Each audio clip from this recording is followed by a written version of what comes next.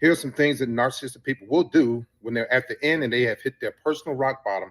They're not going to tell you, "All right, baby, you won. I'm tapping out." No, they're going to show you because they can't help but to show you because now they're going to be deeply emotional. Now they're going to be hurt and they can't. When narcissistic people are hurt, we are emotionally weak. We have to reach out. We have to adjust, and we need other things and other people to help us cope. Our coping mechanisms are shot. And so what they do, they fake cry, right? They beg, they plead. There will be excessive emails, excessive text messages, excessive phone calls. They will corner you. They will come to your job. They will follow you, right? They will contact people in your family that used to like them when you all were together to get them to talk to you about getting back with Leon. They will change their appearance, their hair, their beard. They start working out. A lot of things are going to happen. They will buy expensive gifts and try to present that to you. They will do unwanted favors. They will plan trips, the trips that you wanted before, the gifts that you wanted before. They will start talking to you. They will start, saying good morning, calling you baby and sweetheart. You know what? Oh, you looking sexy. You looking good. All the compliments you wanted months ago or years ago, they're going to start doing that. So this is how you know when a narcissistic person has reached their personal rock bottom. Now it's starting to come out. Now they're starting to say, you know what, I want you. I'm sorry. I didn't mean to do this. I didn't mean to do that. I didn't mean to call you these names. I didn't mean to put you down. But you have to realize these things now, they take note of what you want, what you need, what you desire in the beginning.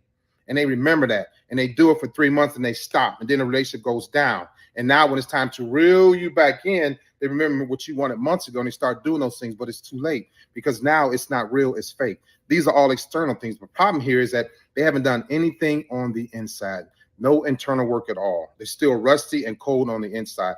It's about therapy, yes. It's about getting help, yes. It's about going to church. It's about believing God. But in order for them to put themselves in a position to believe in God and love God and get therapy, they first have to remove themselves and say, you know what? I have to stop being addicted to hurting her, or I have to stop being addicted to hurting him if it's a woman like me. And until they do that, everything they're doing now is what you wanted months ago and years ago, and it's not real. It's to pull you back in to stop you from seeing somebody else. It's to pull you back in so other men and women won't recognize how good of a person, how beautiful of a person you are that they couldn't realize. Now they don't want those other people to get you because the whole time in the relationship, we know we have good people. Narcissistic people know that we have a good woman in our life, or if it's a woman like me, she has a good man, but we don't want anybody to know how good you are. So what we try to do is defeat you microaggressively so that you can start falling apart. You don't look as good, you don't look as healthy, and nobody else will want you. And so when they come back with all of these pleas and gifts and ideas, and I'm gonna change my ways, I'm gonna do this, do that. No, it's not real. They just afraid of somebody getting somebody that they had that was one of the best people that they have ever had in their life.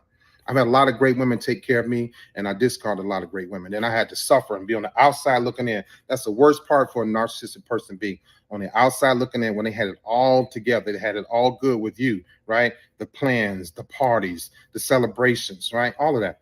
And so now those are things you got to look for when they know that they've hit their personal rock bottom. They're on the outside and they're having some type of regret, because narcissistic people do have regret. Yeah, they do have regret. But be careful, because every time you take them back, if they're not doing the work on the inside, right, with their spirit, with their soul, they're going to revert to the old ways, and they're going to like to see you back in your old ways when you were taking care of them. They're going to bite the hand again and bite it over and over again, because that addiction to controlling you, that addiction to dominating you, that addiction to abusing you feels much better than living right with you. All right, y'all have a great day.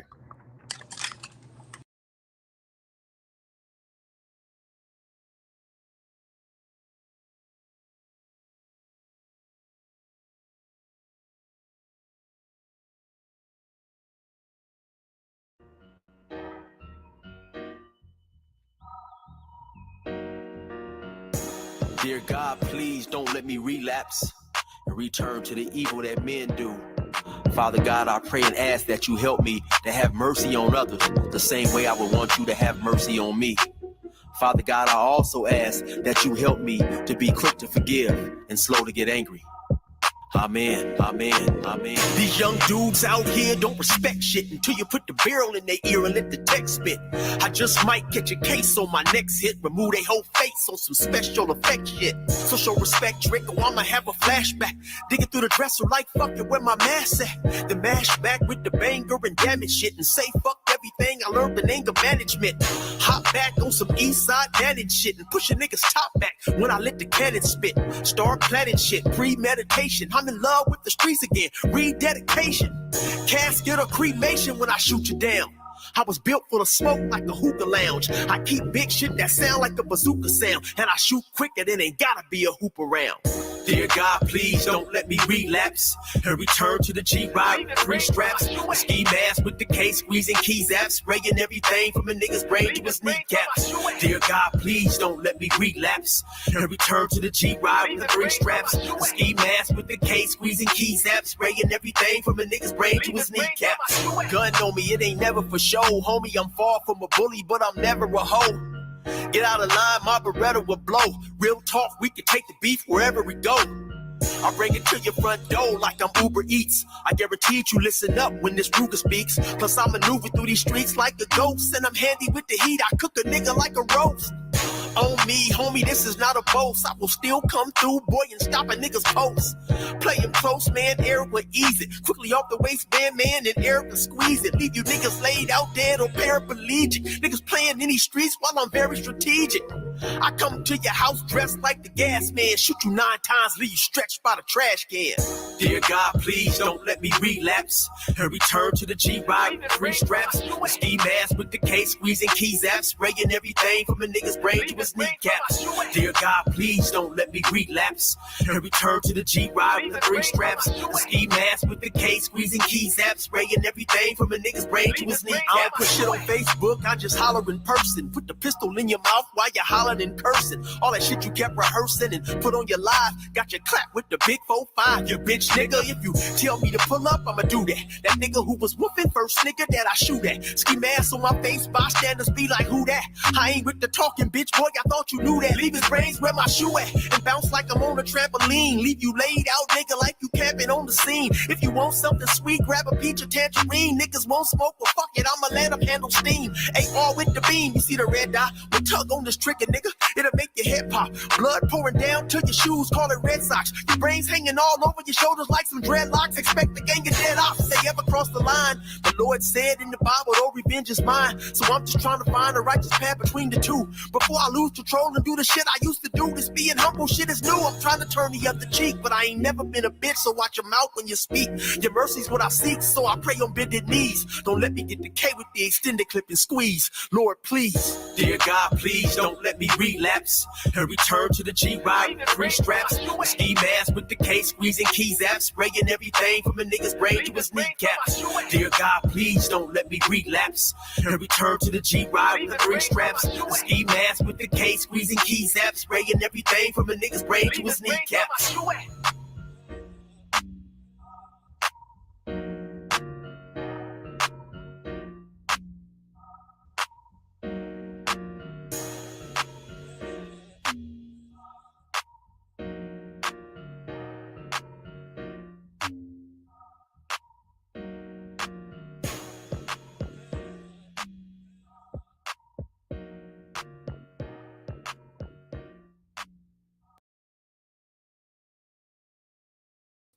All right, y'all. Good morning. Good Sunday morning, or good Sunday afternoon to some of y'all. Some of y'all, we got to get right to work, man. Brother Leon has graced us with spending some more time with us, man. So we got to get right to work. The Sunday show today, we're not going to do the Black History Minute. We're not going to do any of all of the other stuff that we normally would do, because we want to give Leon enough time to get into, some of the topics that he wants to talk about. Unfortunately, the other broadcast we had, Spectrum cut that apart. So it wasn't us, it was Spectrum. So anyway, we back online now, and we want to give Leon as much time as possible, man, to help our people. So anyway, let's do the business first. First, we don't thank Brother Eric, man, for donating this song to us. Appreciate you, brother. Go over there and check him out at 16 to Life. Check him out. His channel is blowing up. So go on there, man, give Brother Eric a try. Excuse me. All right, that's Brother Eric. I'm gonna pull Brother Eric down. All right, y'all, we're gonna get right to work. We're gonna get right to work. Look at look at this girl. See, I keep telling this girl, man, you got okay. Patrice, you gotta let me introduce you first before you come up. You're just gonna jump up and just come on up. It's okay. Everybody know who I am, but you They could go do. ahead. You can introduce me while I'm up here. All right, y'all know this is the illustrious and beautiful OG Patrice, man, and she is the one. She is the executive producer of this series that we're doing on Narcissists, man. She executive produced that, so she's putting that together. So if you like what you see, let Patrice know, and maybe she'll come up with another good idea, right? Hey, I'm full of good ideas. So but Patrice got us in touch with Leon, man, and Leon is absolutely outstanding. So we want to bring him up. Can we bring up Mr. Walker? Patrice, are you ready? Absolutely. I'm ready to get right on into it. As everybody knows, we've been doing this series for the last week or so on narcissism, and I am so honored and to be able to do this series and have the conversation candidly and talk about getting into the mind of a narcissist and dating, having a relationship, being married to a narcissist, and however that looks in any form, shape, or fashion in your lifespan. So, Master Chief, Brother Leon R. Walker Jr., has been our special guest for the last week, off and on. We had technical difficulties last week, but we are back in action, new and improved. This is take two to part two of our conversation with our brother Leon R. Walker Jr. All right, I'm gonna bring up Yay! Leon. I'm gonna bring up Leon. But Leon, before we get started, let me check everybody in. Is that okay? Yes, sir. Check everybody in real quick, man. All right, we're gonna check in. Diamond Axe is in the building. How we checking in? How you been? We've been good, Diamond. We've been good, man. Check it. Come on in and get some of this game from Leon, man. Cause good game, man. Good game. Who else in the building? Sister Annie in the building. Excuse me. Excuse me, Leon. I enjoy what you're doing. All right. Shout out to Sister Annie. Glad to have you in the building. That's Pretoria sister. Who else in the building? Risa Neal, man. Our resident sniper is in the building, man. Risa's in the building, man. So don't try no funny stuff, man, and there won't be no funny stuff, right? Who else in the building? Our brother John, Von Bryant is in the building. Shout out to Von Bryant. Says greetings, peace, joy, and grace. Glad to have you, brother Bryant. Good to see you in the building, my brother. Who else is in the building? I think that's everybody that wants to be checked in, right? That's what they say. Excuse me, I'm coming up there. All right, so that's everybody that wants to get checked in. So let's get right to work because Brother Leon's on the schedule. So let's get right to work. Patrice, you can start them out, man, and whenever you want to, ask them. Absolutely.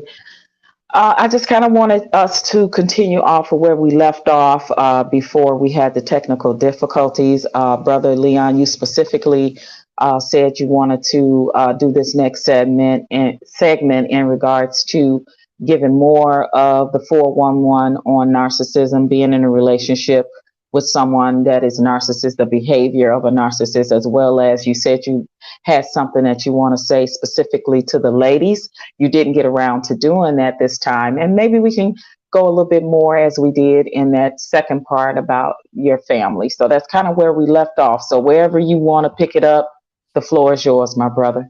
A lot of times people don't know that narcissistic men, at least me, there's going to be a time where a woman's going to date a narcissistic man and he's not going to leave her alone. But she don't know why. And it could get very dangerous, very spooky. And some of these men lash out because of anger, jealousy, being discarded, things happening to them that they were doing to the woman, or things happened to the woman she was doing to the man that's not narcissistic. But anyway, there's gonna be a time where this man and this woman are not going to leave you alone. You're gonna have to find protective custody. And a lot of times a woman gets to a point, and a man, mainly women, get to a point in her life where she's done and tired of that Leon. And so what she'll do is she'll change her number, she'll change the locks on the door, she'll tell her friends don't talk to him, they tell the kids don't talk to him, all kind of things, and he can't handle that. I couldn't handle being discarded. I couldn't handle rejection. So what happens is this is a woman that that narcissistic man really feels deep inside. It's almost close to him admitting that he loves her, but he can't. Because for me and for narcissistic people, I know for a fact saying I love you is like a death sentence. We're afraid of that because we didn't hear it when we were younger. And so when we hear it now, or when she wants us to say it, it's hard to say because we just don't know what to feel to say it. In my case, it was like I was afraid to say I love you because I felt more hate and anger towards people than I did love. And if I say I love you, I'm gonna be addicted to you even deeper. And what if you leave me? And so I always related to my mom leaving me, and that was my first love, true love. What I thought was love was my cousins molesting me and kissing me and stuff, but my mom was my true love, and if she could discard me, then any woman would. So that man or woman is not going to say that they love you because they're out of fear. And the reason why they won't go away is because of somebody that they feel like they can really be with for the rest of their life, but they still have addictions like cheating. It could be smoking. It could be heroin, crack, whatever. They have more than one addiction, and that woman that they feel like they can love, but they're afraid to love, is an addiction too. And so they may not they may know how to stop their addiction to porn or stop their addiction to drinking or smoking, but they can't stop or slow down their addiction to her. But at the same time, they don't want anybody else to have her either. But that's also they don't want to commit to her like they will commit to their addiction. So that's the reason why they will never go away. One of the reasons why. Well, Brother Leon, in my humble opinion, wouldn't you say that that's unhealthy, right? Like that's an unhealthy behavior. Sometimes I think in the mind of a narcissist, and let me know if this makes sense to you. In the mind of a narcissist, you can have feelings or infatuation or affection or even love, maybe perhaps for that person, but it's unhealthy love. It's not a love that is of the norm, if you will, Right. because your behavior, if the woman have to get an order of protection uh, against you to keep you away, that's not healthy, right? And then there's a thin line also where if that said person, whether it's male or female, but we're talking to you and you're talking from a man's perspective as a male NPD, would that be that thin line can sometimes become violent? I know you have said you was never violent, but it's a very thin line there that some overt narcissists can cross when it comes to the violent part, especially if he was violent in the relationship, right? Because you know a lot of women, these narcissistic men were violent to them in the relationship, so therefore they have to, they get out or they get away, they have to file an order of protection because he studied harassing her and stalking her. And he may even threaten her via on the phone, text, like you said, she have to change her number. Some women have had to move. Like literally, I've heard stories of women have had to move. They had even move out of state sometimes because that becomes very dangerous. Can we talk about that thin line? Yeah, it's a very thin line. And what happens is the only reason why I didn't cross that thin line, I'm not a violent dude. I could be violent towards men. But I don't like to fight. I know how, but I choose not to. But some people, when you get to a point of being emotional and being hurt, for narcissistic people I'm speaking, that thin line is going to be easy to cross when you get to a point where she either continues to ignore you, continues to get better, she continues to get stronger, or she starts dating somebody else. They're going to cross that line. For me, and just like therapy, the military held me accountable for therapy. I had to go, and if I failed or didn't go and didn't show up, they emailed my boss. And every time I get back to work, it's like, "Hey, we hear that we see that you left therapy, Master Chief. You need to go back." I'm like, "Shh." It was driving me nuts. And so I didn't never wanted to be a part of domestic violence with my wife, ex-wife, and so the military held me accountable. I also sat on domestic violence boards. I sat on child abuse boards as a member of those boards in the military. So these people out here, the chance of them crossing the line and becoming violent is greater than people in the military that are narcissistic. Because out here, the police may show up, they may not. They may show, they may say, "Well, he didn't really cross the line," or what did he do? You said he choked you, but there are no fingerprints. So they know that there's a chance they can get away with it. Even if he's not narcissistic, the violence is still there. It's going to happen. But just say he's narcissistic or she's narcissistic, they're going to cross that line to get that person's attention, or to say, yeah, I knocked your tooth out, or cut your face, or whatever, and I'm not going to get in trouble for that because the police don't believe it's my word against yours. I'm not on camera. So yeah, they're going to cross that line because they're trying to make that woman or make that man submit to their wants and needs and desires by any means necessary. So that anger, when it comes up, my anger is really, really, really, really, really bad. I have to manage it even now at 58, and I do because again, I don't want any trouble. I'm conditioned to stay out of trouble because of the military, but I'm also conditioned to be angry and act out because of the military too. So what am I going to choose, to act out and go to jail, or not act out and work on myself more? I've chose to work on myself more. So, as a part of your therapy, did you also get anger management? Was that a part of your therapy as well? Yeah, so we talk about that, and it's identified in therapy. And I didn't want to talk about it because it wasn't even that it was embarrassing. It was like, I know I have these issues. Why you keep bringing this shit up? I didn't curse at her, but that's what I was thinking. But I'm like, why do we keep talking about my anger issues? I know what. And she's like, so there you have it, Mr. Walker. It comes out just like that. My anger, boom, it was quick. And so yeah, that's something we talked about. That's why people don't want to go to therapy, because therapy is painful. You got to sit there for an hour, and it's not all. 55 minutes of it is about you and, like, what you've done and why you did what you did, and then there's maybe longer, maybe shorter, but then there's one time, a few minutes, where you talk about um the how to resolve it and how to get better, and then that was a lot too. A lot of times where we talk about resolutions and not reacting so quick, and learning how to forgive, and it was therapy was tough because I went in there like this masculine, mean, angry dude, and I like being masculine, mean, and angry. I enjoyed that. So now I got to go in here to, like, submit and say I'm sorry and learn how to say I'm sorry. I wasn't about that life, but I had to.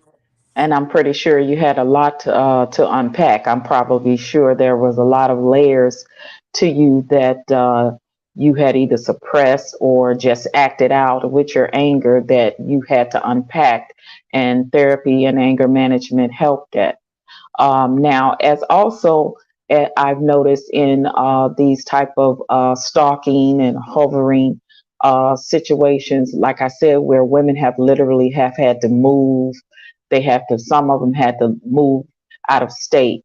Let's talk about the flying monkeys, because a narcissist, when he's gotten to know that woman's family and friends and things, and they took a liking to that man, sometimes the perception of the narcissist is grayed because the said family and friends like that person, so they don't know that side of you. So Exactly. you get all of these people rallying around you to be on your side, to speak on your behalf, to talk to your ex if you can't get to her, to act on your behalf, as to say, well, I never saw that. I don't think he was that bad. When did he do that? He didn't tell me. He was just always nice every time he came around us. So let's talk about the flying monkey sometimes of family and friends that narcissistic people use, and the flying monkeys. And this is just a figure of speech. It's not literally calling people monkeys, but that's a real thing. That's a real name if you research what flying monkeys mean. Let's talk about how narcissistic people use the flying monkeys as a part of their behavior to coerce the victim back, their victim. Yeah. So a lot of times, every time I got close to the my ex's mother, even though I knew I was going to hurt her daughter sooner or later, I got close to the mom. I got close to mom for a couple of reasons. I was being very manipulative, and also I was missing my mother. I wanted a mother figure in my life. And so the ladies that I dated, their mothers were still at the house, running the house, cooking, preparing meals, baking cakes, cookies, all those things I miss from my mother. And so you see as I speak, Patrice, you all will see that I'm reliving what I'm talking about. So don't mind my facial gestures. I still feel, what Of I. course. So anyway, I would get very close to the mothers of the girlfriends and the exes, and even to this day, um, I did it for a couple of reasons. Like I said, I wanted the mother, I wanted nurturing. I wanted a mother figure in my life because I didn't have that for long, my entire career at 32 years. And so that, and also when it's time for me, when we're arguing, we're going to break up, and when Leon's leaving, the mom would be like, girl, why you let that good man go? I wasn't a good man. She thought I was because I did. The mothers could get me to do anything. The girlfriends couldn't. I'd do anything for the mothers, anything, anything. But the girlfriends couldn't do it, couldn't get that for me. And so even hanging out with the brothers of the girlfriend or the uncles, the flying monkeys, they were for me. It would make her harder to get me out of the life, out of that family. And even if we broke up, the still family's still gonna ask her, "Where's Leon?" And the mom's, "Where's Leon?" And she'll get tired of it. She'll say, "Don't ask about him anymore." They're gonna still ask because a lot of times that brother that I'm cool with wasn't really cool with his sister. Mm.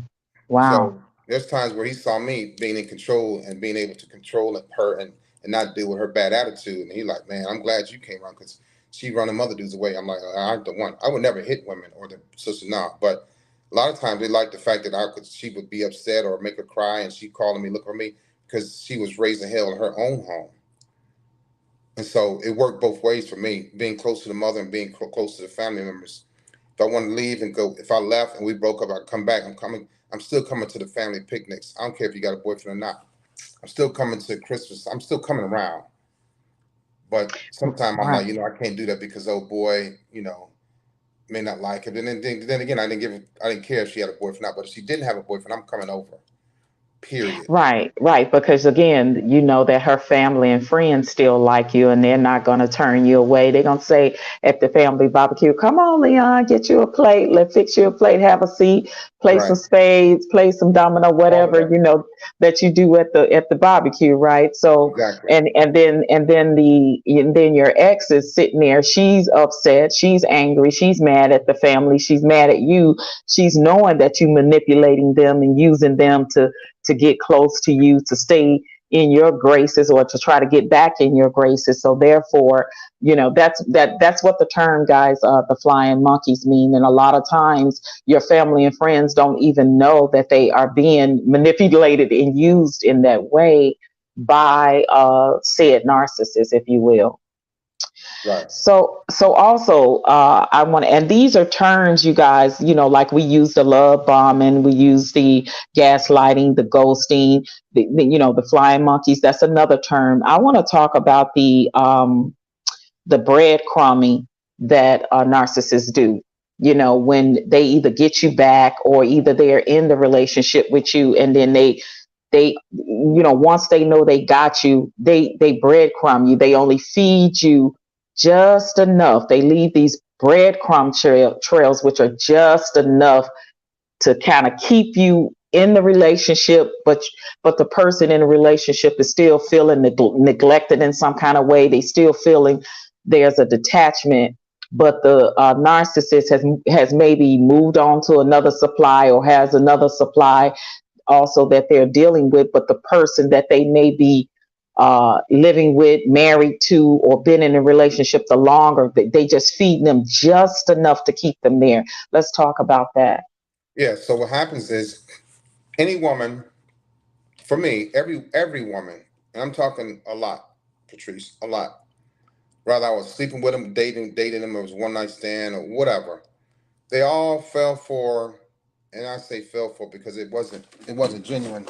They all fell for the love bombing. So in love bombing, it starts with a simple conversation. And my conversations weren't simple because I'm worldly and I listen intently. I listen because I'm very manipulative. And so I'm listening to see what you like, what you don't like, mainly what you have been getting from your exes. Mm-hmm. So I'm gonna turn into that guy. Whether I know how to do it or not, I'm gonna turn into that guy. I hated cuddling. I hated holding hands. I hated hugging. But I'm gonna be a hugger and a cuddler and a hand holder for now till I get what I want and I get tired of you. So the love bombing is that part of it. The love bombing is also set up a nice weekend to go do some things that you've never done before. Because I had a lot of connections. I had a major network.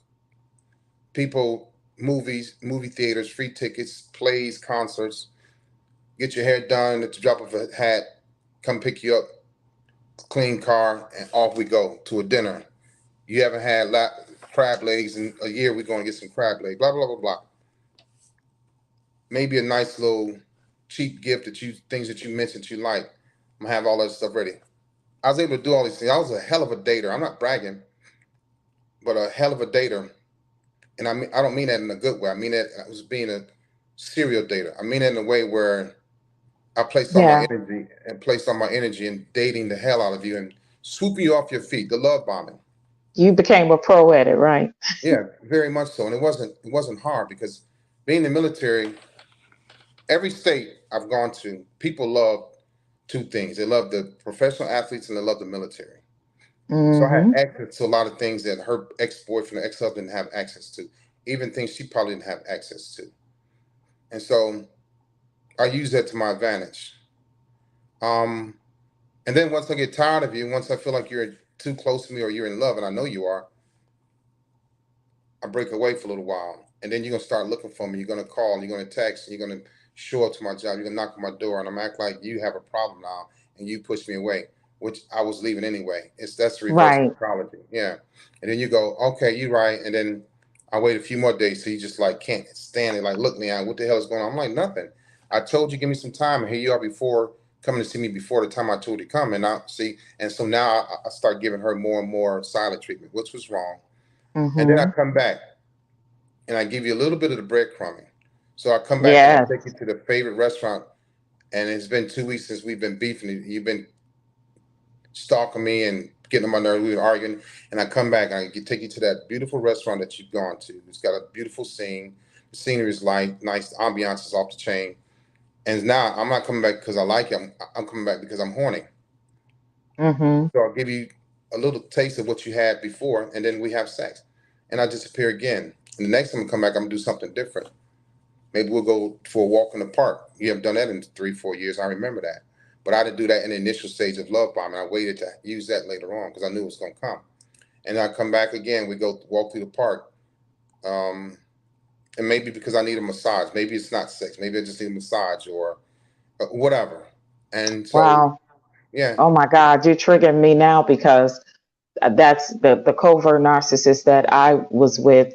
Those are things that I remember. His love bombing was very strong and very fast.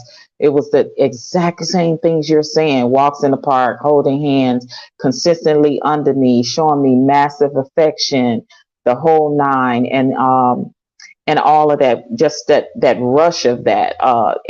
He paid attention to things that I said I liked, right, and I remember specifically him honing in and asking me, what do I like, what are my favorite this and that, and when he started doing those things. So let me ask you a question about that part of it. If that's like a norm that a man would do when he's pursuing a woman, and you unaware that this person is a narcissist, would you say that that's a red flag? Because I would have thought, because it was coming real fast and strong, maybe it was on my end. But to me, that was like a normal way a man dates a woman. Like he finds out what she likes. He wants to cater to her. He wants to be attentive. He wants to give her that attention. So in your humble opinion, I mean, not knowingly, the woman not knowingly knowing that the man is a narcissist, would you say those are red flags? yeah. Because I've had women try to do me like that. And I'm telling them, nah, stop. Don't even. We ain't gonna go down that road because you don't. I'll do it to you. You wouldn't handle it. I had a couple of women do that, and they were more like vulnerable female narcissists because they wanted to buy me. And Mm, it was like they probably meant well. They probably wanted me long term, but they did too much too fast, too soon, too early. And I'm not right. the person you can buy. I got my own everything. And so that was being very cocky of me in that moment there, but it's just true. Yeah, So I know when it was done to me. I guess that was should have been the red flags because it was major in the first 3 months of the relationship, and then like you said, he started detaching. Yeah. He, it was because he had another supply, right? Unbeknownst to me. Yeah. And then it was the breadcrumbs, and then me bringing it to his attention. Now that I think about it in retrospect, I swear every word you just said was those type of things that he did, specifically. And with me, when I told him what I like to do, sometimes the simple things is the most beautiful things in dating and a relationship. And I think a narcissist specifically targets a woman just so he can know what she likes, know what she's attracted to, do just those things. But that's not really who he is. Like you said, that wasn't you. No. And then he flips the script. So yeah, Right. yeah. Can Thank you for answering that Patrice, question. can I ask him a question? Sure, brother Rico. Brother Rico, this is Leon. Leon, this is our other brother, Rico. Hey, brother Rico. Nice to meet you, sir. Nice to meet you And too. I'm just sitting here listening and learning, and I actually want to go a little bit further with what the question that Patrice was asking, because then it does get a little tricky. So, say for example, you're dating, and I like to think nowadays, like in my day back then, we just dated. But I know people now do things like intentional dating. So I can say this for me, for example, when I met my wife 12 years ago, I was intentionally dating, where I told her I'm dating for a specific reason, to get married and not to waste a lot of time. Right. Now, from what I'm hearing, that could be misidentified or misdiagnosed as narcissism, because it's like, obviously you're meeting someone, you think you like them, so you're intentionally trying to do things to make the other person like you. You are honest, though. That's the whole point of dating, because you just can't, I meet Patrice, just take me as I am. Nobody's going to do that. So the courtship process involves you trying to make the other person happy as you hope they're trying to make you happy.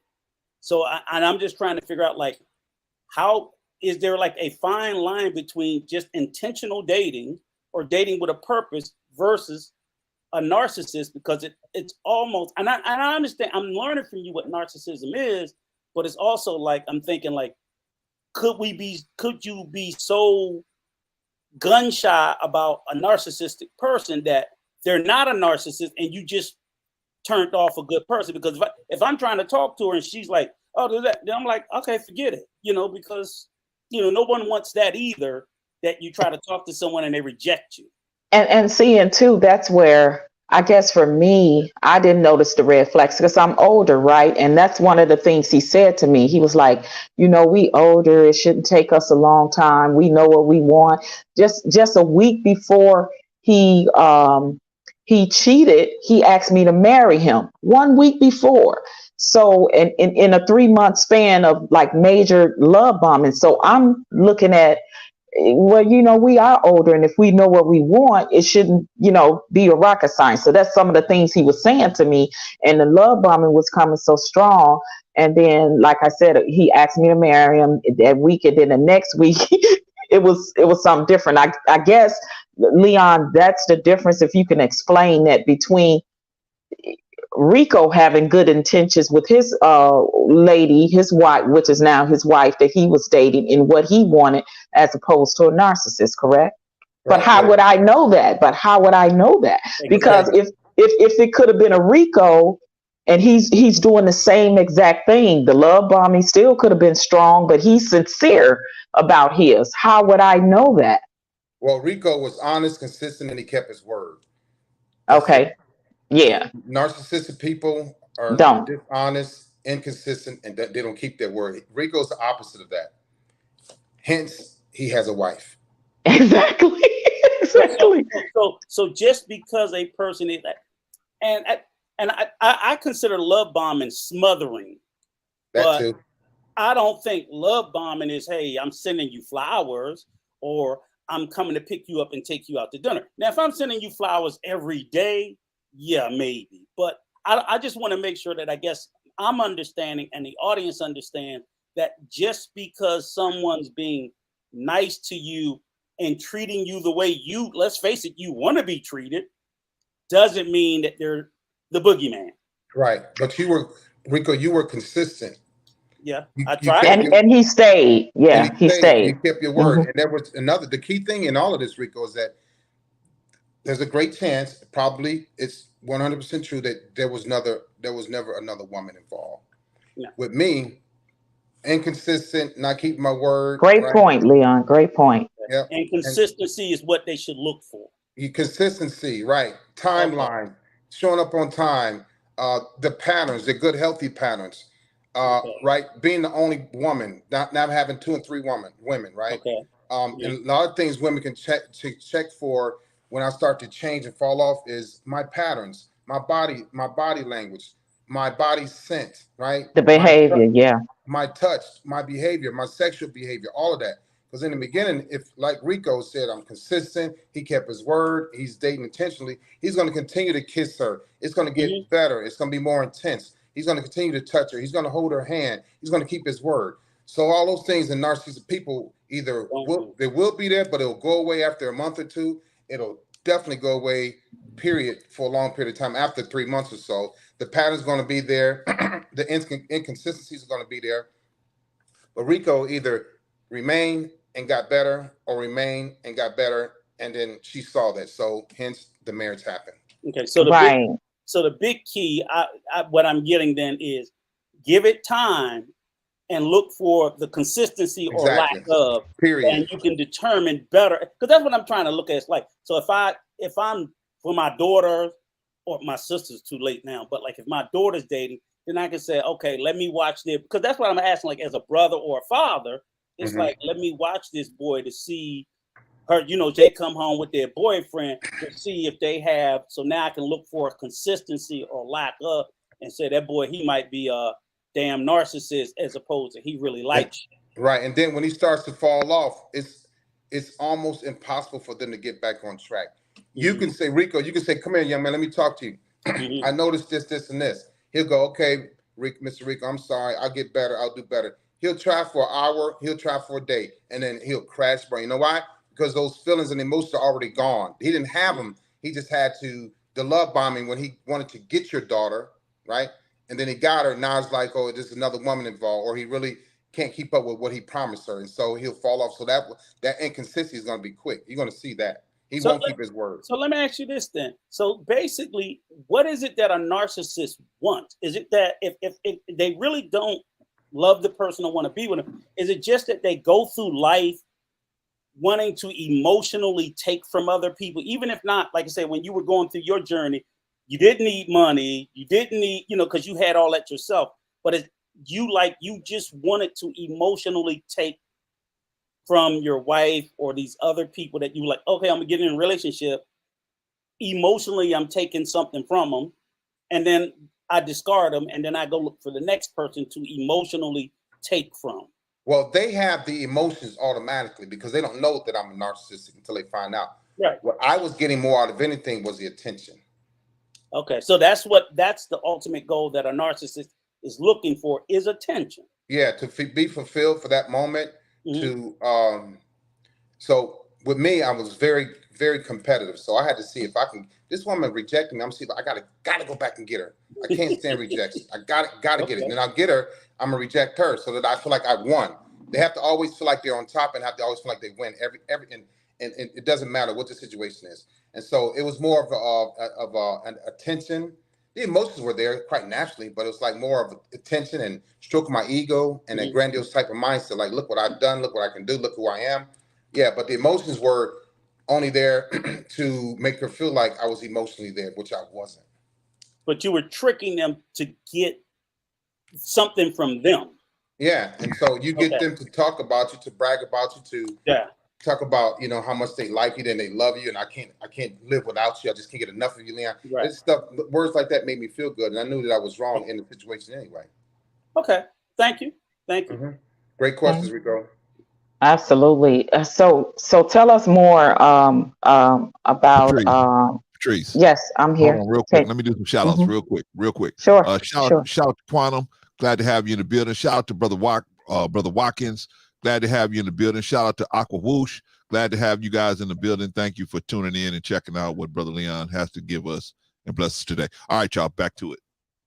Yeah, so we were talking about I think being the breadcrumbing for me, especially once either he leaves or come back, or either he's got one foot in and one foot out. I think that's like the victim, the person that's being breadcrumb. I think that's like being on life support, if you will. You know what I mean? You don't know. I think it's definitely overall just being in a relationship with a narcissistic person is very, very mentally and emotionally draining in and of itself, right?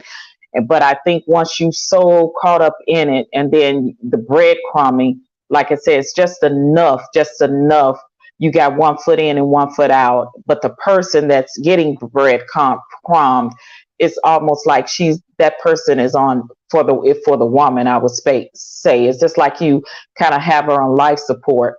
We don't know if what it's going to be, if is she going to live and survive it, or is she going to just fall into a deep dark a pit of depression, or whatever that is left of that, especially if he leaves continuously to go in and out of life, and all he doing is leaving her breadcrumbs. I think a lot of times that works very mental and on the psyche, and You very know why? emotional. Yeah, tell me why. Because it becomes an addiction.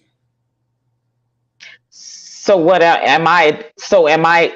Is the woman, or I'll just use me. Would I be addicted to? Am I Yeah, addicted to you, or in what you're doing? yeah. You and that what I'm doing and how you feel, how I make you feel. So when I come around, the dopamine is being released. Mm. So Mm-hmm. you're not gonna have I've that, heard that. right? You're not gonna have that with everybody. So you get addicted to that feeling, like, man, that felt good. I like when Leon comes around. And so you would discard family members, your kids. Well, Leon's coming over in an hour. Leon's coming to get me. You change everything for me because we about to have some fun. And your last ex, your last husband, whomever, didn't do that for you, or you've been stressed out. You got the kids, you got work. You just want to go out and have a good time. You're gonna let your head on. You're gonna get in. And let me call Leon because he on his way. I was very adventurous and spontaneous. I will tell you that. Very. And so I was like, I overdid it, and I didn't care because it's like I'm trying to get her, and I'm trying to keep her, I'm trying to drive her crazy, I'm trying to make her fall in love with me. That was my goal, my agenda. I wasn't like I wasn't a genuine man like Rico at all. Right. I was never dating intently to date and get married. Hell no, I didn't want that. I was afraid of family. I was afraid of commitment. I was afraid of a woman getting close to me. But for 30 days, 60 days, she got me. We're gonna have a ball, and I'm gonna bounce. I'm gonna leave, and then she'll be looking for me. I'm not gonna look for her. She'll look for me while I'm looking for somebody else. So Right. I That got. Can I ask supply. you a question? Can I ask a I question wanted real to quick? ask you a question though. Go ahead, Clarence. All right, real quick. So Leon, what is the point of doing all that, and at the end letting it all go down the drain? Because I didn't care about wasting time. There was nothing going down the drain for me. For her, because narcissistic people, Okay. they're time wasters. They don't care about time. Like you hear women say, "Leon, we were married for 15 years," or I was married to him for 8 years, and he just disappears, just walk away." They don't care about time. Matter of fact, too much time bores a narcissistic person. Yeah, and they don't have empathy at all, so they don't. Yeah, And not having empathy, it's like not feeling any type of emotion for a person, and you could right. live with this person, be married to this person, have kids That with was this me. person, and just totally, it's a detachment of emotion.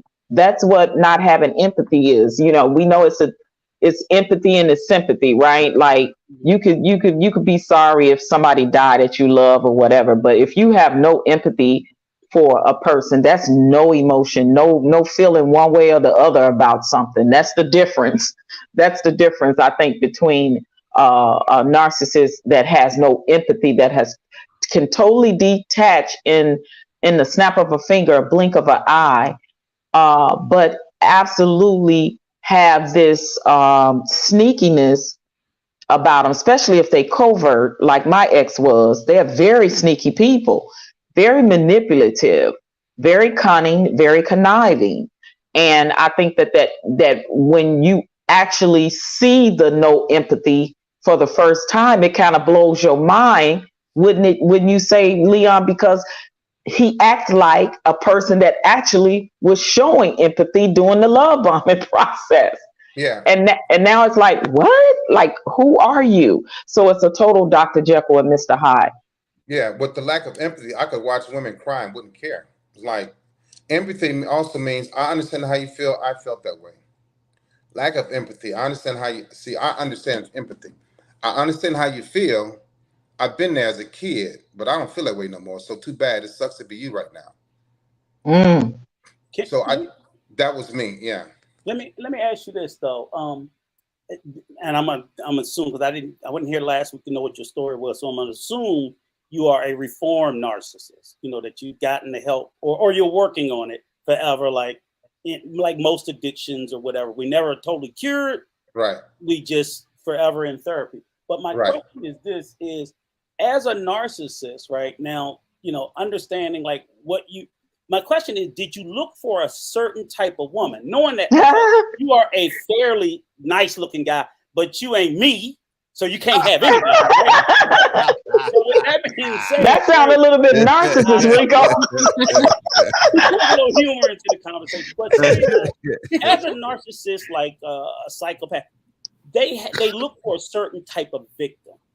And sometimes, you know, they'll look for women like, you know, we would say, they look for heavy set women because they know women have certain self-esteem issues about certain things. Right. They may look for, it's like, you know, it's like, so what I'm trying to say is like, was there a profile in your mind when you were out there on the hunt looking for that attention that you would say you consistently, because I'm pretty sure some women you tried to get, you didn't get, no matter how much you love bomb them. Because sometimes we shoot our shot and they're just like, they just ain't interested. Now you might have hung around and fought harder and longer because it was difficult for you to take the L and walk away. But I mean, you wouldn't bat 100 out of 100, right? So you had to like, okay, I can't get her. Let me go here, and that's what I'm trying to figure out. You're hunting. Right. So short term. Rico, let him answer the question, Rico. Okay, no, I'm just trying to make sure I'm asking it in a way that he know what you're asking because he's already answered, but I want him to give a thorough question. And Rico, you're gonna have to go back and watch the other two interviews. They were awesome. I'm just saying, but yeah, I'm gonna let it. Yeah, Leon answer, and you can answer the question again. So whatever I was addicted to at that time, heavy set, pale, dark skin, brown skin, whatever I wanted at that time, I'm gonna look for 2 or 3 because I'm not gonna get rejected. I'm not gonna get turned down. I'm not gonna be told no. And if I did get told no, it's gonna turn into yes eventually because in my mind she told me no because I scared her. So I had to believe myself as opposed to believing why she rejected me. Rather she told me or not. Is because I'm too much for her. I'm too good for her. I look too good for her. I have too much going on. And she was afraid of me. Yeah. So I had to toot my own horn to turn it from rejection to her being deeply fearful of me. And so my next approach is going to be a softer approach. And then I'm going to get her. And the moment she stares at me for 3 seconds, it's over with. The moment she gets my crown, we go somewhere. I wasn't a rapist or violent like that. But the moment she gave me time of day after she told me no, I knew it was over with. So I hardly ever got rejected. And that's not being arrogant. It's just what happened. It's just how it happened. Because I would study the woman that somebody was talking to, like, man, she's hard to get to, you know, blah, blah, blah. I'm like, well, let me try. So I would try certain things and I would get her. And I wouldn't be interested anymore because I got it too quick. Now, the ones that drug it out, I was like, phew, I had to change up my game plan. It would always happen towards the end. Some happen quicker than others. But the ones that, you're right, I did have a certain type, like the ones that didn't have confidence and low self-esteem, like the heavyset women. Those were easy. I didn't have to put in much work. I didn't want to put in much work with anybody unless it was somebody that everybody wanted. And so now I'm gonna get her because I'm gonna show these dudes, y'all ain't got what I got. I got her. Y'all say I couldn't get her. I got her. So I was a big time waster. I wasn't serious about relationships. So that's why a lot of women wound up being upset with me. And so The ones that were spiritual, oh no, we not. I ain't played with them. No, I no, that And get that brain your ass off. Okay. Me neither. Me neither, brother. I ain't a narcissist, but I'm the same way. Spiritual, Nope. no. So- Man, Rico, did you say you're not a narcissist? Not a big one. I'm a baby one. So but listen, I want to know why you didn't play with the spiritual one. You just said it, Leon, but answer why you didn't play with the sisters at the church or the spiritual sisters. So I had a couple, answer that. I had a couple of them, and I couldn't penetrate them. It was like not penetrate, not sex. I couldn't get to this. Right. I couldn't. I would try, and I was like, man, that's a bad feeling. She just, but see, those are the ones were like, they would tell me, Leon, you can't do nothing with me. And I hated hearing that, and I was like, I did want to ask, but I said, you know, why? You keep Leon, they spirit was aggravating your demons. Remember, I said that. It got me. Oh, that was bad for me. I'm like, look, I never ask you this. Were you spiritual? No. Okay, so maybe that's why they was aggravating this demons. Rico, you tripping. Right. And the only reason I say that because I know in my experiences, if you try to date a spiritual woman, her requirement and is gonna be you need to be a spiritual man. And I just know that I can't get over that hurdle. I just can't. No matter how hard I try. I might get a good 2 days of faking the funk, and I can't do it. That sounds very narcissistic. Look at Leah. Look at Leah. Right. But I'm just.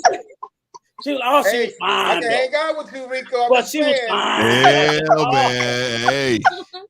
I don't know, Leon, man. Rico is, you better put your knee pad, you better put your arm pad, your elbow pads on, your helmet on, hanging out with Rico, man. Brace yourself. Brace yourself, Leon. Rico at? Y'all found Rico right out, coming out of therapy, trying to get in there.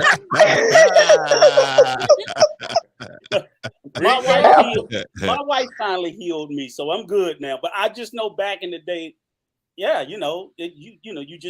I just know from my experience trying to date spiritual or religious women, they would require you to have a certain level of religiousness to yourself. And because they wanted someone that they could be equally yoked with spiritually. And if you wasn't there, then especially if they was like really gung-ho into the religion, if you wasn't there to be equally yoked with them, it didn't show the effort of wanting to be equally yoked with them, wanting to go to church, wanting to go to Bible class, wanting to, study with them, wanting to pray with them. Yeah, they was like, no, because God said, I pray for my husband.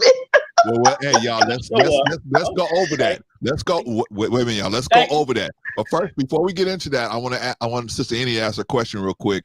Then we're gonna answer Diamond's question, and then we're gonna get into that. Why do spiritual women want to be equally yoked? What is the purpose of that? Okay, let's have Sister Annie ask her question. Hey, first of all, hey y'all, hey Leon, thank you for Excuse coming back. me. Hey, Sister Annie. So I have a question. So for not just men, but we're talking about men, but for the people that are exhibiting narcissistic behavior, either that they are not aware of it or that they're aware of it and don't want to go to counseling, what can people around them do to help them to like recognize, slow down, shift behavior? Like, how do you help somebody that doesn't want to maybe get professional help or make that true acknowledgement that they are a narcissist? How can you help them? You point them in the right direction. You give them brochures, you give them videos, and you leave them the hell alone. Because it's just that simple. Because before I was diagnosed, I knew something was wrong. If you got a headache, you know you got a headache. If you sneeze a lot, you know you got a cold. If you got a stomach ache, you know you got a stomach ache. Mentally, I knew something was wrong when I didn't have empathy. I didn't care. I can make a woman cry, want to have sex while she crying. I can hurt somebody's feelings. I can yell at people and have a euphoric feeling out of making people break down and cry and be scared of me. I loved it. I enjoyed it. I knew something was wrong. That's not right. It wasn't right. And so before I recognized that it was wrong, it was something that I had to get up and do this. That's who I become, because I was suppressing my little childhood fears of not having confidence, not having self-esteem, being bullied, being talked about, being kicked, being left behind. I wasn't going to be that little boy again. So I created Leon. And then I joined the military, and the military created Leon to the third power. And so I knew what was wrong with me. So now that I run into people that are just like me, I don't spend much time with them. I let them know, hey, man, this is what you're dealing with. Make these calls, go get your brochures, watch these videos. If they do it, I'm going to continue to walk with them. If they don't do it, I can't walk with them no more because I don't want to be around that demonic spirit. We call it evil spirit. We call it negative energy. I can't be around that for two reasons. Yeah, because it could suck you in, suck you back in. For two reasons. I don't like it. And then I could go back to being that same person because I'm around company that makes me comfortable. I'm around people just like me. So people like that are like me that don't know, you tell them, hey, this is possibly what you can be doing, dealing with, or they know and they still doing it. You give them the brochure, say, hey, I know what you're doing. I know who you are. This is what you got going on. I can't deal with you. I do it now to my friends back home that are in their 50s. Men that are narcissistic like me, I know a bunch of them. Never been diagnosed, but they should be. I can't be with them but for a short period of time. So you let them go. I agree, and honestly, for the majority of them, what you say, Leon, that a lot of narcissistic people don't ever get the help, and I think that's why the percentages are so high, especially for men. Men have a hard time just going to the doctor getting a regular checkup. Now tell them something is wrong with them as far as mental or their personality. It's an ego and a pride thing. You're like, ain't nothing wrong with me, something wrong with you type of mentality. So they looking like, I ain't going nowhere. It's you. And that's the thing with a narcissist, because a narcissist blames everybody but them. You could have, like you said, you had great women in your life. You know you had great women in your life, but when you was so deeply rooted in your narcissism, you didn't care that you had great women in your life. Now you on the outside looking in retrospect, you saying, wow, my wife, was great. I had a bunch of exes. These were good women in my life, and I know I was the common denominator in that. Now you can see that because of therapy and things like that, but 9 times out of 10, narcissistic people never go and get therapy and get the help that they need for their personality disorder. It's just, especially in our community, why you think the numbers are so high right now with Black men. Black men have surpassed every other race of men for being the most highest percentage of narcissistic personality disorders. Right. Can I speak to that? I want to speak to that, and then I want us to answer Diamond X's statement here, address it, and then we're gonna go back to why women are looking for spiritual women are looking for someone to be equally yoked. Okay, so the reason why a lot of men are the way they are is because what kind of goes back into this question that we asking here. That Diamond X has up here. It says, unfortunately, women are sexually turned off by men who are good and genuine with them and have the best intentions for them. Now, of course, I don't believe he means that every woman is turned off by this, but I'm assuming that he means the women that are participating more most of the time in the sexual marketplace. They're usually looking for men that are more, to have a lot of different swagger, what we call it, and game and stuff like that. Bad boys. Bad boys. I didn't want to say it, Leon, but thank you. But bad don't you boys, think, right? but I think that's age demographics, right? I think that's according to the age. Like if you're talking about 20 and 30 something year old, that's like all of us up here, we're in a different age category, a different generation, right? We're old schoolers basically. So you're talking like your 20 and 30 something year olds compared to what's going on with entertainment, reality TV, et cetera, that perpetuates a certain stereotype of men. I think, those would be looking for the bad boy, the swaggers. Like I'm not going to sit up here, somebody in my 40s and 50s be talking, he got to have that swag. He got to have this. And I think as you get older, your priorities change with what you're looking for in a partner, especially a long-term partner, somebody long-term that leads to marriage, if that's what you want. I think your priorities shift and change when you get in your 40s and 50s. And if it hasn't, that in and of itself is something wrong. Something's wrong. But Can I Patrice, add this is to that, what I want to Patrice? this is what I want to bring out about that situation is that because this can happen to any woman at any age. It mostly happens to younger women. I would agree. I would agree with you with that. This is the bulk of this. What he's saying here happens when women are younger and they don't have the experience or the know-how to be able to make better decisions, sexual selecting decisions. Now, once they get older and they have a little more experience and they see what's good and bad and everything like that, they can weigh it out and they get a little better. Wait a minute, y'all. Wait. Leon, just real quick, because we want to be mindful of your time, okay? So when you let us know when it's kind of like getting towards that last bit of time, okay? Yeah, because we want to give you last. We got about a good 10 minutes. I had an hour, but I could do hour 15. Okay. All right, we appreciate that, and we're gonna let a couple people. We're gonna drop the link if a couple people want to come down. Too. Yeah, let's answer the questions as well. I want to say the question is a little unfair because I agree with you, Patrice, 1,000%. That's people in their 20s. But if we're going to be honest about it, most 20-year-old young men are trying to, at a minimum, have swagger, if not trying to be a bad boy. So it's almost an unfair question to say, well, this is what women want in their 20s. That's what men are trying to be in their 20s. I know when I was in my 20s, I thought I was the shit. The swagger, I wasn't thinking about the things that I'm thinking about now. So in fact, what he's saying is true. But what you said, which is excellent, is that's a certain age demographic. And it's unfair to say women are choosing poorly because that's all they have to choose. Because I know even my 25-year-old sons are out there being the very thing, not being the best of themselves as of yet. As they get older and wiser, we all change. 20-year-old me and Clarence was out there cutting up, acting a fool, just like everybody else, as I'm sure 20-year-old Leon was. We weren't our best self. But the reason, Rico, the reason why is because we see the bad guys getting the girls. If we see other than that getting the girls, we wouldn't do that, right? We would stop. Not necessarily true, because a lot of us, we saw the bad guys and we were just as enamored of that rebellious nature as the girls were. The girls might want it to be their boyfriends.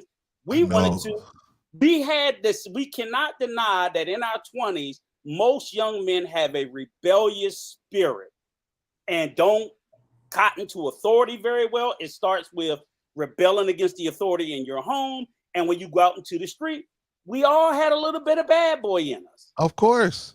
I'm not. And there were some late bloomers as well. There were some late bloomers as well. I knew that it was some late bloomer guys, that was the guy in high school that I went to high school with that were kind of like your nerdy guys, your real smart, intelligent guys that were late bloomers. They saw all of the popular guys in sports getting the girls and and all of that, but it was a lot of girls that wasn't attracted to them in school, so they were late bloomers in becoming in and of themselves when it came to confidence and things of that nature. But secretly I was attracted to those guys. I just never acted. Rico, put your mic on mute. I never acted on it because I was very popular in high school. In sports, I was on pom-poms and stuff going to the game. But I was always attracted to the quiet, nerdy type of guys, but I just never acted up on it because I was popular and that whole peer pressure thing. So those type of guys were the late bloomers that came up that end up being doctors and neurosciences and all, people like that. I remember doing an article on that later. So I would say definitely it's an age demographic thing. That once you're in a certain age category, you may be looking for that type of guy, but that type of guy is not necessary. Those type of guys actually were the popular guys, the sports guys. Those actually were the guys that were the most narcissistic. If you ask me, and still, would you agree, Leon? It's still the same way. It hasn't changed at all. You look at professional sports, look at entertainment. It's still military guys and that are military that have rank. It's still the same. Yeah, they're very narcissistic. Absolutely. Okay, Brother Clarence, bring up the questions, and then we're gonna let Leon say some things to try to bring up a couple people right quick before Okay. he has to leave. Here's the question. Quiz Medicine, shout out to Quiz Medicine. She has a question. Ask Leon, why do men ghost their kids after divorce?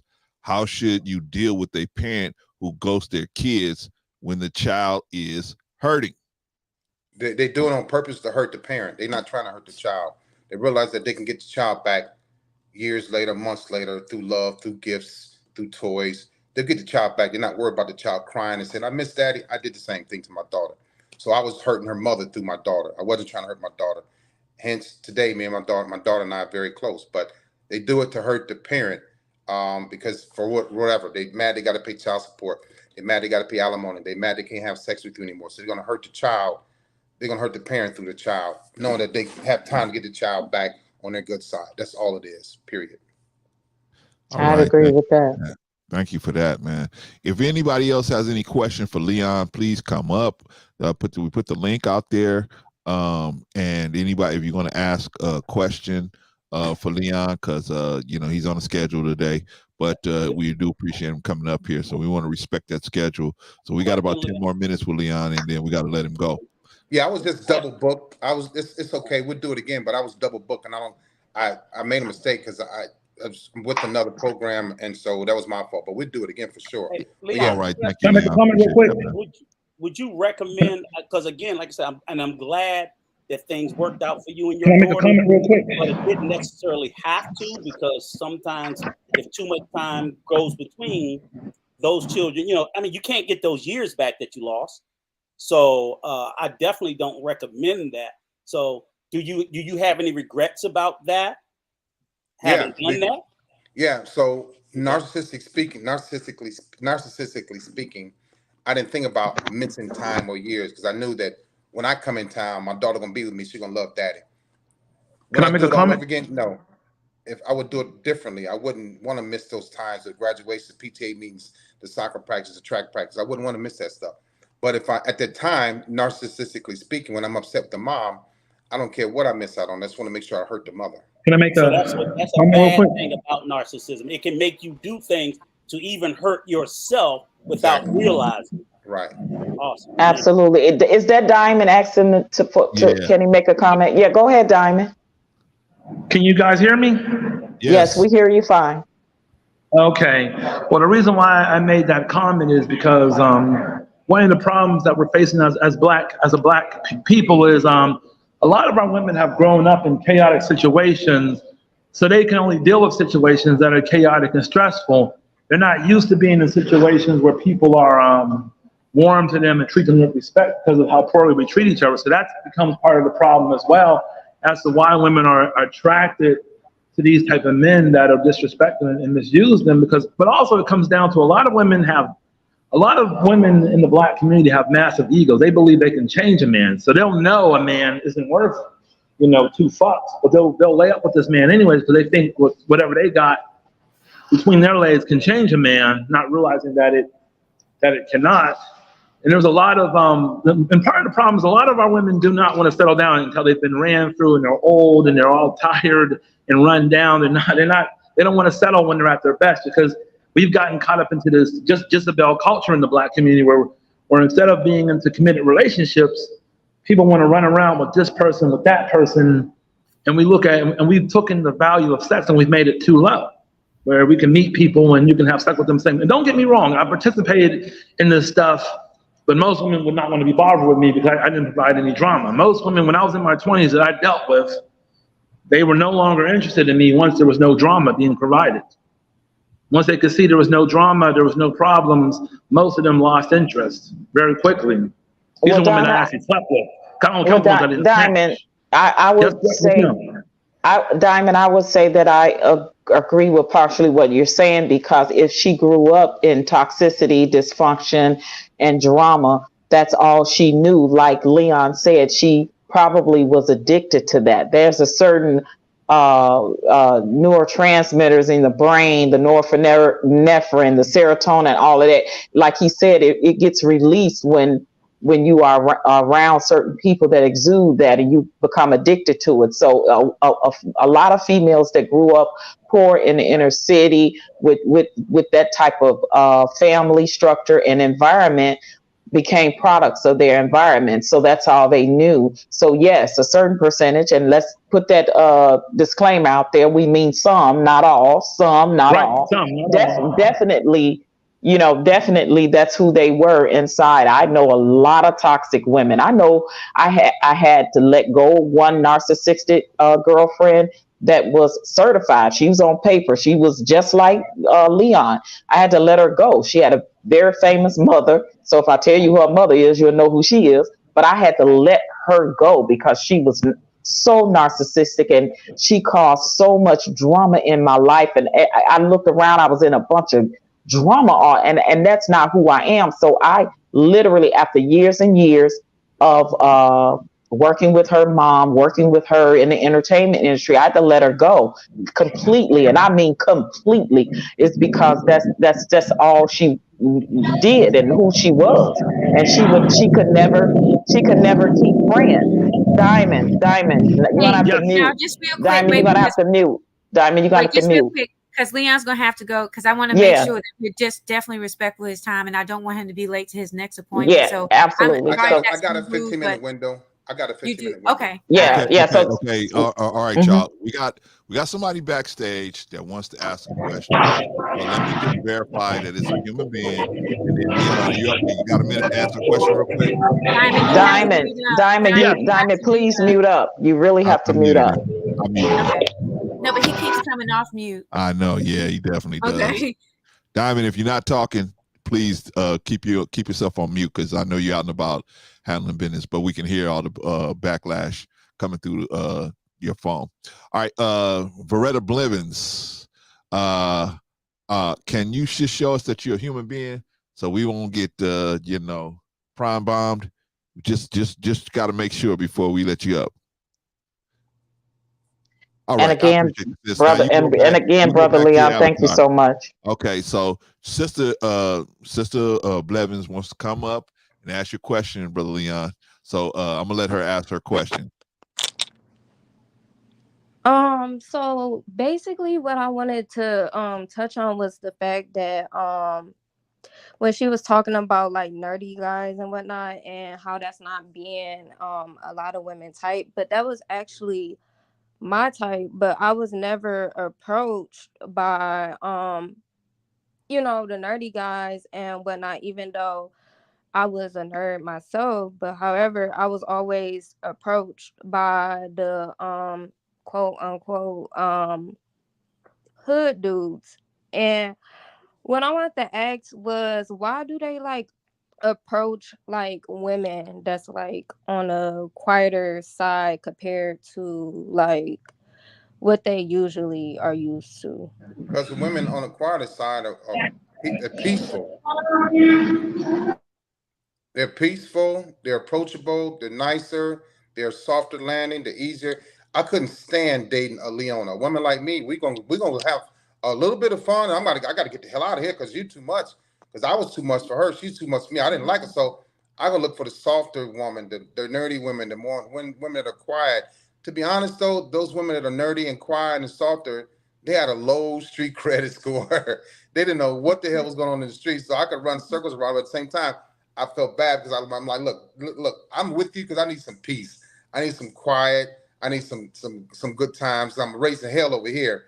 But these women, the easy women, the nerdy women, the quiet women were more peaceful for me. They were. My ex-wife was a peaceful, nerdy woman. She's easy on my soul, but when I heard her so much, she became a monster. I turned her into that. So those quiet women are good and peaceful, the soft landing that somebody can relax around. They didn't smoke or drink. They didn't gamble. They weren't loud. Wasn't a bunch of drama. Wasn't a bunch of fighting and arguing. So that was peaceful for me. Peaceful.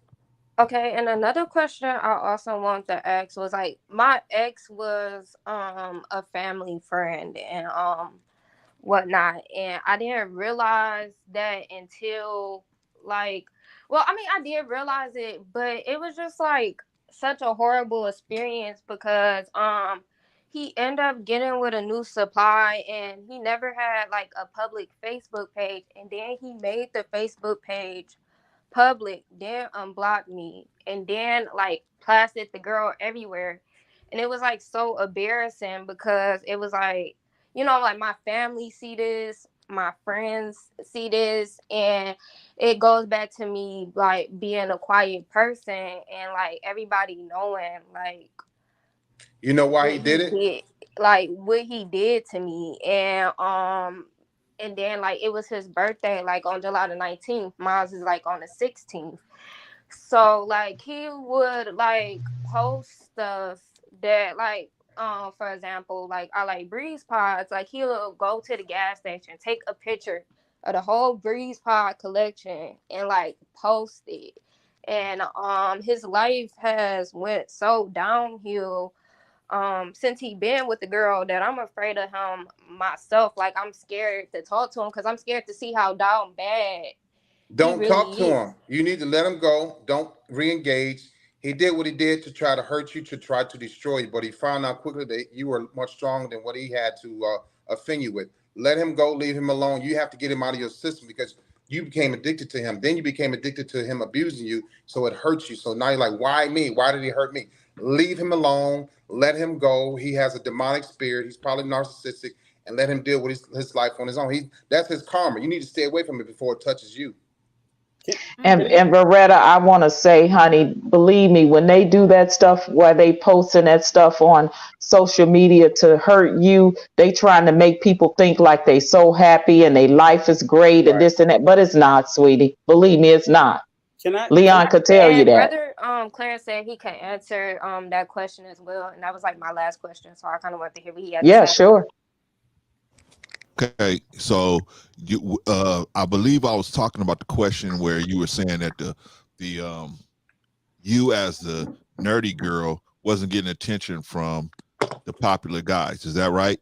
No, I said it was vice versa. The nerdy guys never approached me. It was always like the hood dudes, Ah, the ones got it. that like sold drugs and whatnot. And like I like to watch anime, manga, and stuff. So those dudes was actually my type, but they never like approached me at all. Okay. I think the Okay. nerdy guys were shy, and the guys that were popular that wanted to get the nerdy quiet girls, it was a challenge for them, something that put on another hoop in their belt buckle to say that they got the nerdy girl. That's been my experience when I was in high school. Oh, okay. Mm-hmm. And my another last question that I had, and this one is my last one. I remember when I got into nursing school, and it was like only like 100 students could get in like at a time, so it was kind of like a big deal for me, especially being African American, because it was like when I went to the orientation, I only saw like 6 girls that looked like me. And when I sent him the thing, I've been no contact for like 7 months. But Good. when I sent it to him in July, because I stopped talking to him for a couple of months, but then like this was like during my last birthday, and I sent him like the little email that they give you, like, you know, congratulations for getting in, and he told me that he wasn't reading all that shit. Yeah, that's a detachment. That's a discard, and it's just to make you feel bad. And unfortunate. And Leon, you can piggyback on what I'm saying. Honestly, they do that because I think they don't want to see that you're moving on and prospering and doing well Jealousy. without them. You know what I mean? So yeah, he's gonna tell you something to hurt you or try to hurt your feelings. Yeah, it was a discard, and it was jealousy. It was also to make you smaller. Mm. Mm, mm, mm. Yeah, so Veretta, I hope that this has helped answer all your Well, I questions. didn't get a chance to answer, Patrice. No, no, no, no, no, no, no. I'm just gonna say my last thing I want to say to Right. her, as somebody that had dealt with a narcissist. The best thing, move on. Cut all contact. Stop looking at his social media page, sweetie. Like that's the advice I would give you. Definitely. But I'm gonna Can I I make a agree with comment real quick? hold on, Diamond, because I gotta answer this question real quick. Now I agree with Leon on the first part of the question that you asked, Veretta, is that you know, the more bad boy type dudes gonna step to you quicker. I agree with Leon on that one. Now, why aren't the other guys? I agree with Patrice, you know, and then I have some more to add to that. So she said that, hey, you know, they're a little more shy, they're a little more gun shy than the bad boys, right? Which is the truth. That is true. Mm-hmm. But the one of the main things is that they don't have confidence that girls are going to be interested in them because of this dynamic about girls liking bad boys and stuff like that. They don't feel like, and so they don't want to be rejected as so, you know, in a way where they just get blown out of the water. So they just say, hey, I will just go without. I'll just sacrifice it. I don't even want to do it because I'd rather go alone than to have all this rejection in my life. So that's another reason why they do it. But I'm unfortunately, the main thing I want to get to is we got to understand, why are we, because men do this too, why are we looking for people that are not good for us, or accepting people that are not good for us into our lives? Now that's the key thing I want you to think about as you move through the sexual marketplace. Why am I selecting people, or why am I allowing people, or, you know, bringing people in that once I realize that they don't have good motives, I'm still allowing them to come further in? That's the thing we need to work up, because if we can stop the narcissism by stopping it up front, then people that practice it will have to do something else in order to have the comfort, the relationships that they're looking for. They'll have to do something else. It's like a beautiful woman, a super beautiful woman doesn't have to have a good personality. Why? Because people gonna still come to them. So they can be as awful of a person as they want to, and people still gonna approach them. So they have no reason to fix their personality. But when the looks drop off, that's when they say, uh-oh, now I have to be a better person. Maybe I need to investigate and explore doing something different. So I feel like that will help the narcissists, because they will put them on a path to where they have to do something, and it'll help us as people, especially you females, man, because what happens is a lot of times the male narcissists are more likely to be violent, and women actually coming up in a morbid situation. And that's what we're trying to do. We fortunate we got somebody like Leon is here that wasn't in that situation, but there are a lot of guys that's out there. We can look on YouTube and we see every day where these narcissistic dudes are taking out the women. Some women too, but not to the level that the men are. The men are just off the chain with it. So let's try to look at what is in me that's being attracted to these type of situations, and allowing it to go further once I realize it. And can I do something about that? So that's what I want you to think about, Vanessa. All right. Anybody? Real quick? Okay, real quick, and then we gotta let Real Leon quick, and we gotta let Leon have the last word so he can go. Okay. To the young sister who's wondering about why the nerds didn't approach her, that's cool. But sometimes you should go and approach them, and you don't have to necessarily ask for a phone number or try to match. You can start a conversation and just be friendly, and maybe some of those guys will get the hint. So I think to a certain extent, women have to take more agency and urgency and accountability going after the men that they want. I'm not saying you need to be a player, but I'm saying that women need to stop being so scared and start going after the guys they like. They have a conversation with them. You don't have to ask for a phone number or ask them out on a date. Start a conversation, because you never know that. Yes. Diamond. That's a great point. Can we talk about that? We want to let Leon get some closing remarks, and we can discuss that. My bad. Yeah, we can continue the conversation after Leon leaves. I would definitely like to do that. But Leon, I would love for you to have the last word. And brother, please come back for a part 3 at some point in time, because this is a series that we're doing as well. And we love the fact that you're spending this time with us, schooling us and definitely giving us solutions about being in relationships, dating, or being married to someone that suffers from NPD. So thank you. Last word, the floor is yours. Yeah, thanks for having me. I'll come back and do as many series as you all like. I enjoy the conversation. It's much needed. With me, having my personality disorder, it's going through therapy has actually helped me. Had I not gone through therapy, y'all wouldn't be talking to me today.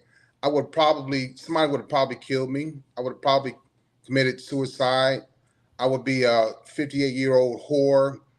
But black men have to get therapy. We have to, and this is why I talk like I talk. This is why I'm open and I'm honest. I'm transparent. I've never been transparent in my life. I've never been vulnerable in my life. So I want to see not just black men, all men say, hey, you can get up here and tell your story, or you can go in therapy. You can become better. You don't have to have all these women and be afraid to love and care and all this stuff. You don't have to repeat your actions from your childhood, which is what I was doing. You don't have to have addictions to porn and smoking and drinking to make yourself feel better.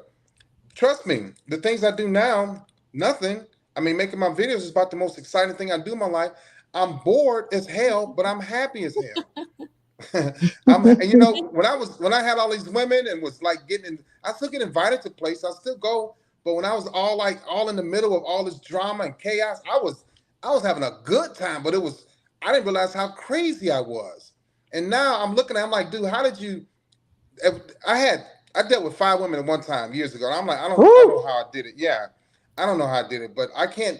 I had a lot of narcissistic people have a lot of nerve and a lot of courage. I did, and I didn't care about getting caught. It was funny to me. I'm like, whatever. I go, you leave me, I'll replace you. So my thing is, the only reason why I was able to get help, the only reason why you all are talking to me today is because I sat down on that couch for an hour a week, sometimes 2 hours a week, sometimes twice a week with the little bitty white lady, and I let her talk to me. Before I was talking to my boys, my brothers, I wasn't getting anywhere. There's some great men in my life. Don't take it the wrong way. There's some great men who was trying to warn me for a long time. When I sat down with those 3 little white women, the third little white lady was what got me. And get help, get therapy. It's okay because if not, you still dance with the devil. And I danced with the devil up into my 50s, and I was tired. I was done. I was dying on the inside. I had a heart attack. I was losing teeth. I had headaches and migraines. I have nightmares. All that stuff kind of went down. It went away. So if you want to live longer, you want to enjoy your grandchildren and your children and travel more and love people, love on people, and understand that you can be better and represent your parents better, then get therapy and get better. Absolutely. And Brother Leon, I understand how it is for a narcissistic person that suffers from narcissistic personality disorder. You guys easily get bored, and your attention span is very short, and you're very impulsive. So you have to. Very. What are you doing to control those things? Or like you said, your life has slowed down tremendously, so you're bored sometimes. So what are some of the things you are doing or want to do with kind of filling that space, filling that void, so that you won't fall back into the narcissism as far as the habitual cheating and all the other nefarious things you were doing? So I realized that I have a gift to help people, and that's what keeps me motivated. It fulfills my boredom, right? And so if I go back to all the other things, I'm being led by the devil, and I was led by the devil for too long, 30 plus years. And now I'm being led by God and good people in my life. I'm only doing these videos because of 2 women that are led by God told me to do these videos. And so now I'm like, man, this feels better. Instead of me calling it boredom, it's more, I start calling it more at being at peace. Because I didn't have peace. I had a whole bunch of ruckus and a whole bunch of drama. And that was my peace. That was my norm. But I was living like my mother and father. They were great people, but I was just like barreling through life, smoking, drinking, porn, sex, fighting, arguing, women. And I'm like, man, it was going to end eventually. It's either it end me or I end it. And so, I want to live a better life now. I want to say to Robert Watkins, we're not revering his behavior when he was a narcissist, sir. We're not doing that. What we're doing, he is a reformed, recovering narcissist. He will always suffer with and have that personality disorder, but he went to extensive therapy and he has changed his life. And so he's using his platforms to come to tell people about men like him and the man that he used to be. And as far as your other statement, why not white women? Maybe he can answer that question, is why he had white therapists.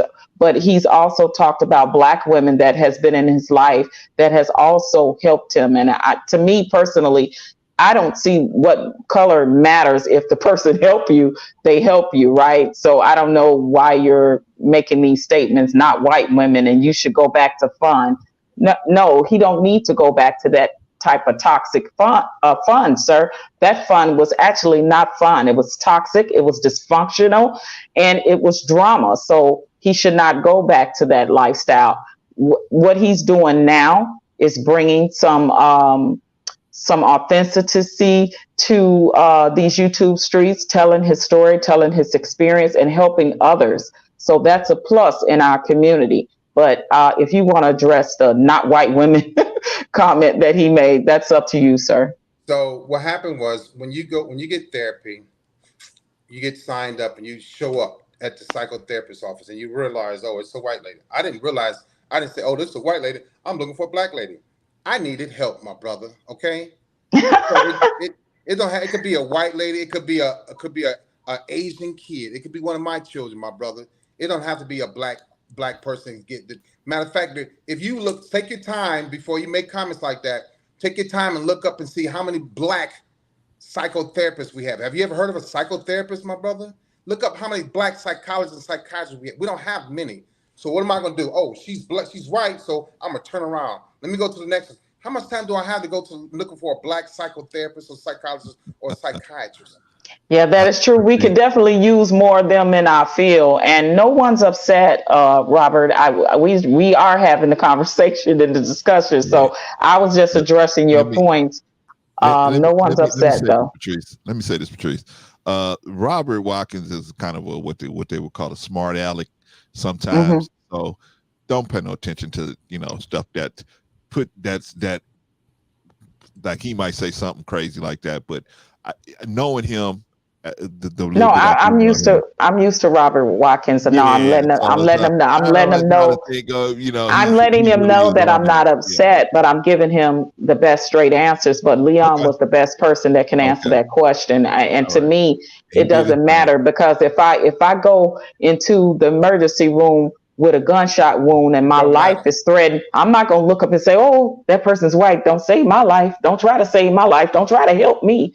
Right. Like we got to stop that. But Blackheart has a question, and then we're going to let you go for real, brother. Yeah, man, got to go. All right, here's the question. New Growth, shout out to Blackheart with New Growth also. The question is it true that all people show forms of narcissism? NPD is the hindrance or the problem? What do you think, Leon? Not a lot of people, various people. We all have some type of traits of a narcissistic traits, but you have to have so many to be diagnosed. NPD is a hindrance, definitely 100%, because you got to look at how it causes me to treat people, my ex-girlfriend, my ex-wife, how it causes me to treat my children, how it causes me to act as a leader, how it causes me to not understand and not be approachable, not be understanding, how it causes me not to have empathy and not want to love and break up our relationships. So empathy, NPD is the hindrance, of course, 100%. But everybody has a trait or two in them, and that's not a big deal. It's not bad. It's just when you go through life having all the traits, you get diagnosed. Now you got to do something about it. You got to fix it so you can stop hurting people. May I say something just real quick? I just think that it's just really ironic and important to note. At the beginning of the stream, we play Relapse, right? By Brother and what Leon is doing is saying, I don't want to relapse. I don't want to go back to that behavior. So it's important for us to remember that. But also what he's doing is helping so people that have these traits that may be more than just a little bit, not just sprinkled around, that we recognize them and figure out where can we get the help. So I'm hoping that people hearing this, they're able to grab at least or attach themselves to that lesson or that purpose in this stream. And good point. And also, let me add, I think the other side to that, Sister Annie, as well, is that Leon's trying to show women what to look for and when is the time to hit the escape hatch on a situation where you're trying to help someone and they just don't want that help and they just continuing to drag you down the ground. It got to be at some point you got to jump out the window. So I think Leon is bringing both sides to the equation, and that's why I like him. He's a real balanced guy. All right. Anything else, Leon? No, just let Robert Watkins know he enroll in therapy, my man. It'll help you out, my brother, and I'm here for you. By the way, Brother Watkins is a vet as well as Rico. They are all vets, so you guys can help each other. Yeah, y'all all right, we want to we want to thank Brother Leon, man. Leon Walker Jr., author, lecturer, all kind of other stuff we can put with his name. Inspirer. Good dude. Yeah, man, good dude. Survivor of so many different things, Absolutely. man. And now, man, he turned the corner of narcissism, man, and It's he's tough. recognizing, his own situation, and he's doing what he can to mitigate those circumstances. And he admitted to us on several other shows that he wants a better life, a different life, where narcissism is not the key thing that's driving the relationship. Am I right, Leon? Right, that's 100% correct, because it can drive the relationship, it could drive the friendship, it could ruin the family, it could drive a corporation to the ground. Yes, 100%, you're correct, my brother. And we love you, Leon, and we believe in you. Okay. Love you all too. I'm glad. I need that support. I do. You got us as a support system from now on, brother. Especially me moving forward. I'm gonna be checking in on you periodically, making sure you're good. Yeah, for sure. We'll do another one too. Yeah, absolutely. Man, we got to, because Leon, you got so much stuff that you can help people with, man, and we that's what we focused on here, man. So we got to because you didn't get around to the military stuff you said you wanted to tell us about. But did you tell us everything that you wanted to say? You said specifically like you wanted to say something to the women or something. Did you get everything out? I did, but the military stuff, that's a good point, because there's a lot of narcissistic people in the military that I've seen them. I've seen them before I was diagnosed. I saw people get destroyed and sent to the psych ward. I've seen families destroyed too. So we can talk about that. I think that's a lot of problem with a lot of our military men and women coming out and having all these issues, because it starts off with that and it grows into something else more on a mental as well. So yeah, for sure. And I think a lot of people that are kind of militant or in some type of authoritative positions, police officers, CEOs, attorneys. When I did a list and when I did my research, these were definitely people that were on the top of the list for having narcissistic personality disorder. Okay, so we're gonna sign off, Leon. I see we got to kick you off because everybody gonna ask you a whole bunch of other questions. Yes, but I want to continue the conversation for a little bit, Brokans, after he's gone, so we can do that. We are, Patrice. We're gonna keep it going. Thank you, brother Leon. Talk to you soon. All right. Appreciate you. I got you for sure. Patrice. We'll do another one. All right, okay, enjoy the rest of your day, okay? Okay, I'll see y'all later. All right, bye, take care now. All right, can I make a comment real quick? Man, thank you, Leon, for showing up. No problem. All right. Yes, again, hold on. We want to thank Brother Leon again for joining us. He will be back, you guys. This is a special Narc series that we are doing. We're doing this to give our people solutions, to give our people information on dealing with being in relationships, possibly married to, having family members, friends, whatever that may be narcissistic, and how healthy that may or may not be in your life. This is a series that we're doing. I'm honored to say that on Tuesday, we're going to be bringing a male guy up here that was a victim of a female narcissist. So we're going to talk about that side of the spectrum, where you have a man that was a victim of a female narcissist. And that's on Tuesday. I'm excited about this series. It is bringing us so much wealth of education. And I know it has caused me to do a lot of research on narcissism, because I dealt with someone that was a covert narcissist, and knowing the difference between the two. So yeah, guys, please stay tuned, but go and subscribe to Brother Leon. All of his social media platforms is Leon R. Robert Jr. He is on YouTube, he is on TikTok, and he is on Instagram. Go, not follow, because he don't like to say follow. Listen, be one of his listeners. He drops gems all the time. He drops little short videos and things of that nature. And this is his own life experience. So he's talking about what he did as a grandeur of delusion, overt narcissist as a man, and the things that he did when he was out there narking. So this is from his perspective, but he is dropping some gems because he speaks broadly of a wide a range of African American men that are leading in the percentage racially when it comes to suffering from some form of narcissistic personality disorder, y'all. So y'all go check my brother Leon R. Walker Jr. on all his major platforms. Thank you. All right. All And right. the Thank you. comment I wanted to make is, can I make a comment real quick? Yeah. Yeah, go ahead, Diamond. Okay. Well, one of the things I want to say is wait until your mid 30s or 40s to actually start going after good men. It's too late because most of those men usually end up getting married by the time they're in their 20s. And the dudes that are left over usually are players. So the guys who were once squares in their 30s and 40s, those Negroes wreak havoc on women. So the best thing to do for women, we have to begin to school our women to look for a good mate, at least by the time you're in your early 30s, but I would say in your mid 20s, you need to be looking for someone that you can marry and really be with, because as time goes up, the dating options get harder and harder for women. Even if you're a pretty 40-year-old, that 40-year-old man may want someone who's 30. So that's one thing I'm seeing. That's I'm true. like, Yeah. Oh, so, yeah. so It's true. Period. It's just harder out here. Period. The older you get in the dating pool, unfortunately, yeah, and unfortunately, we get a lot of people out here that are problematic. They have personality disorders. They have mental issues.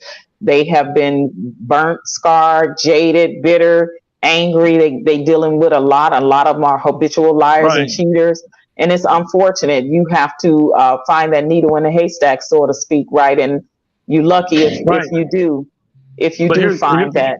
right. But here's the But can trick, we man. I think can one we thing be about dudes in their 20s is they will tolerate a lot of more crap from women than dudes in their 40s. Because me, I've been married for like 15 years.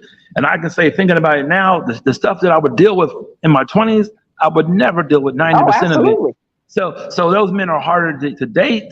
So the best time to get in is in your but teens and John, 20s with a good man.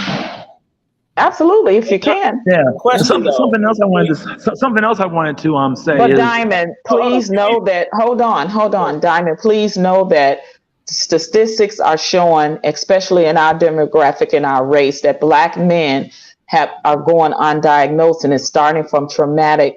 It's genetics and it's environmental factors, and it's starting in their early childhood. You heard what Leon said. So even when you see a lot of these young men, 20s, 30s, and 40s, they are the ones that are deleting their girlfriends, the exes, the wives, the kids, because they can't stand rejection. They having a problem with when the woman no longer wants to be in a toxic relationship, when she realizes that he's a narcissist, when she realizes he's a habitual liar and cheater. This is facts. This is facts. The data is in. Our brothers that's are true. deleting our sisters. They ain't our brothers. Those niggas can are I not ask our No, brothers. Those are I'm niggas. just saying. I'm speaking Patrice, racially can I ask you a demographic when it comes to our men. So Can I ask a I question? want us to be aware. So having these conversations with Leon and doing your own research, you will know that this is true. These are facts. So that also You're right. plays a part in the dating pool being less and less and less, and it's already more women than it is more men. So that is also against us. A lot of our men are incarcerated. A lot of I'll be honest no, no, with no, no, you. no, no. A lot of our men are incarcerated. A lot of Those our are men are niggas. Those already. are not men. Those are niggas.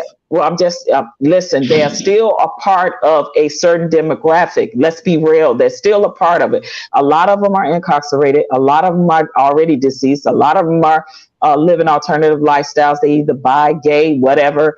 Like so, it lessens the percentages. The numbers are going down and down each decade. All you have to do is pay attention to the data. It's out there. I've done the research on it. So it's getting Well, here's harder the even for thing. the younger generation. Yes, ma'am. I Can I understand ask what a you're saying. question? But Hold on, yes. Can I ask one question? I want to Yeah, go ask. ahead, Brother Rico. I just Yes, want to ask sir. this: Can we because we keep talking about this age demographic of say 22 to 27. I'm saying when I survey the landscape, I do not see an abundance of 20-year-old young men that either, setting aside, I believe in Patrice, their high rates of incarceration, deleting themselves, and so forth. But even if I discount all that and say, okay, none of that Deleting each other. right? But I'm saying, even if I dismiss all of that, there's not an abundance of 25-year-old young men that, one, are even looking to get married, Now maybe they should be, but Yes, they are looking to get married. Women don't want them, Rico. Not That's all of them. guarded. No, Diamond. Come on now, bro. Diamond, let me say this. I have A lot of them are not. A lot of these young men, some are. A lot of these young men just don't desire to get married at that point in time in their life.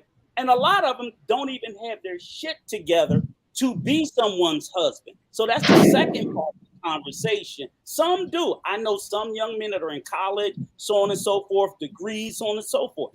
But I got a 30-something-year-old son. He still don't want to get married. And I can't make him, no shit. He'll get married when he's ready. So I'm just saying, I honestly do not believe most, meaning 51% or more of young black men at 25 want a wife.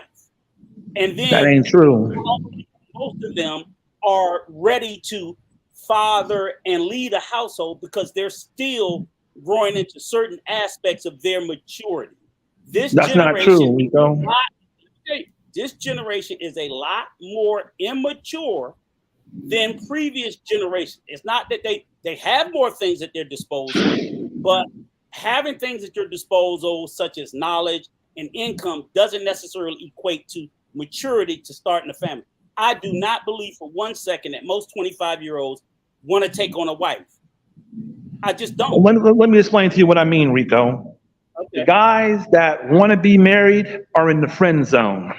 That's just the reality in most cases. And here's the thing, even if they do get in there and get some, that woman's going to kick her, she's going to kick that good man out of that bed because a lot of women do not want to get married. And I can say I've experienced this when I was I'm still living in Pittsburgh. And I can say that it was easier to take women to bed than to get them to want to even commit to being in a relationship. It was hard to even get women to go out on a date. Most women just wanted to get laid up. They didn't want to go out on a date. So I get what you're saying, Rico. Hold on. I can say that there's truth to both sides of the spectrum, and I can say that we're talking about a small demographic of percentage of women and men, not all. So let's just be clear with that, because we have these general conversations, and then people think that we're talking about all women or all men, and that's not the case. But my question would go further. If in fact, and I'm going to go with what you said, Diamond, that if it was easier in your 20s to get a woman in bed than to marry her, what's the incentive to marry? You see what I'm saying? For the guy, exactly. I'm a 25-year-old guy. I'm getting all the tail I want. I don't need a wife. And that's all I'm saying is the evidence. You don't get married just to get some pussy, Rico. You get married because you want commitment. But that's what I'm saying. I don't see the evidence that shows. Now, I think maybe later in life, as the guy gets a little bit older, he starts to think more about that. But I don't see, in their 20s, I see a small percentage of young black men, maybe 20% that actually want to get married in their 20s. I think the overwhelming percentage of them, they're not ready to get married, and they usually don't feel the need to want to get married until later in life. That's all I'm saying. I'm not saying they're bad guys. I get what you're saying, Rico. They don't want to get married.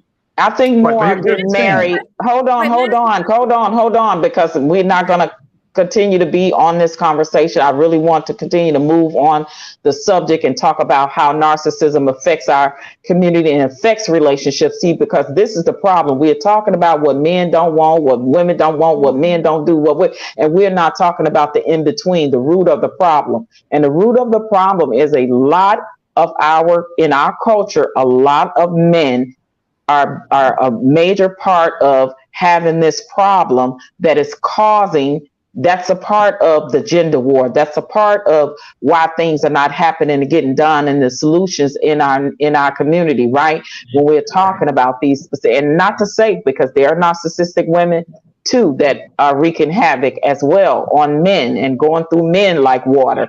So I want to continue to stay on this subject and have the conversation, because we need to talk about the traits that we have seen in a lot of these young men and some of these women is the reason why it's a problem. But it's community, it's upbringing, it's trauma, it's dysfunction, it's toxicity, and everything that surrounds them, along with genetics. So I want to continue to stay on the topic too. I don't want to get into the gender war stuff. I really don't.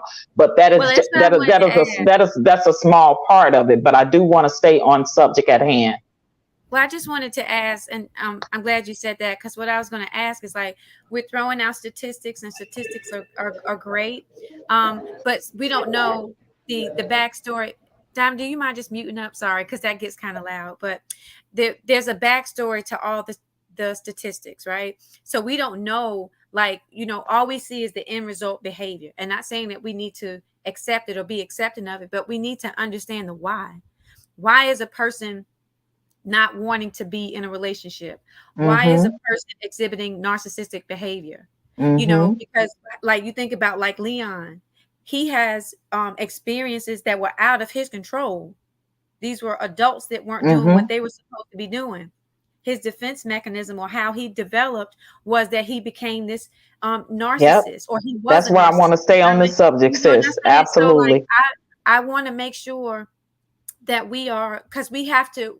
Somebody got to embrace them, right? Somebody got to recognize it. Someone has to try to steer them to a place where they can maybe get help. But to just keep barking at people, or to keep saying, calling names and talk about what women doing and ain't doing what exactly. Yeah, so we can just figure out, because I that's why I'm really enjoying this series, is because it looks like we're trying to drive to solutions, recognition, acknowledgement, accountability. And I want to make sure that we stay on that, because if we deviate from it, it doesn't matter the age. Because, like, if a person was 20 and they experienced the thing that Leon did, they may be doing the same thing at 20. They could be doing the same thing at 40 and 50. The age does not matter. The experience, the trauma, the neglect, all of that is what we want to focus in on and figure out how can we this channel.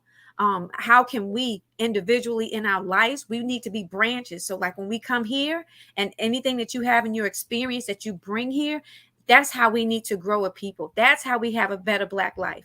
That's how we're going to help people, by not constantly talking about the issue, but acknowledging and then figuring out how do we make it better. So that's what I'm hoping that we can kind of hone in on next. Exactly. And thank you, Annie, for saying that, because I definitely want to anchor it back to this particular source of the problem, narcissism. Because hold on, Diamond, please hold on, mute yourself, please, hold on.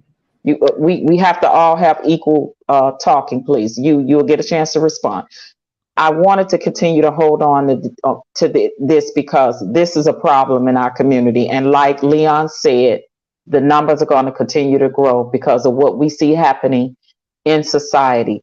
A lot of it has to do with environmental. A lot of it has to do with genetics. A lot of it has to do with society and the things that we see in entertainment. We talked about all these things: music, reality TV, rappers, athletes, getting all this money and not having any, and not dealing with their trauma. We have to talk about the problem and the solutions to the problems. Leon just said, and I don't know if anybody was paying attention up here. He said it on the first part too of the interview that he did. He says he already see narcissism in one of his children. I don't know if y'all caught that. Yeah, I remember he said last show. See, because this is important, because we as parents sometimes see things in our children and we ignore it. We want to not deal with it. We want to sweep it up under the rug. We don't want to talk about it. We don't want to what goes on in this house. And there is problems. There's problems. He said, I don't listen. The man said he see it in one of his children already, which tells him it's probably environmental and genetics coming from him, which came from his mother, which came from her mother. These are the things that we need to talk about, guys, where we say, hey, this is a problem in our community, and it's starting with our children. It's starting young. We need to get our children into some type of behavior therapy early on. Let's talk about that. We're not talking, because these children grow up to be young adults who get in relationships, and you wonder why they can't stay faithful and consistently in relationships. You wondering why they're going through life having a bunch of partners, dealing in and out with a bunch of women or men. It's because it's a problem that we're not addressing in the household at a young age. So these are some of the things that Leon is saying, hey, hello. Let's talk about therapy more in the Black community. Let's talk about when we see one of our children or grandchildren or somebody that may have a behavior problem. Are you pulling your son or your daughter over to the side and saying, hey, I'm noticing that, she gets way more angrier, than the other children when she don't get her way, and she starts smashing things and throwing things and having hissy fits. And these are conversations that we need to have, because our children are growing up and this is affecting them. We'll be long gone, but we'll be still dealing with narcissistic people in our culture and in our community. Well, one thing I'll say about it is that one of the solutions is going to be a mass development of like psychiatrists, people like, more people like Dr. Umar that can help diagnose these people and get them the help that they need. So I think we're definitely going to have to invest in a mental health infrastructure. That's going to be a big deal, because the Black community is going to have to rewire its brain. But one of the reasons why so many Black men are narcissistic, because narcissistic behavior is encouraged in the Black community. We're encouraged to be disrespectful. We're encouraged to be niggas. We're encouraged to do everything wrong, and we're critiqued and punished for doing everything right. And that's what they're really talking about. And here's one more thing I want to say about this. See, dudes don't really care if the hood rats date the bad boys. They only care when women have potential, who they think are good women, date the bad boys, but they just turn out to be just as bad as the bad boys. Because if you date bad boys, then you're not a good person. But so the point is going to be also, some Black people are going to have to be completely cut off, because some Black people are just no damn good. And a lot of times the Black community is just too soft to deal with that fact. That in order to really have a Black community, there are going to be some people who are going to have to be left alone in order to fix the community, because some people are not going to stop. Some people are not, like the guy who just was on here, some people are not like that. Some people just don't give a you-know-what about doing what's right. And we need to stop making everybody our brother and sister. Those niggas in prison, if we went into prison, any one of us would get shanked in a heartbeat. They're not our brothers. Most of them are the enemy of Black people. They seek to destroy Black people. That's why they're quick to kill each other, but they won't kill the system. They ain't gonna fight the system, because they only want to fight each other. So those are the type of things we're going to have to really talk about. Well, Diamond, that's true, because we see that in these YouTube streets right now with all the beefing and things. And we talk, and when like Leon was on here last, we talked a little bit about that, right? I noticed just in having conversations and watching certain people's platforms and what they topics and stuff is always about, I can tell that they exude some narcissism traits, right? Some narcissistic traits in their behaviors. I specifically recall two young men when they talk about relationships and getting married and having their wives, and it was two, and that was a red flag for me, because two young men specifically said when they got married, their wives could no longer have friends. That's problematic for me. When we sit on platforms and when we can tell young men and young women that they should not have their friends anymore, they shouldn't do things with their friends anymore, to me that's problematic. And there are content creators and people on platforms that are saying these things. And I say this because I know, I don't know if you heard my story when I talked about how my girlfriend got deleted by her narcissistic husband that kept her away from her family and friends. So when I hear people say that, oh, I got a problem with that. All of a sudden now, because she marries you, she shouldn't have friends and family and still spend time with friends and family because she's married. But they are content creators, and they are people that sit on platforms that are saying these things to some of these young men and women that's coming up on their platforms, looking for advice, looking for counsel from these people. And I find that to be very problematic. Can I ask? But these are conversations we are not having. And listen, guys, I realize, telling my story with dealing with a covert narcissist and telling my girlfriend's story who did not make it. She was deleted by her narcissistic husband. And it was a bunch of emotions going on. I didn't even realize I I was in my emotions so bad about it. And so, listen, I'm so engaged in having this conversation as being part of the solution. It's because I was very emotional. My cousin, it was her 5th year of her being gone, and then my one of my good friends of 30 years. I know you guys have been hearing about Casper from Casper Slide. He's been my friend for 30 years. He's no longer on this earth. He just passed. So, and then telling my girlfriend's story, who was deleted by her narcissistic husband. I was in a ball of emotions that day, but it was real. And this is what I'm finding and seeing on these platforms, on social media, when people get up and have these topics and talk about how they just here for entertainment, but they want to try to tell you about relationships and about getting married and what you should and shouldn't do. But they're saying things like, when you get married, you need to let your girlfriends go. You need to let you don't need to be going around your family because you don't need to be having them all in your business. And sometimes that is true. But if like Leon said, if your outside friends and family are all telling you about this person that you're dealing with or dating or married to, and none of them like him because he's a problem, he's trying to keep you away from them, something is wrong with that person. Everybody ain't jealous of you. Everybody ain't lying to you. If I had not listened to Brother Vaughn and Brother Clarence giving me advice, helping me make the decision that I had to make when I was involved with that covert narcissist. Listen, I'm not saying their counsel helped influence, but we need that. So, but when it infuriates me when I hear people sit on platforms and talk like that on their platforms, talking about you don't need to be going nowhere with your girlfriends. You don't need to be having your family, this and that. That is problematic. Oh, when I get my wife, she got to cut her friends off. That's narcissistic in and of itself. I got a problem with that. Right. Let me say something real quick to that. Hold on a second, Diamond. Just real quick. I just want to make sure Yes, I just make this kind of comment. Every person, every man that's in prison is not an N-word. And every person that's not in prison doesn't mean that they're not one. So I would just say that I agree. want to be And it doesn't mean, and it doesn't mean that everybody in prison is guilty too, because we know it's some innocent people in prison. Okay, absolutely. Go ahead. I'm sorry. I wanted to. Well, let me make a comment real quick. Wait, I get what you're saying, but from talking to people who've been in prison, Diamond, let me address that as well. Right, let me address that as well. Okay, so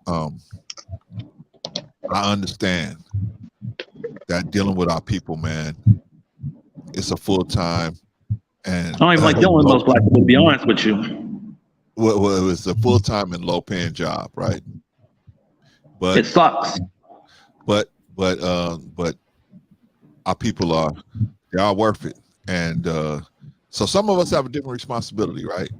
Some of us have the responsibility of just seeing our people in a bad situation and looking at them and saying, hey, they make the, like, for example, some people, they say they make the decision. This person is worthy of being thrown away, and this person is worth being kept, right?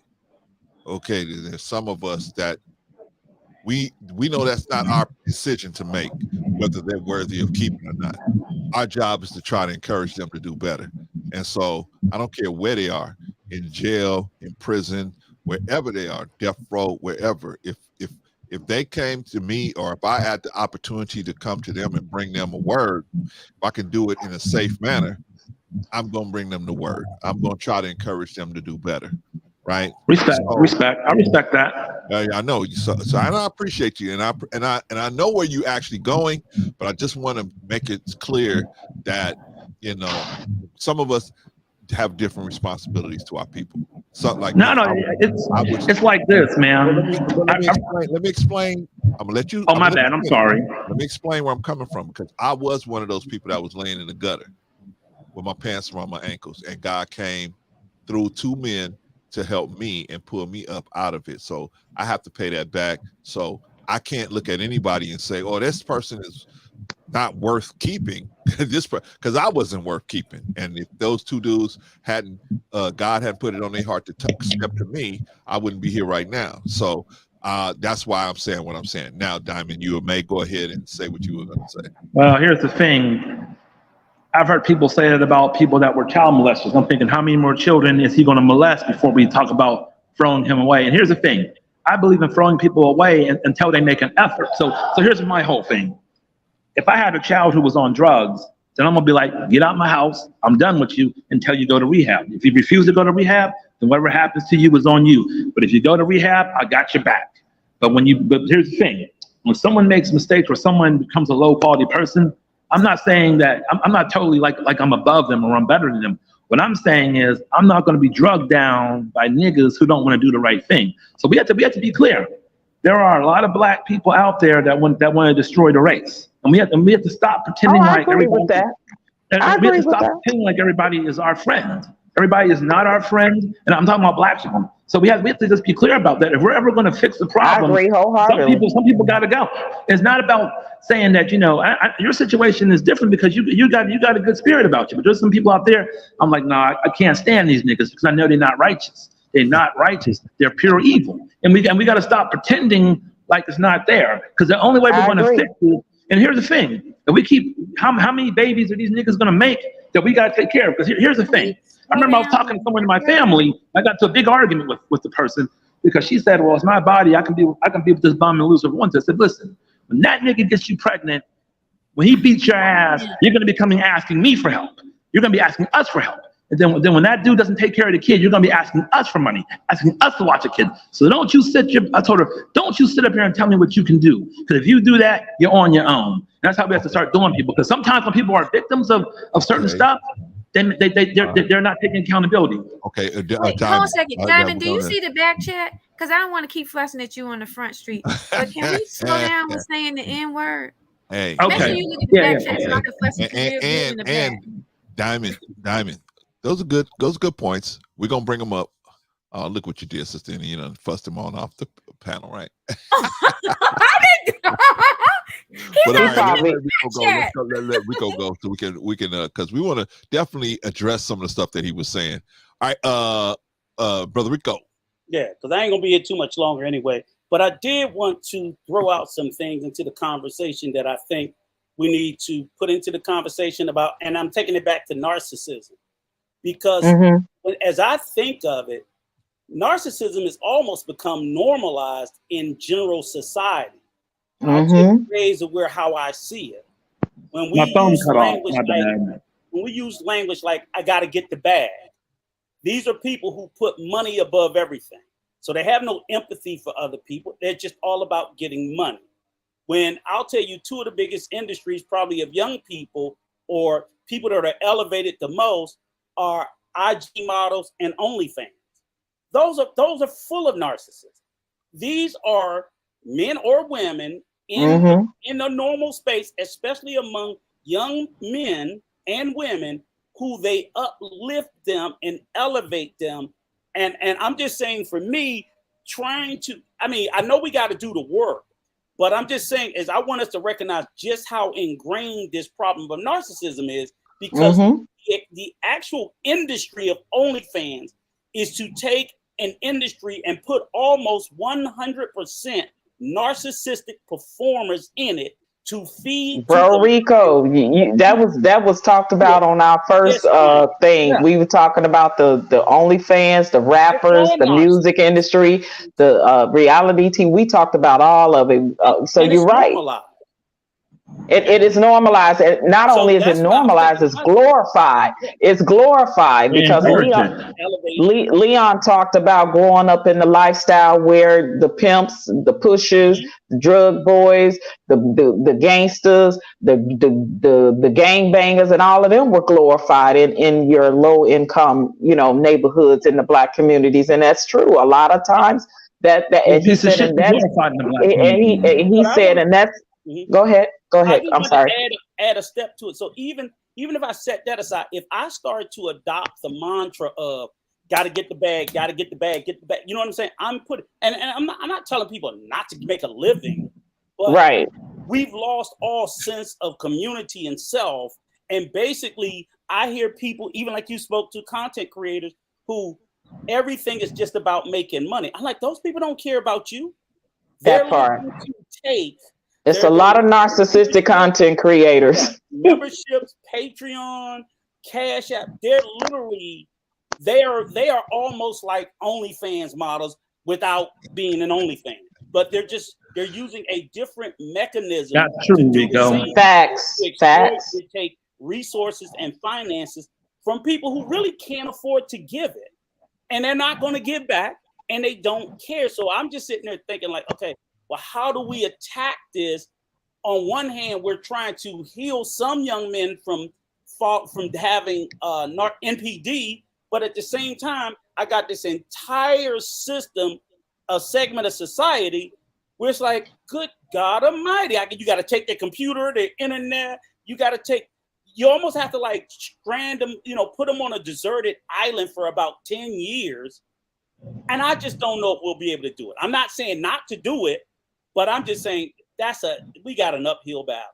Well, Brother Rico, here's the thing I would say about it. that's exactly why Leon is saying the numbers are growing in our community, specifically with the young Black men. And in the men, the numbers are growing with the narcissism is because of what's being portrayed out here in our culture, in our community, and in society as a whole, that we have absolutely fallen into. And a part of getting that bag is the more money they get, the more the delusions of grandeur becomes, and they become these narcissistic people that have no empathy for nothing and no one else. They are straightforward, only about getting that money, and they don't give back or help anyone else. And you see that in these YouTube streets, and that's all the time. It's just my last thing. That's the thing where, like, for me, it's like it's one thing if it's just the IG, the OnlyFans people, but they have managed to infect the community at large. So regular guys and regular girls, it's almost impossible to avoid coming in contact with the virus, and the virus is infecting all of us. So, it's going to be a small strain of us that's going to be into the research, that's going to be looking for these things. But most of us aren't looking for it. And before you wake up, I think some 18, 19-year-old kid could be 18, 19, wake up at 21, and he's a full-blown narcissist and not even realize it, because you don't see the triggers and you don't see how it becomes. And if you don't have somebody outside you pointing that out, you're not going to get the help. So it's and alcohol, that's the thing. Drug addict, they look for other ways to deal with it. So I don't know. Well, most narcissistic people, Brother Rico, have hidden addictions. They have hidden addictions. You heard Brother Leon talk about his addictions, with the drinking, with the sex. He was a sex addict, and all of that. I found out the guy I was dating that was a covert narcissist had hid from me for months that he was a recovering alcoholic and a sex addict. I mean, they're going to have some hidden. They're going to have, for the most part, they're going to have some hidden addiction. And a sex addict. I mean, they're going to have some hidden. They're going to have, for the most part, they're going to have some hidden addiction. And a sex addict. I mean, they're going to have. That was me. Listen, that wasn't Diamond that time. Listen, my laptop has been my laptop has been upgrading, and all of a sudden now it came on. Hello, it's been updating. Sorry. Sorry about that. We know you actually over here trying to make it crazy from the boss camp. We know that, Patrice. Sorry. Can I make a comment real quick? Of course, Diamond. We just gotta let each other finish what we saying first before we start cutting each other off. So the reason why I always ask is, can I make a comment to make sure everybody is finished speaking? That's good. I just want to try to be respectful. So I don't mean to disrespect by saying that. When I say can I make a comment, I'm just saying, is it cool for me to speak so everybody? Oh yeah, you're good. Brother. Thank you so much. Absolutely. Okay, because I just try to be respectful. And this, what Rico's talking about is very interesting, because it's true, because now when it comes to the Black men specifically, Black men don't have any real power.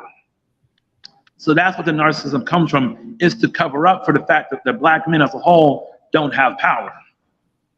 See, power. If I can intervene too, it's because a lot of Black men has been through a lot of trauma that they don't want to deal with too. Right. Yeah. That's one thing I've noticed is when you're right about that, sister. But when it comes to black men wanting to heal themselves, they act like they never got beaten. I mean, I've got so many black men who never lost a fight, who never got turned down by a woman. I'm thinking these dudes are lying. That's why I don't deal with them, because they disgust me. But you're right. What you're saying is right. A lot of black men don't want to acknowledge their trauma. They don't want to deal with it. And that's something I have to work on, because I'm going to get some counseling, because I dealt with my own stuff. You know what I mean? But Right. so I'm going to take care of that and get to a better level. Because I can say that I've had some problems in my relationship with my wife, because like when you get into situations where you end up messing with women that have boyfriends and you didn't know about it, then you think every woman is up to no good. You think every woman's cheating. So those are things I have to work on. But there's a whole bunch of stuff. But the point I guess I'm getting at is we're going to have to in order to fix this, we're going to have to begin to create separate communities for people who want to do the right thing. Because what happens is people end up doing the wrong thing because there's no place to go. If someone says, look, I don't want to be involved with the gangs, I don't want to be involved with the, where do they go? We're going to have to set up some communities for people who want to do right in order for them to go places, so we can congregate together. And the problem with us is there's a good person here, there's one there, but there's not a group where you can go to. Just like if I was 18 years old and I said I want to find a good wife, where would I go? The only place I might be able to find one at is at the church. Well, let's discuss that. Right now, hold on one second. I'm gonna let you finish, Diamond, but Rico has to go. I just want him to get some last words in before. Okay. Well, yes, brother Rico. Yeah, right, look, I just want to say, great show like always. I am super glad and excited that I made it. Sister Patrice, great job with moderating with Brother Leon. He knocked it out of the park. Great information. I sat here and listened and learned quite a bit, because I've never. Brother Rico, I'm telling you, you got to watch that first interview. Yeah, I'm going to now. I mean, I'm man, gonna have to make watch those first two. And we're doing a series, brother, and we miss you. So come over here, whenever you get some free time. We appreciate it. Yeah, but again, like I said, great topic. Keep doing this. This is that. Little people fighting this major war. Y'all know what we're fighting against. All that foolishness and all that narcissism out there, and we just can't give up hope and lose faith, because the bottom line is you guys are doing the good work and you're doing it for the right reason. So that's all that matters. As Bro Clarence say, if we save one, we did our job. There you go. That's it. There you go. And we appreciate you, bro. And I want to say hey to my sister Cynthia. She's in the chat. What's up, sis? Enjoy your Sunday. You guys finish out this conversation. Strong work, Sister Patrice. Thank you, brother. Right, Brother Rico. Sister Annie, strong work. Strong performance, Sister Annie. Bye. All right, brother. That's Rico, man. We're Bye, gonna let brother. Rico go, because Rico's got some stuff to do. But I had a question for Rico. How does a man that mature keep his hair so black? I don't know. Maybe it's magic. Maybe it's magic, y'all. Maybe it's magic. Yeah, it's magic. It's called, what's that stuff called? That just for men, just for men. It's called just for men. Yeah. Oh my goodness. All right. Shout out to Cynthia Garnett. Glad to have you in the building, sis. What's up, sis? Hey, what's up, Bolo TV, the village? Bolo is in the building. Hey. How you doing, brother? Salute. Sister Cynthia. Did Patrice let you talk? Did Patrice ever let you talk? You can tell the truth. You didn't tell us if Patrice didn't let you talk. No, listen.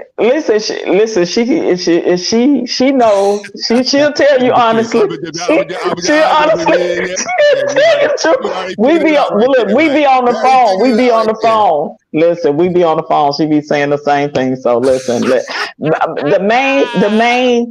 the main purpose, you guys, that I'm so glad, the reason why we're doing this series is because I definitely want our Black men who's leading right now in having NPD and other mental health issues, right? Not that women don't either, but I'm specifically talking to our brothers that know that they've been through a lot of trauma. They've been through a lot of toxicity. They've been through a lot of dysfunction in their families. things have happened to them similar to Brother Leon. And I know how hard it is for Black men to get help. Definitely. I know how hard it is for you to say something ain't right with me, something's wrong. I need to go get some therapy. I get it. You guys have a hard time, like I said, just going to get checkups. Yeah. But the reason why we're doing this series is because we see that there's a deficit and there is a disparity and there is a something serious going on in our culture, in our community, with a lot of brothers that's deleting our sisters, right? And it starts with having this personality disorder that leads to mental illness, that leads to the rage and the violence and all of this. And it starts little with just verbal abuse. And then it goes to emotional abuse, mental abuse, and then it leads to physical abuse. And then you find out you end up having domestic violence on your record. Then you have a track record of that. That is something wrong there consistently. This is happening in our community and in our culture, specifically with our Black men. So realizing that I have dated someone with this personality disorder, that I know some people personally in my family, outside of my family, that suffers with this. I realize that now more than ever. And being on the other side of it and seeing it and putting two and two together, I would just encourage you to just look inside yourself, because you know, men and women, if you have been the common denominator in destroying every relationship that you have been in with people, if you know in your heart of hearts that you are the common denominator, please get you some help. Please get you some help. And listen, I know it's a problem, and parents are raising children and glorifying bad behavior, and it's developing to narcissistic personality disorders, whether they overt, covert, or the other one. It starts with an M. I can't think of it. Minute, something. It's a minute. It's another word. I can't think of it. I'll get it. But and there's so many other underlining malignant. That's it. Malignant. And it's so many other underlining narcissistic personality disorders as well. You got antagonistic, communal as well. Those are some underlining of the overt and it's deep, y'all. It's really deep. And my research has found that the more I think about it and look into it, the more I've noticed is people that sit on platforms, that are content creators, that sit on their platforms, that I'm seeing some traits of this. Not saying I'm not a doctor, I'm not a psychotherapist, I'm not a psychologist, I'm not none of that in the medical field, but I encourage you to seek some therapy if you are having problems. If you cannot maintain friendships, if you cannot maintain relationships, if you can't maintain marriages, if you consistently going through different men and women and you're the common denominator and destroying all those relationships, I would encourage you to get some help. That's all. That's the reason for this series. And I don't want the men to think that we're just beating up on them again. On Tuesday, I'm going to have a male victim of a female narcissist, because believe me, the way that female move, woo, she a cold piece too. I'm just going to say that. There's some women out here, and I know Black women really have a problem with admitting that they have something going on with them in their personality or mentally as well. It's just us as a community as a whole. But I searched to try to find a Black female specifically that I could interview, and they are none on social media. None. I found some Caucasian women, but none. And that's problematic in and of itself, right? Because we know there are some out there. They just don't want to come forward and admit and say, "Hey, I've been diagnosed with narcissistic personality disorder," but they are out there. But we will hear the other side of that from that man that I'm going to interview on Tuesday, who was a victim of a narcissistic personality disorder. And I specifically remember him saying that his ex, who was a Muslim, she was in the Muslim religion. So this is going to be interesting, guys, when I interview him on Tuesday, me and Bro Clarence. But you guys, please stay tuned and listen. If you see these traits in your children, your grandchildren, or some small child, bring that to the attention of the parents that may be just overlooking that and saying, oh, they just got a behavior problem. They just got little anger issues here and there. See, we tend to do that in our community. And then it's it takes a snowball effect, right? And they just become a tick, tick, boom. It's just a matter of time. It's a tick, tick, boom. They grow up, become adults. They destroy every relationships they be in. And you wonder why. And you look up and then they have these problems that we still don't want to address in our community. And we talk about bringing solutions, guys. Well, having this Narc series and having Brother Leon and people like him to come on and talk about their experiences is a part of the solution, because we know therapy is a solution. It's a solution to healing. And like he said, narcissistic personality disorder is something that you're going to have for the rest of your life. And it's 2 Black men that have platforms and YouTube channels. Leon is one, and this guy named Lee Hamerick. He's in his 40s, guys. He's been diagnosed with NPD.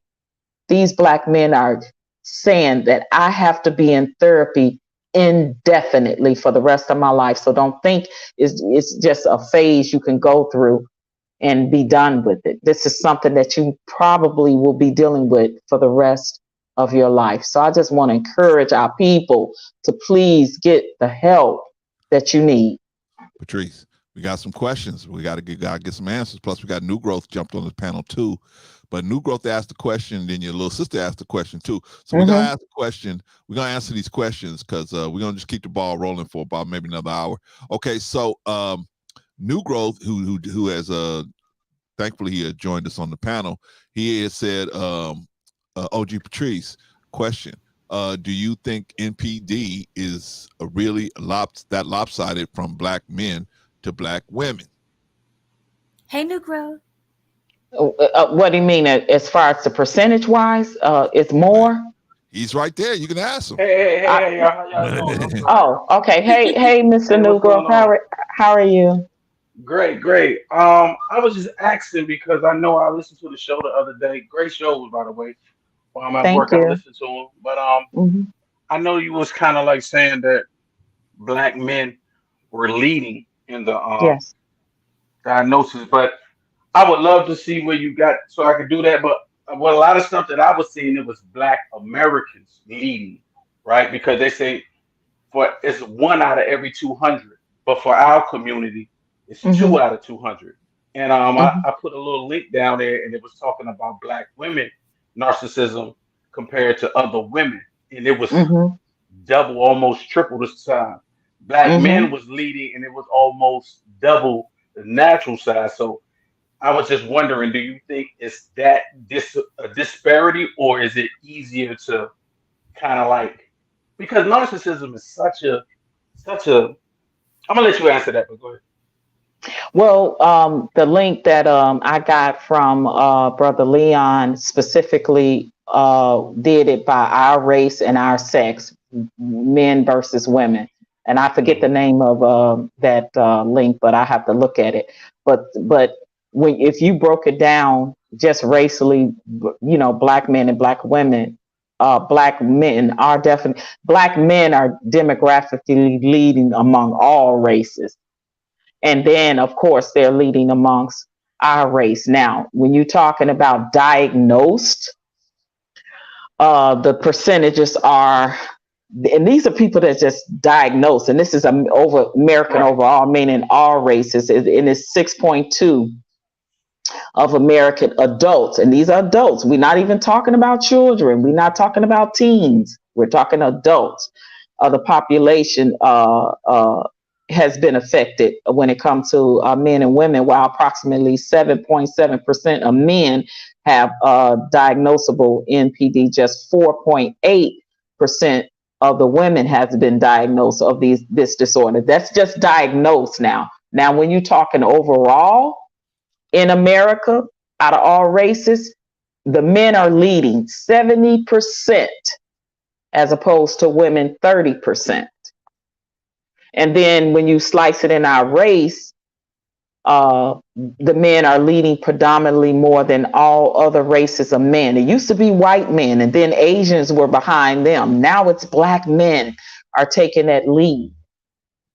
So yes, my brother, unfortunately, and if you really look at the statistics of a certain age demographic between 20 and 40, of the age of the men that are deleting our women, the girlfriends, the exes, the wives, and sometimes even the children and themselves, that number is predominantly in our community with our black men doing that more. So not to say that black women are not doing it. I hate to have to always say that, but right now the focus right now is on black men, and unfortunately, my brother, that is true.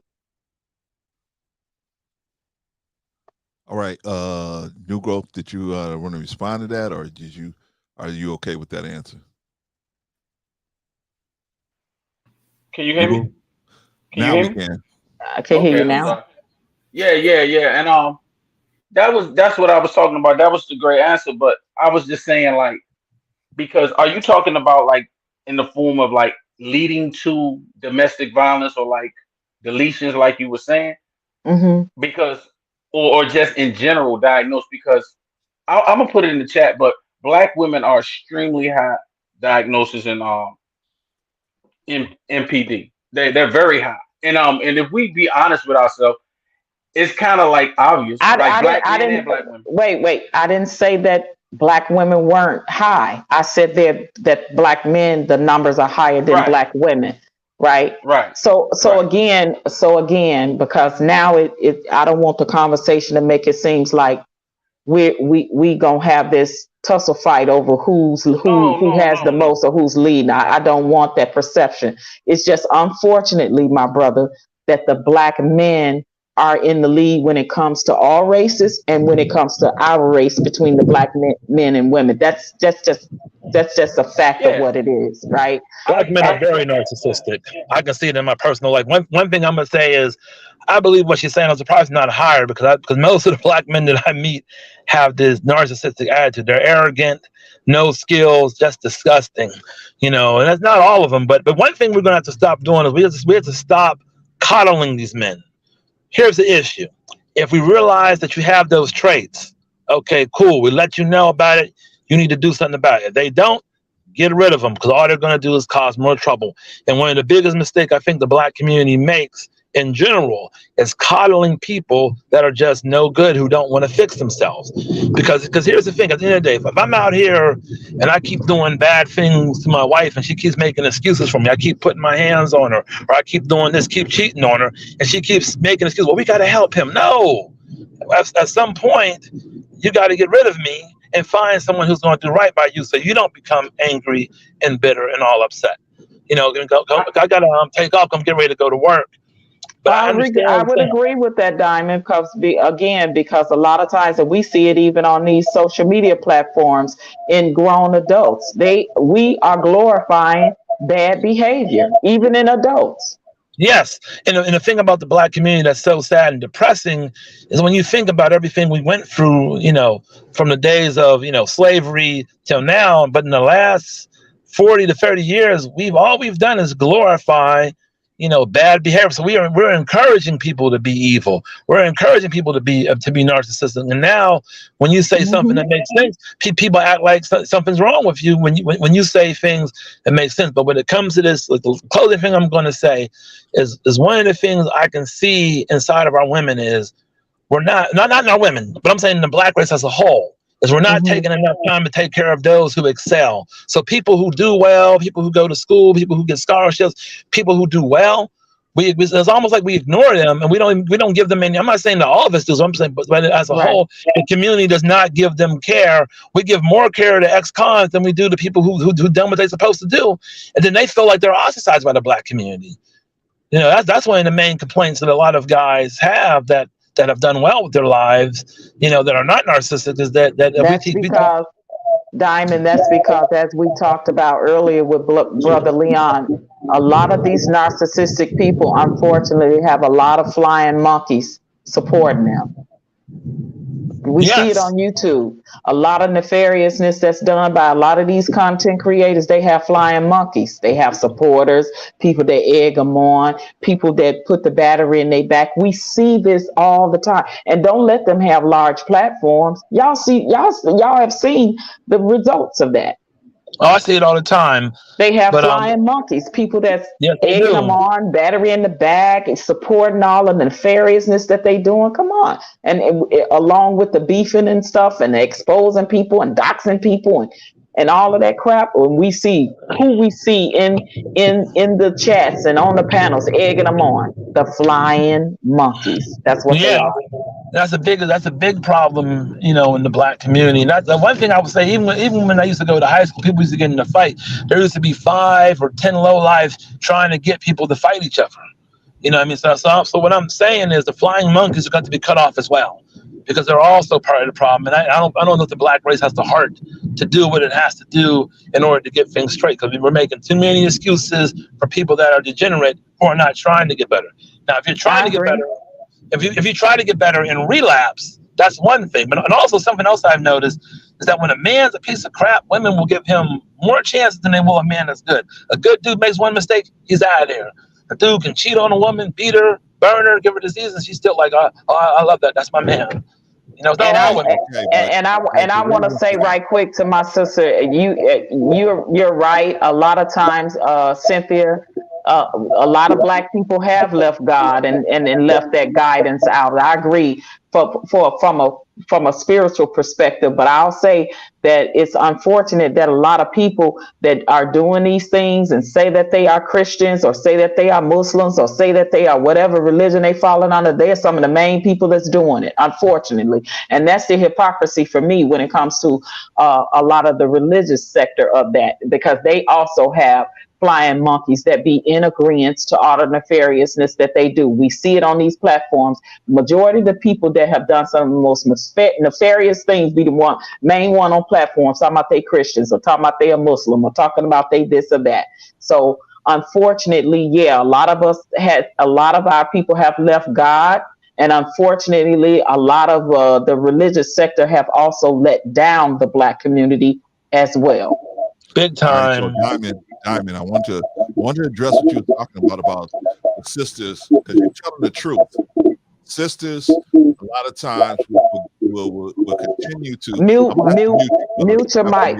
Mute you. Okay, so then when you're done, you can respond. Okay, so you're right. A lot of our sisters do that, where they will forgive men that are narcissistic and dangerous to them, but men that are good and trying to treat them right, they don't have no patience. Them the ones they don't want. Right. So, but there's a lot that goes into that, and one of the things that goes into that is the nurturing, in the nurturing insides of a woman that's nurturing. There's no need to nurture somebody who's got it together. You expect them to do it. You expect them to do what they're supposed to do. There's no need to nurture that person. Whereas this other person, I can already see that there's issues there. Just like a baby has issues. You have to nurture a baby because it has issues there that you can see, right? So but your bigger kids, you're going to be like, hey, I expect better out of you. I expect better out of you. I'm not going to give you the same grace I'm giving this baby. That is already inside women because they're rearing children like that. This is my opinion. I'm not a doctor. I'm not diagnosing anything. I'm just giving you my opinion. All right, but your boyfriend, her boyfriend's not her child, though. Frame where to look at. I know, but they just have that. They just have that nurturing spirit in them, right? They will nurture anybody, an old man, an old lady, an old woman, a young man.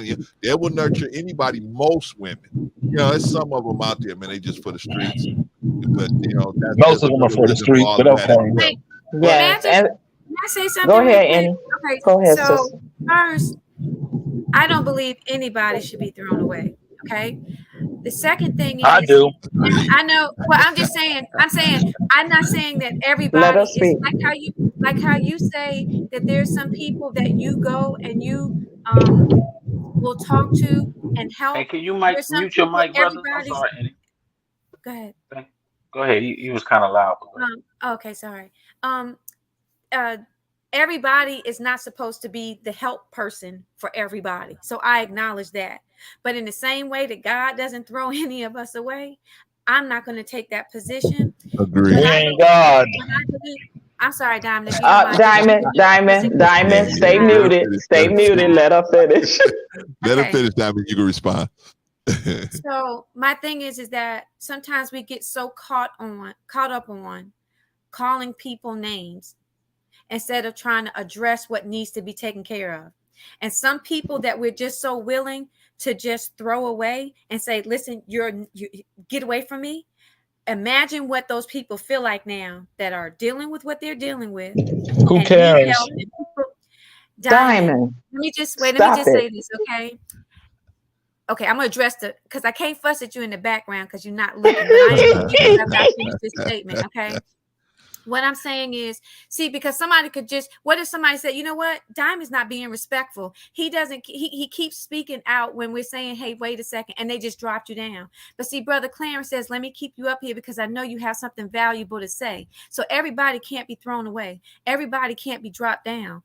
What I'm saying is that there are some people that are exhibiting certain behavior that they're not aware of it, or they're not strong enough to deal or get through it, or the trauma is so bad, it's so heavy, they're so paranoid, they're so guarded. We don't know what somebody's story is. Somebody is there for somebody. If we're saying they have to go to the counselor is that somebody. Maybe they're ashamed, maybe financially they're not able to go to the counselor. We don't know the reason why a person's not going. We don't know if when we just throw people away and then they're on the street and then they do something, people are going to interact with these people that we're throwing away. So what I pray for the person that has the patience, that has the wisdom, that has the resources, that can help the people that are unable to maybe acknowledge and accept the help from just the general population, that one person stays. God, please, one person stay for the person that needs that help, please. It may not be you, Diamond. It may not be me, but I'm for somebody. I'm going to go after that one. It may not be the one that Brother Clarence go after, but I'm going after that one because I know God will come after me. So that's all I'm saying. We don't know what people have been through that is hard for them to climb over. We don't know. I'm not going to try to put myself in a position to say, well, you should just get over it. Well, you're just this name, you're just that name. I'm saying that we all need help. Every person that's going through something is somebody's child. It may be somebody's mother, it may be somebody's father, somebody's sister, somebody's brother. Somebody needs to stay there. Somebody needs to encourage. Somebody needs to push them through. Somebody got to be there, y'all. Exactly. We don't know what people have been through. Exactly. Okay, that's all. Diamond, Can I respond? Let me just say something. Can I say something to add to Annie's comment real quick? Yes. And this for you, Brother Diamond, with all love and respect. Like, narcissism is such a big bowl, and I think we all indulge in it.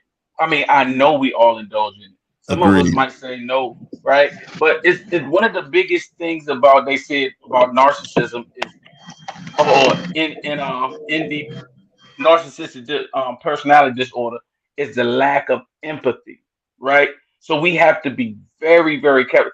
Empathy doesn't mean I feel sorry for you, but we understand. Like, we understand from a certain degree. We might not, but empathy is not throwing away. You can't throw away somebody. God brought them here. We didn't create them, so it's not for us to throw them away. But I understand what you're saying, and I feel your frustration. But just keep in mind that, like Annie said, because Annie I'm in a new line of work now, and I deal with a lot of these people that you're saying. And when you're on a one-to-one basis with these people, it's a whole nother understanding. Not saying that I sympathize with them, but I empathize with them. And I thank God for what a lot of us on the panel, because we're here in this degree, got that they didn't get. So let's not just, that thrown away is very, very dangerous. But go ahead, brother. I'm sorry. Go ahead.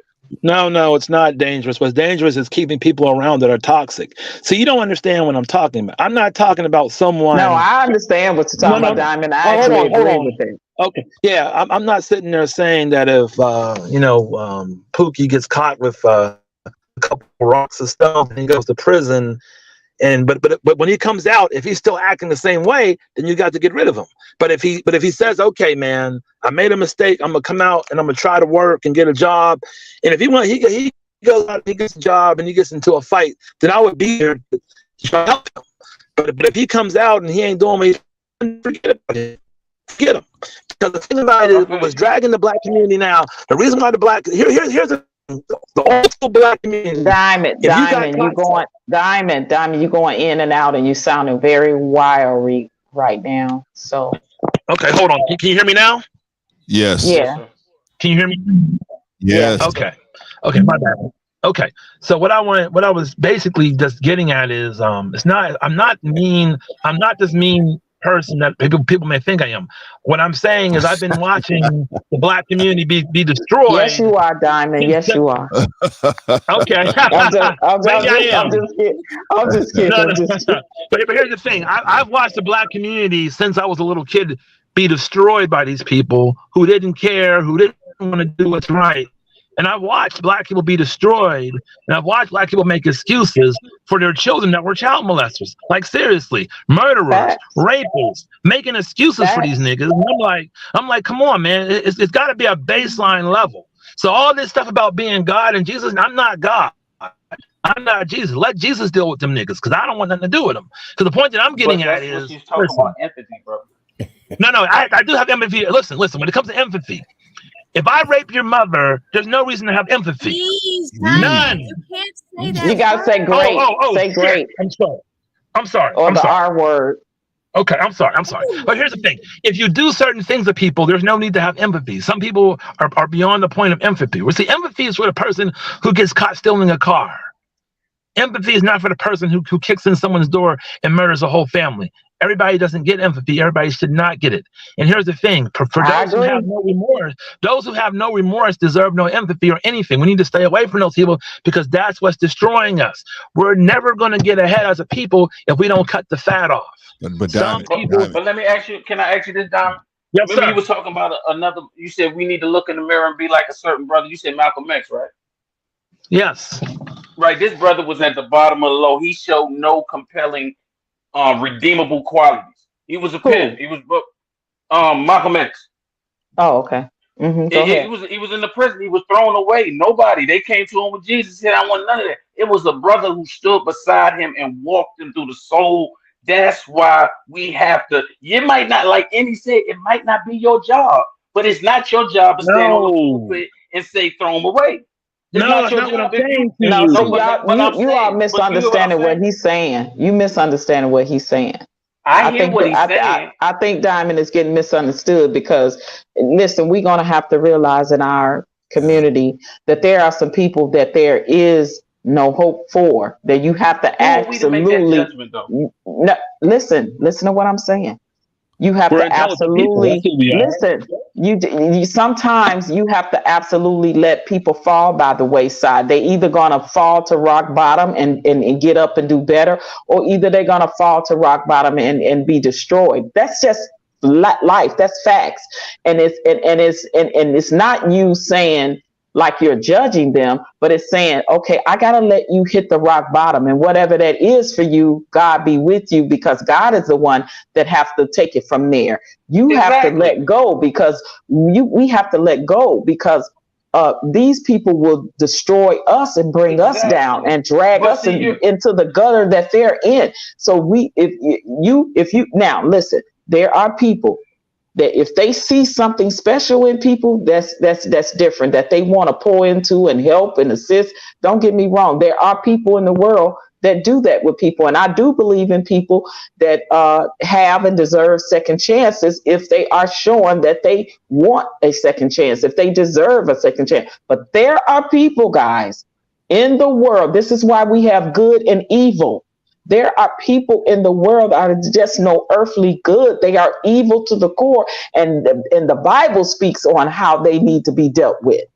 And those are the people that we need to let them fall by the wayside and let God deal with them, whatever that is, because they are either going to be damnation to hell or they're going to get their act together and be redeemed. That job is not for us to decide. That's all I'm saying. And I think that's where Diamond is coming from. I agree with y'all on that. I agree with y'all on that. Let me respond, because I think we're all saying the same thing. It's just the way that Diamond said it. He didn't qualify it. Right. Where we could all look at it the same way. Of course, there are some people that doesn't matter what you do, what you say, they're going to be wicked and evil to the core. There's nothing you can do about it. So when we say that you shouldn't throw anybody away, what we're saying is there's nobody that shouldn't be offered if you can do it safely. There's nobody that shouldn't be offered a chance at redemption. That's what we're saying. I agree. Right. I agree with that. And I know that's what you're saying. Hold on, Diamond. I know that's what you've been saying, but the way you said it didn't really qualify it properly. So that's why we were getting stuck, in my opinion. So I'm going to qualify it for you, and I'm going to say, yes, there's some people, doesn't matter how much you offer them, what you do, just the way they are set up on the inside, like Leon was talking about when he was a narcissist. He didn't care what the people wanted. He's just what he wanted. That's all. If it take all that person, if it wastes 3 months, 6 months, a year, 2 years of this person's life, who cares? As long as they there to complete their function in his life, then there's some people like that, right? But I think we all saying the same thing. At a certain point, like, for example, I'm gonna give you a working example what I'm talking about right here. Me, Patrice, and Rico, and another YouTuber. We were talking to another YouTuber and asking this person, please stop doing this toxic stuff to these other people, right? Okay, we put the offer out there. We put the offer out there again. We put the offer out there again. We put the offer out there again. Okay, Patrice was the first one to say, you know what?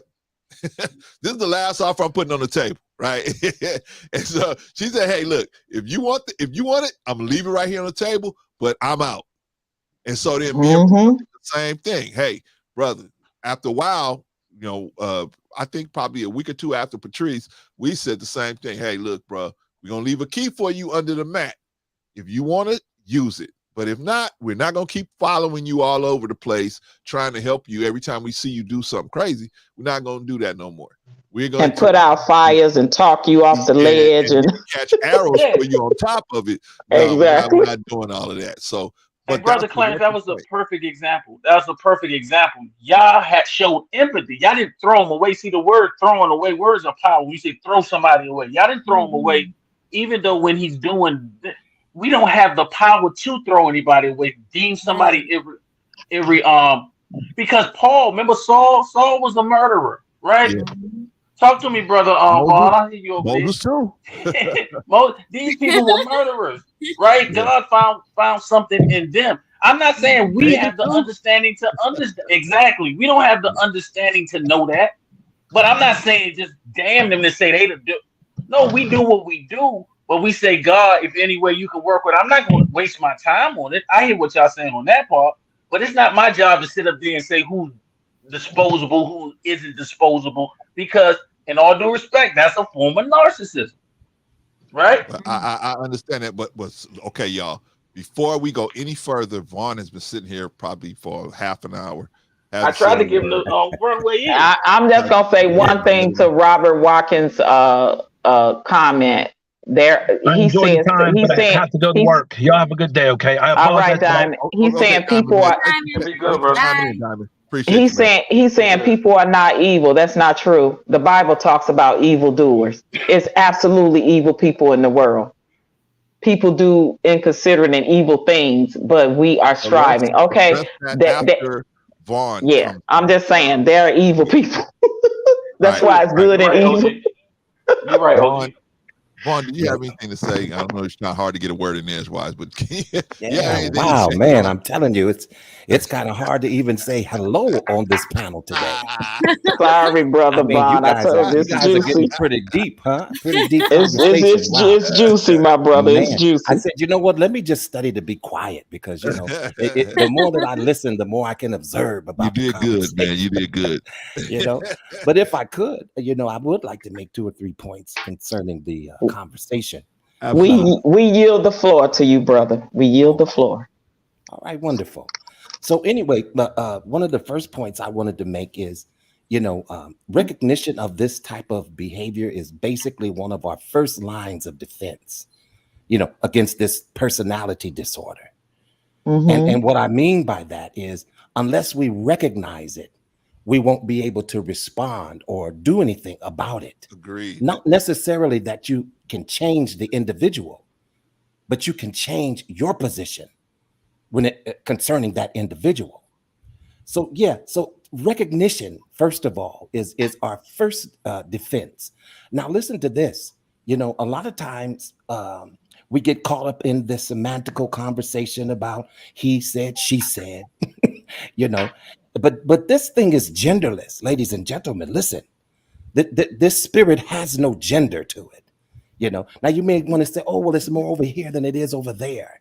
Mm-hmm. Not necessarily. This is a wandering spirit, and it will attach itself to whomever it can. You see what I'm saying? Now, another point I wanted to make was that one of the second points that I wanted to make was, if you do suffer from this type of personality disorder, and if you could get to a place of recognition, remember, that's our first line of defense. First, it has to be recognized that there is an issue there. Mm-hmm. I would suggest that you definitely seek help, and listen, we can't change anybody. All we can do is observe and notice. Some things you just have to let go. And I do want to address that situation about letting stuff go. You see what I'm saying? Sometimes you have to let it go and move on.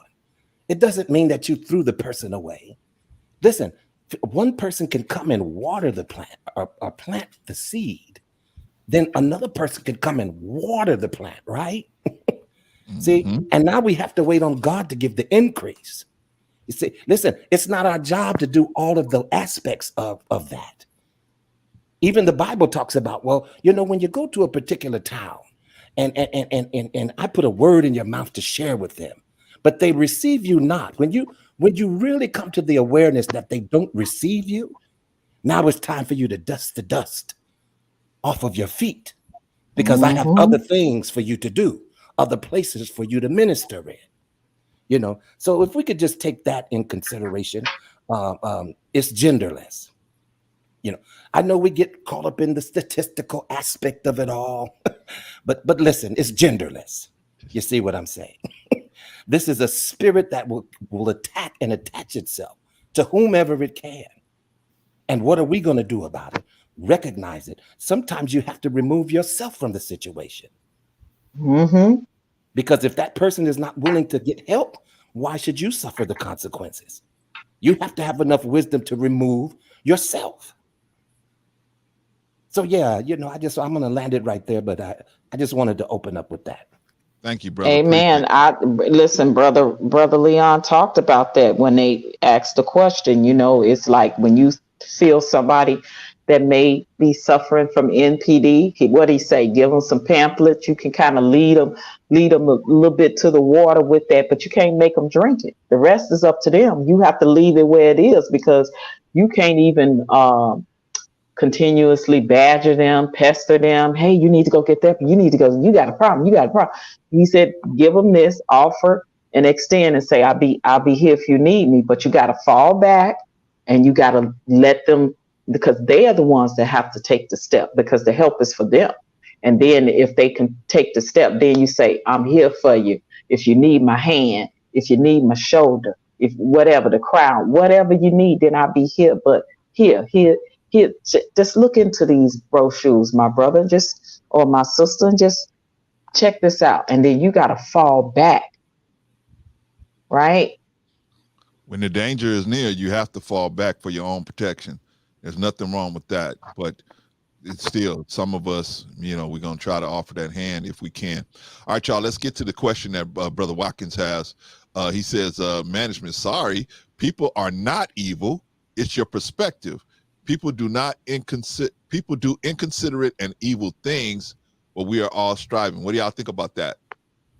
I already answered that. I already said that I disagree with that part. There are evil people in the world. Okay. Sister Period. Annie, They have the demonic spirits in them, which makes them evil.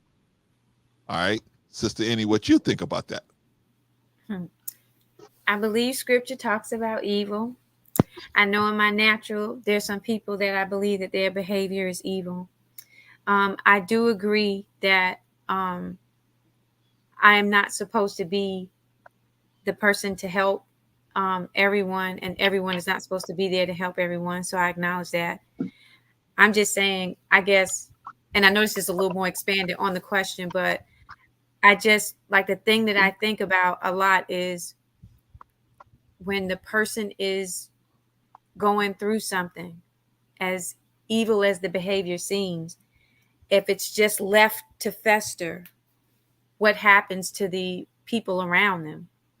So, and I don't like the throwing away word, okay, but I'm using quotes. Like if you throw a person away, when you throw that person away, when you throw them away, who's impacted by that throw? When you toss, who's going to get hit by that person that's out there in the wilderness because everybody's saying, get out of here, get away from me.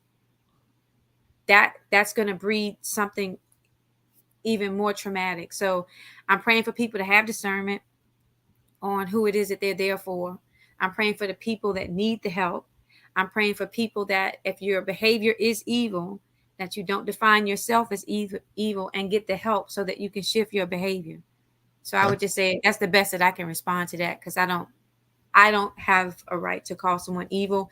And if there's scripture that says that I can, someone can direct me to that scripture and I'll study on it. And well, I'm so glad that you said that. It does. Jesus called people evildoers. No, I'm saying I'd like to read the scripture myself. So and I'm not saying that what you're saying is not true. I like to be accountable to myself, to the word. So like if someone has that, I'm open to it. You can put it in the chat. You can put it in the comment afterwards. I'm saying for myself, what I believe right now and how I've studied, I have not read and absorbed the scripture that says that I have a right to call someone that. I'm not saying that it doesn't exist. I just try to be obedient to the word. So if someone has that, I am definitely open to that study. But that's what I got. All right. Well, if I could interject here just very quickly. Go ahead. This is your turn, bro. I believe this scripture is basically in the book of Psalms. I believe it is. But basically it says, fret not thyself because of evildoers. So when we say that there's not evil, now we're going against what the word of God says.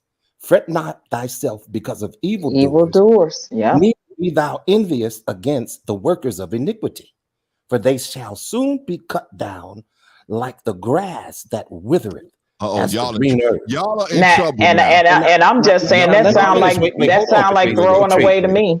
Hold on. Hold on, y'all. Give me a second.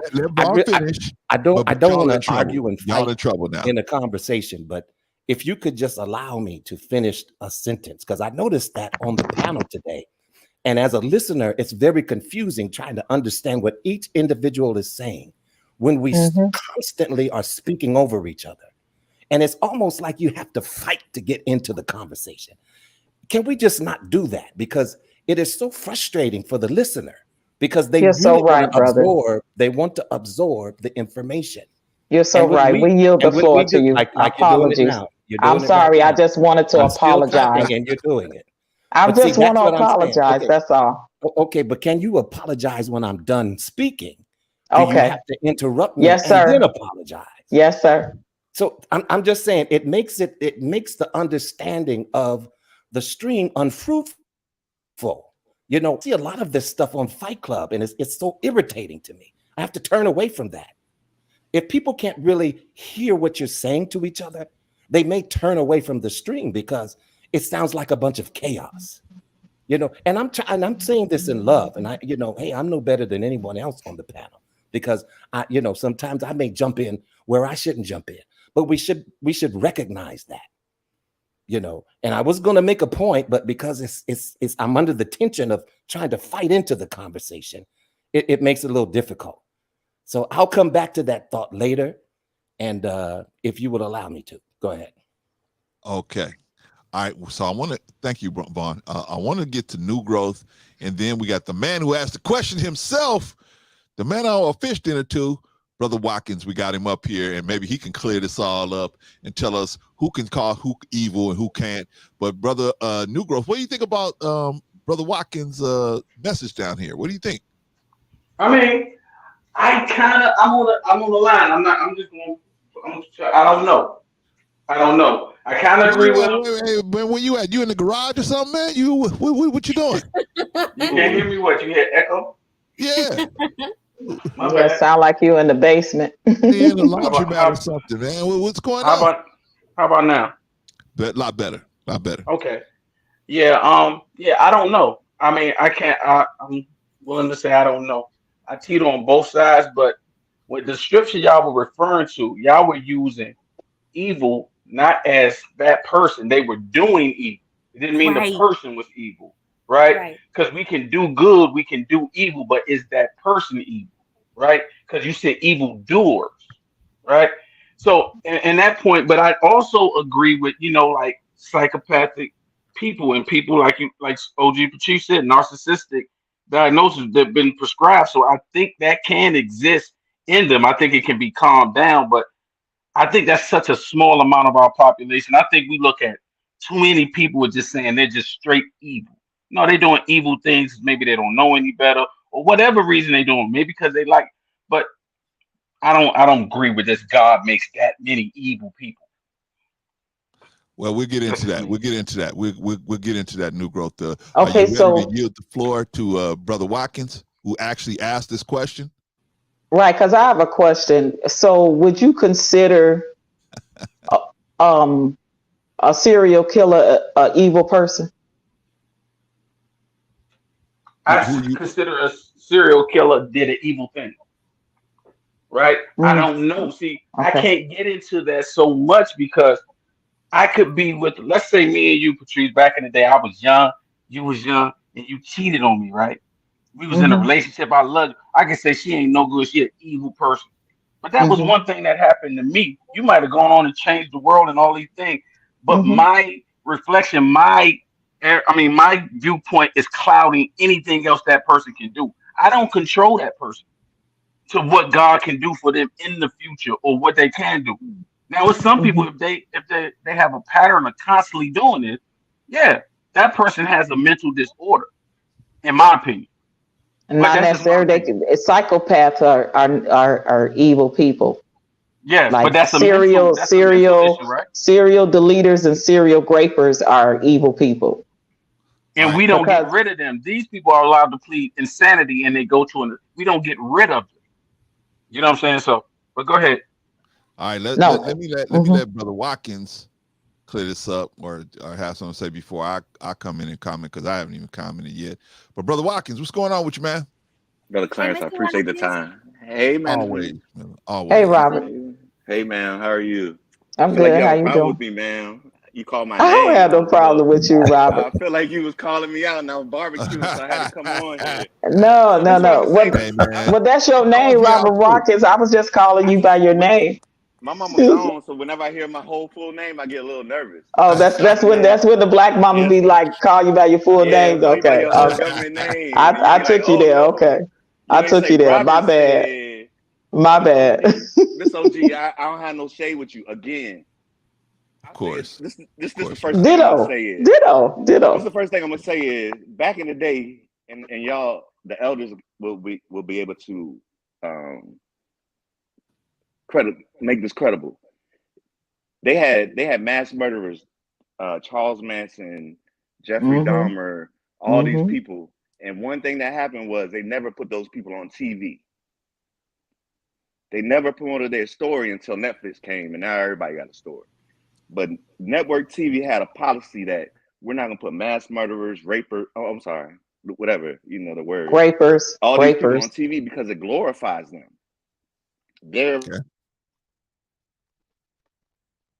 Oh, Brother Watkins, just getting What good. happened? Just getting good. What happened? Did he? Froze Oh, up. he froze. Yeah. Okay. Well, Wait, look, he coming there back. he is. Was that me? I apologize. yeah, yeah, you froze. So let me say the last point.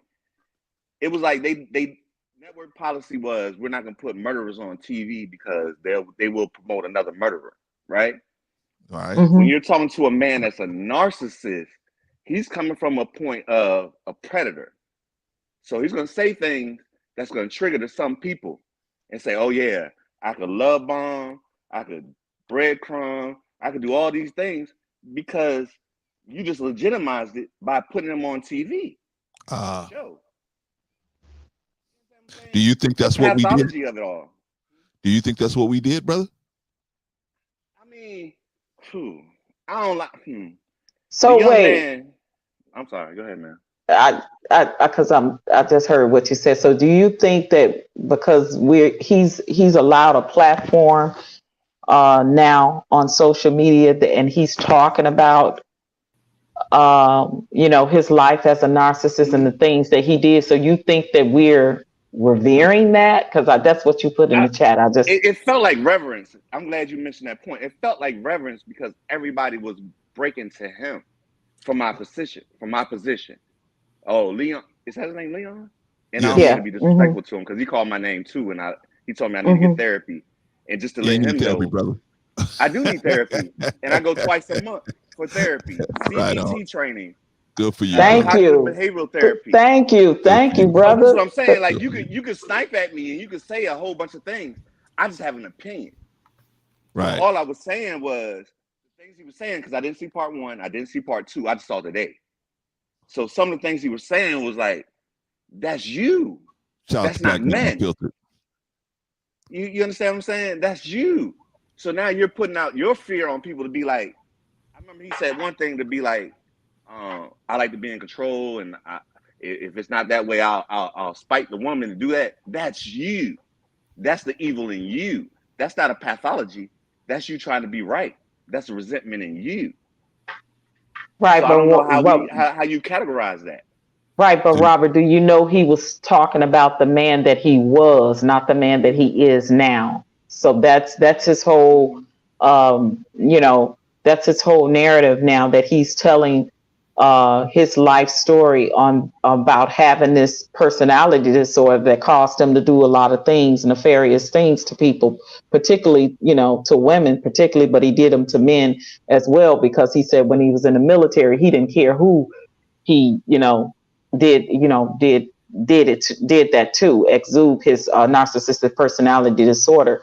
So what we're doing is trying to make our people aware, because I think a lot of times, especially in our community, we know that we have family and friends that may have some type of issue with their personality or some type of mental illness that we tend to sweep under the rug. So this brother is saying, let me hip people to and educate people too, and so they can know the signs of a person that has a narcissistic personality disorder. We're not reverencing him or condoning or glorifying his behavior.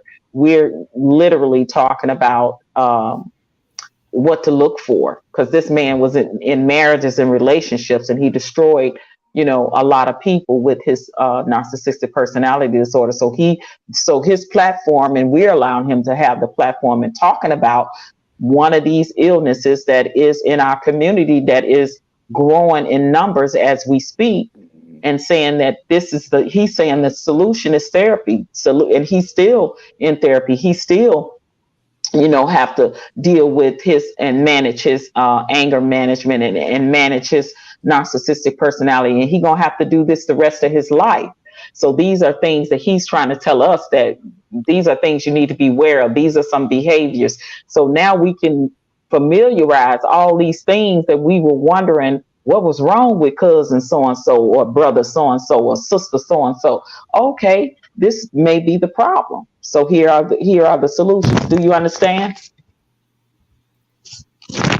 Yes, ma'am. I'm tracking with you. And again, I'm just a viewer, and I had an opinion, and I was just putting it on there. I wasn't trying to be disrespectful. I wasn't trying to be Right. a Man, boy, troll. disrespectful. I wasn't trying to be any of those because everything he was saying, like the comments I made, were made in the moment, and I wasn't trying to be sniping them or anything. I was like one question I asked him, like, "Are you a loner or do you have other narcissists with you? Like, what powers you?" It's confusing to me to say that you want to destroy another person so bad to make yourself stronger. It's a pathology I don't understand. Okay, there's a So lot of that's what I people out was there saying. like that. There's a Yes, sir. lot of people out there like that, brother. But I'm gonna let Sister Annie address something. But yeah, there's a lot of people. We could actually get into that if you guys really want us to get into the nuts and bolts of it, because we see a lot of it on YouTube, on the news, where a lot of these narcissistic guys, they Mm-hmm. just they so far gone that they decide to make some moves that you cannot come back from. But we'll get into that in Absolutely. a minute, brother Watkins. But I want to let Sister Annie tell us something real quick. Go ahead, Sister Annie. Mm-hmm. Wait, New Growth, do you need to go before me? No, go ahead, sis. Okay, so I don't know if y'all do this sometimes, but like, say if something's going on with you and you go look on like WebMD or something like that, and you say, "Oh, I Mm-hmm. got this symptom," and then they say, "Oh, you got this like major thing," right? I think that like what Leon, what happened when he was going to counseling, he was recognizing that there were a bunch of things that he was exhibiting that collectively concluded that he was the narcissist. So you're correct, Mr. Watkins, that some of these things independently, because I think he even mentioned that we all have, or someone on the panel said that we probably all have little small nuggets of these traits, but they're not like major or they're not collective. So I think that him assessing or understanding through his counseling sessions that he was having a lot of behaviors that just added up to that. So you're right, independent, yeah, that could just be, oh, that's something that's just you. But when it's a lot of yous happening, it's probably something that fits under some umbrella. So, but you go ahead and move. Can I interject here real quick? Of course. Come on.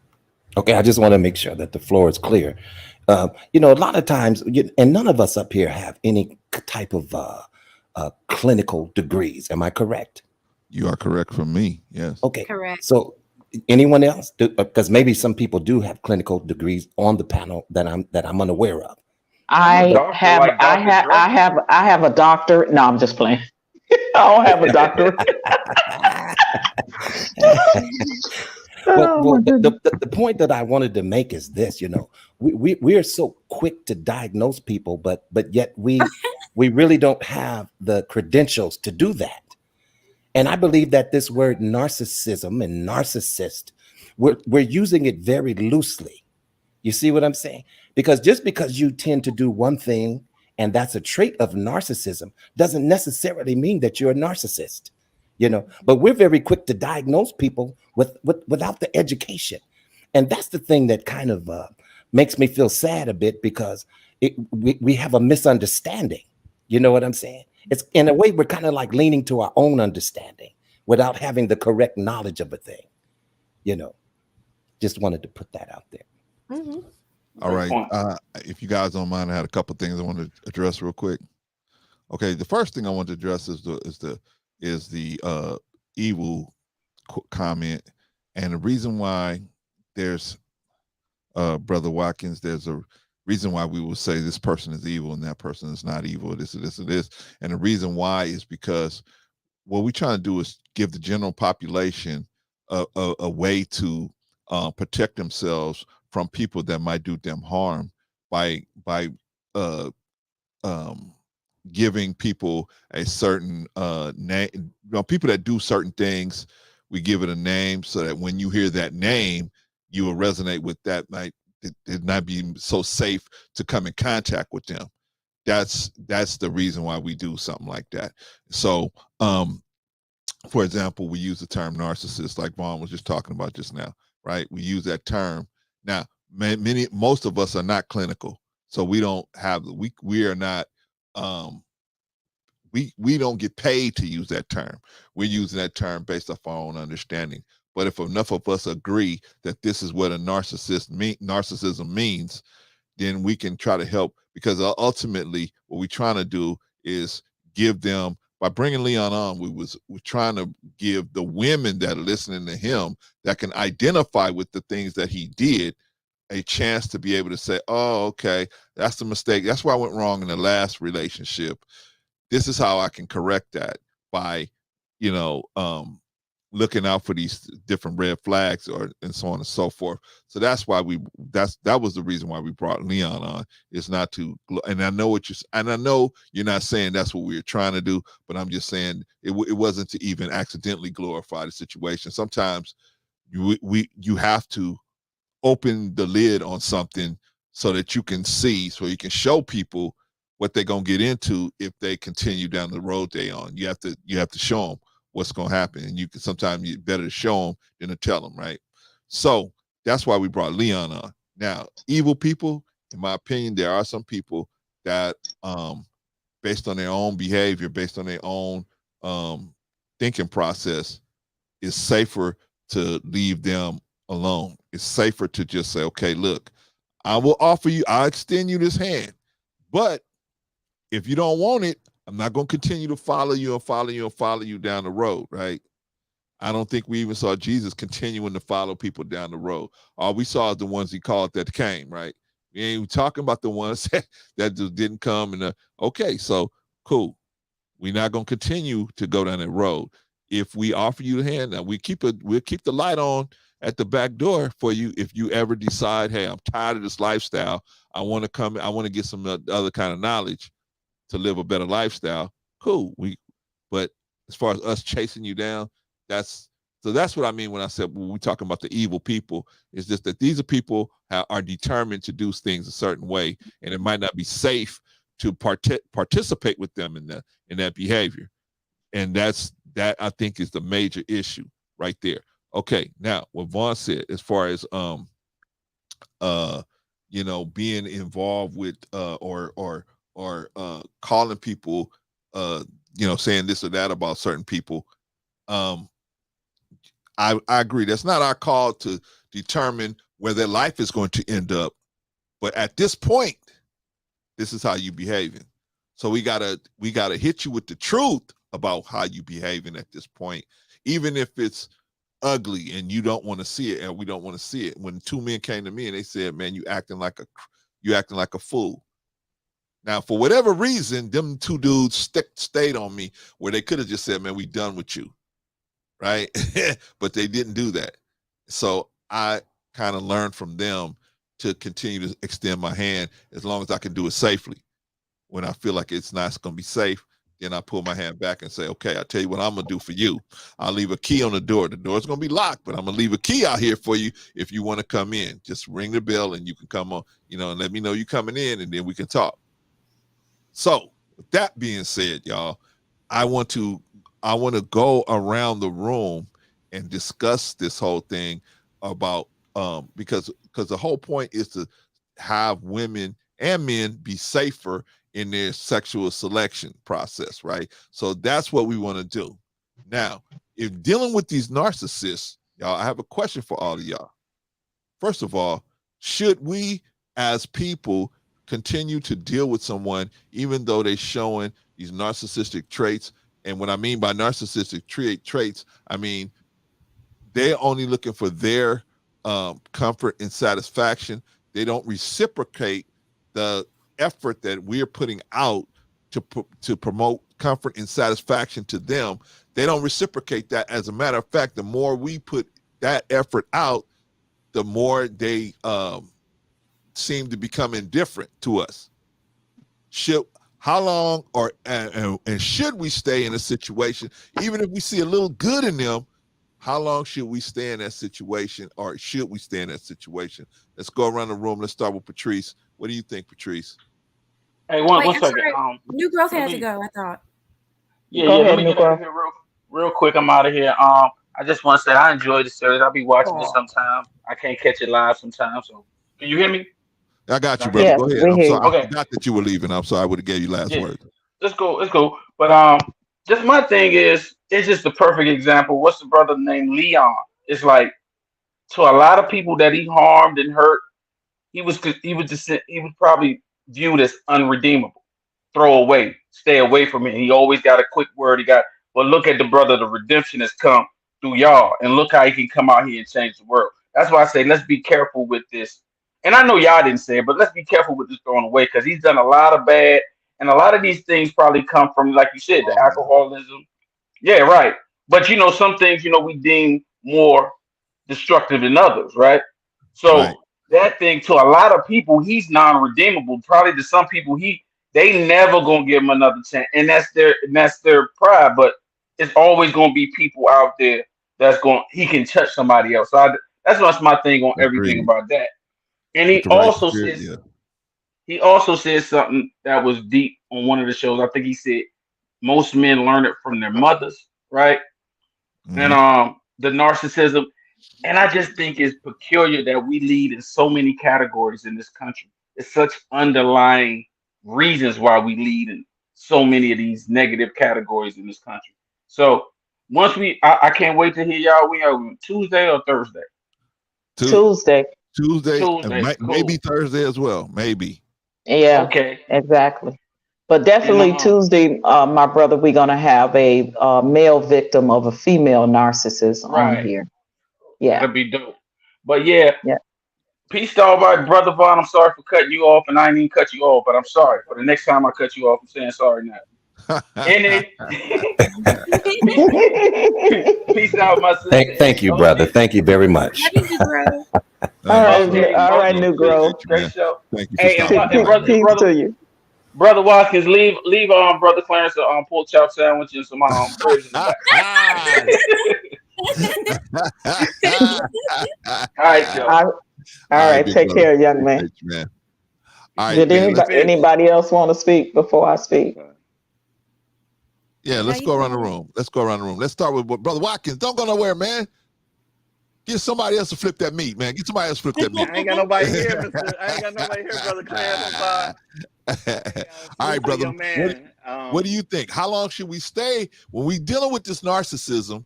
How long should somebody stay? I mean, you recognize it, and should you try to help them, or like the brother was saying, maybe we should just throw them away, right? Or what do you think should happen in this situation, man? Because I'm gonna tell you, ultimately, what we're trying to do is save some lives here. Maybe there's some women listening to us, like the little sister that called in earlier, and just trying to get an idea of what to do, right? Okay, so what do you think we should do? That's a good question. Good question, bro. I always fall to trusting people till they don't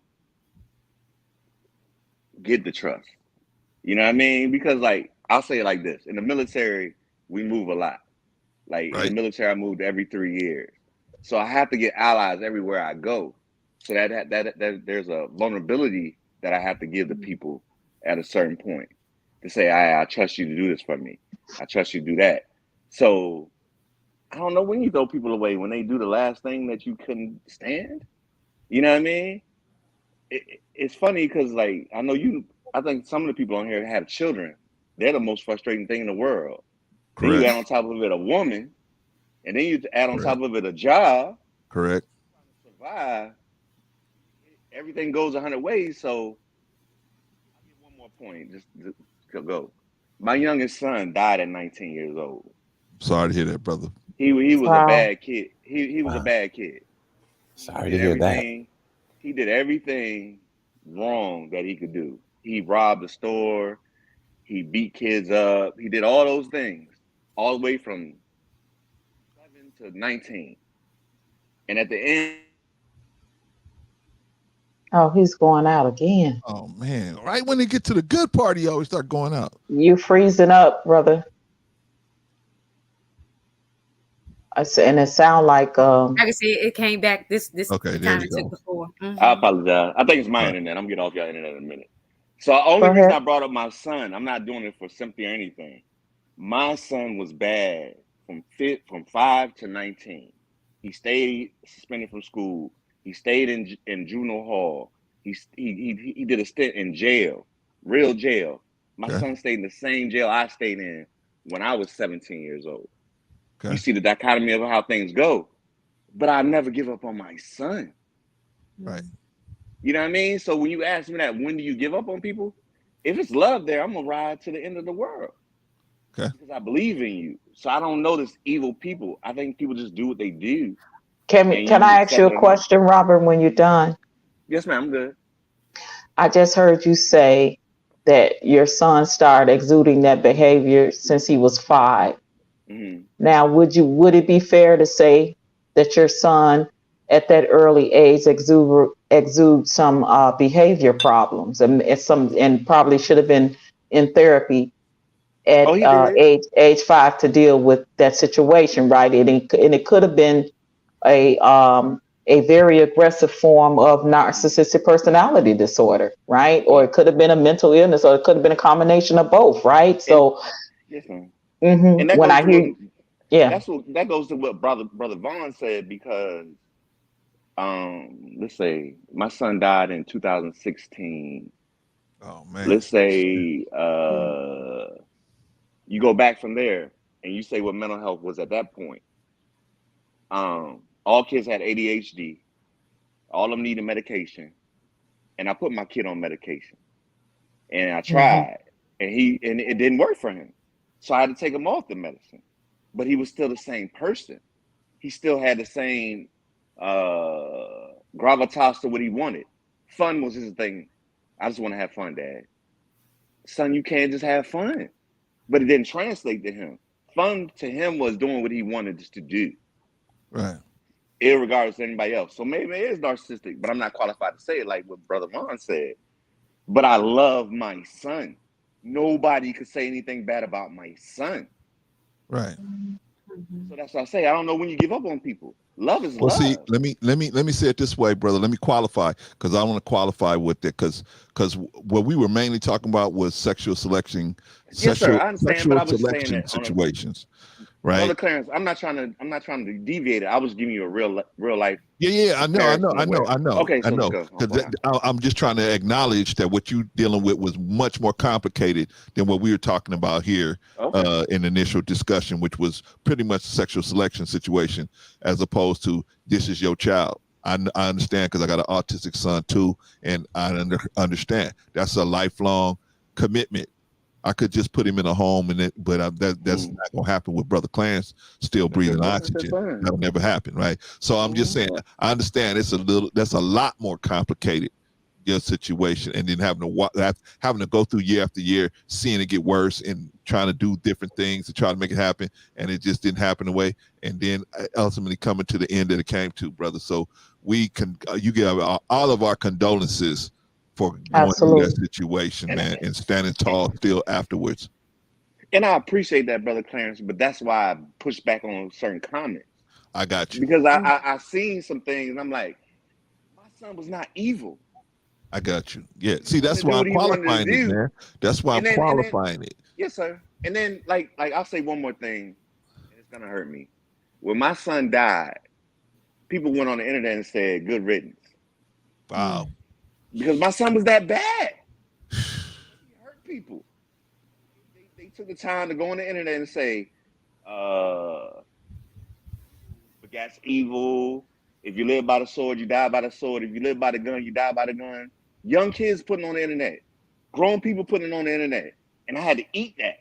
Because they believe my son is fucking Thanos. I'm sorry, I didn't mean to curse. They believe my son is Thanos. He's a whole villain to them. He created problems for people that I don't even understand. But it's still my son. There you go. Yeah.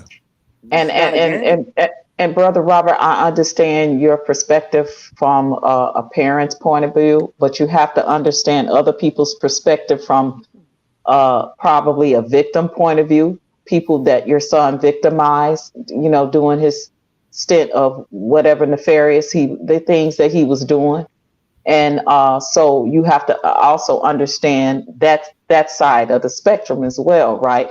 And again, I would say, hearing you talk from the age of 5, your son absolutely has some behavior issues. He had something was not 100% up there in his brain, right? You said all he wanted to do was do wild stuff, nefarious stuff, and have fun. He had it seems like there was no logic in his brain, the things that hooked up your brain to tell you have to be logical, you have to be, this, it's things where we compartmentalize things on left side, frontal lobe, et cetera, right? That controls our emotions, right? So it seems like from what you're saying, at early age, he definitely had behavior problems. I don't know what that is, but you said you had him on medication for a while or whatever. So if your son was out there doing nefarious things, wreaking havoc on a community, probably done some very, very bad things, and unfortunately, that is the life that he led that led him to what obviously happened to him. So when people posted that, I think they posted that from their side of the spectrum, maybe a victim or somebody that has been victimized by him or so forth, or know the things that he was doing. So I don't know. I'm just going to say you got to kind of understand it from that other side as well, if that makes sense. Let's put that one to bed, and let's just give the brother his condolences to his son. Absolutely. I appreciate it. At the end of the day, at the end of the day, whether he, whether his son did whatever he did, that's still his son. So, brother Clarence, come on, because I absolutely said that. I understand I know, from a parent's perspective, that is his son. I understand his perspective in what he said, but we have to be real about there's another side of the spectrum. I understand. And it didn't matter if it was my son. It's another side. I wouldn't like it because, again, that's my son. But of course, condolences. But we have to see both sides of the spectrum. That's all. All right. Well, let's land it right there. We got Black Man, then Vaughn, then Any. I'll go last. Yeah, I'll go last. I'll let everybody ask. Yeah. Black Man Unfiltered, are you there? Oh, yeah, I'm here. Can you hear me? Yeah, barely, man. You kind of low. Yeah, you low. I can hear you. All right, hold on just a second. Let me adjust. All right, how about now? That better.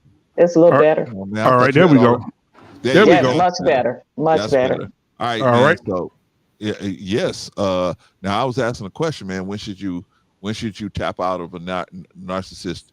If you have a narcissist in your life, when should you tap out, or should you try to help them, or everybody gonna have their own opinion, but when you think we should tap out, because there's people listening, man, and if people want answers to when they should tap out, when they should, is it worth salvaging a relationship, or what should they do? In your opinion, brother, when do you think somebody should tap out or try to help or extend a hand or whatever? After the. You just went low again, Black Man. Yeah, you fell off, man. All right, can you hear me better now? Yes. All right, there we go. So I think that a person should tap out immediately in the beginning, especially in the relationships. They should tap out at the very beginning. I think. But Black Man, you don't see it in the beginning because they love bombing you, so you don't really see everything happening. Absolutely, and I think that's why courting is amazing. I think that we should stop the dating. I think we should go to courting. Put them in and see them in different situations. How when they get angry, how they with their mother, their father, their relatives. Go around him a lot, go around her a lot, and to see how they move in everyday life, right? And then you'll get to see them. You'll start to see the red flags, because I'm telling you right now, some people can suppress their narcissism. However, it'll show up and it'll show out. And so you have to be willing to look at that and let go immediately, throw it away. From a relationship standpoint, when it comes to a family member and a person's being a narcissist, I think that you should start feeding people with a long spoon, especially if you have your own family now, your own wife, your own kids, and you can't be getting up in the middle of the night dealing with that. You can't be getting up being in the middle of something that a narcissist, has created or planted a seed, and started of just dysfunction. You can't have that in your life when you have your own family. And so you definitely have to get to a point where you cut them off, or you feed them with a long spoon. When I see them at the grocery store, hey, how you doing? When I'm not at the grocery, if it's not around, I'm not in his face. I'm not talking to him. I'm not going to be running up behind him and saving him, right? If he's not trying to get the help, you can sign a person up you can push a person to go to therapy, but it's their decision to go get the help. And if they're not choosing to get the help, there's no reason for me to help. Agreed. And so that's where I'm at with it all. Cut it off in the courting phase. Also cut it off in the family. Long spoon in the family. And if it's a child, if it's my child, I have done my best. I have went to my son. I have taught him. I went to my daughter. I've taught her what they need to know. I've put them in therapy. When they become adults and they choose not to get the help, then I love you. You are always going to be my child. But I cannot allow your toxicity to pour into the pure water in my home. And so for that reason, you got to get up out of here and you got to go. And I'll land my plane there. Agreed. Brother I Vaughn. agree 100%. Wow. Yeah. Listen, I agree 1000% of what Black Man Unfiltered said. Definitely. With red flag means it's not a green flag because that means go. Red flag means stop. See what I'm saying? You don't need 3 or 4 red flags. The first red flag means stop. But you know what, Vaughn? You see what I'm saying? Something in real quick, Vaughn, with the red lights. Yeah. See, a lot of people the green light don't exist, you know. But what happens is there's something that happens before the red light. What happens? It's a yellow light that shows you caution, and caution is your courting phase. Caution is watching them and watching how they move. And then when you get to the red flag, you're too attached. You're attached sexually, you're attached financially, you're attached mentally, and now you're dealing with the red flags instead of paying attention to the caution light. Come on, somebody. All right. Well, now let me finish. Let me finish my thought. But I agree. I agree with everything that Black Man Unfiltered said. When it comes to relationship things, definitely. Oh, it's done. It's a done deal. I'm not going to wait for the 3rd and 4th red flag. You see what I'm saying? All right. Now, those cautionary light that he spoke about, these are little tiny inklings that comes to warn you. The red flag ain't even came up yet. Some things happen in relationships early on to where it makes you cautious now. Yes. As before, where you wanted to rush in, now you're cautious because I don't know, that didn't settle well with me, what individual has done or what individual has said. You see what I'm saying? Now, when it comes to family members, I want to be very clear about this, you know, because God knows I love my family. Man, let me tell you.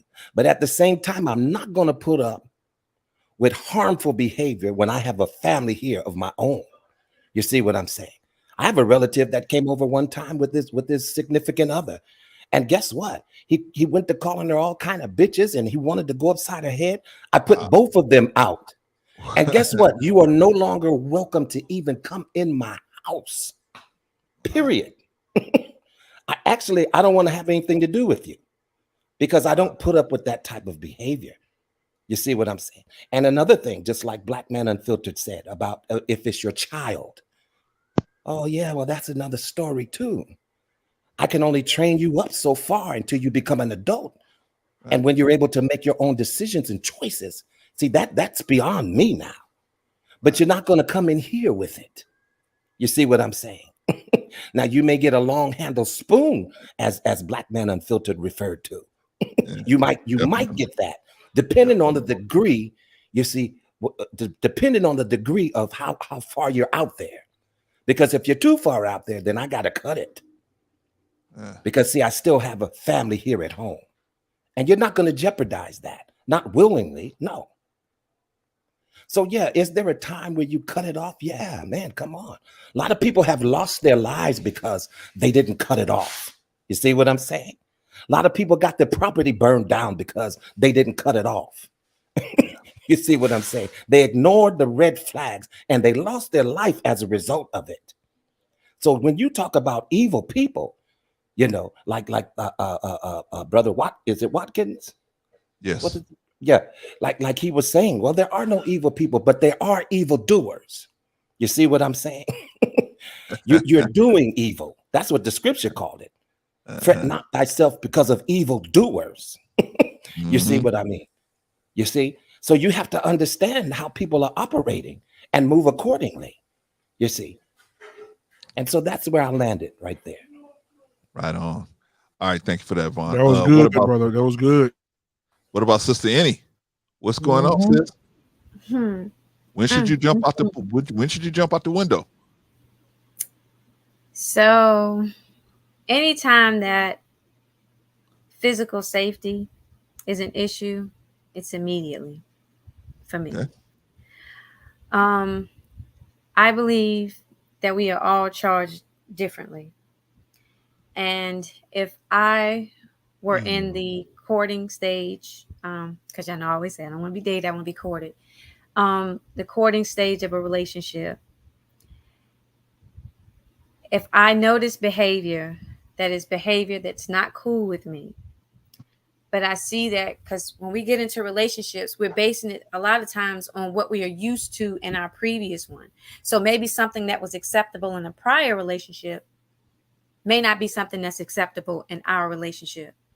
So if acknowledging that and speaking on that and having communication about that, and I see that the person is willing to make some changes, and I am willing to make some changes in that courting process, then I'm willing to be there. Because if everybody walks away, the person doesn't get help. So somebody has to stay. Now, that's not for everybody. I'm not saying everybody should do it. But what I'm saying is that how a person learns to be better in a relationship is by being in a relationship. They could go to counseling, and I definitely encourage that. And if it's not counseling, because I'm a person of faith, if it's not your pastor, if it's not a trusted spiritual person, spiritual sister or brother, I encourage that definitely.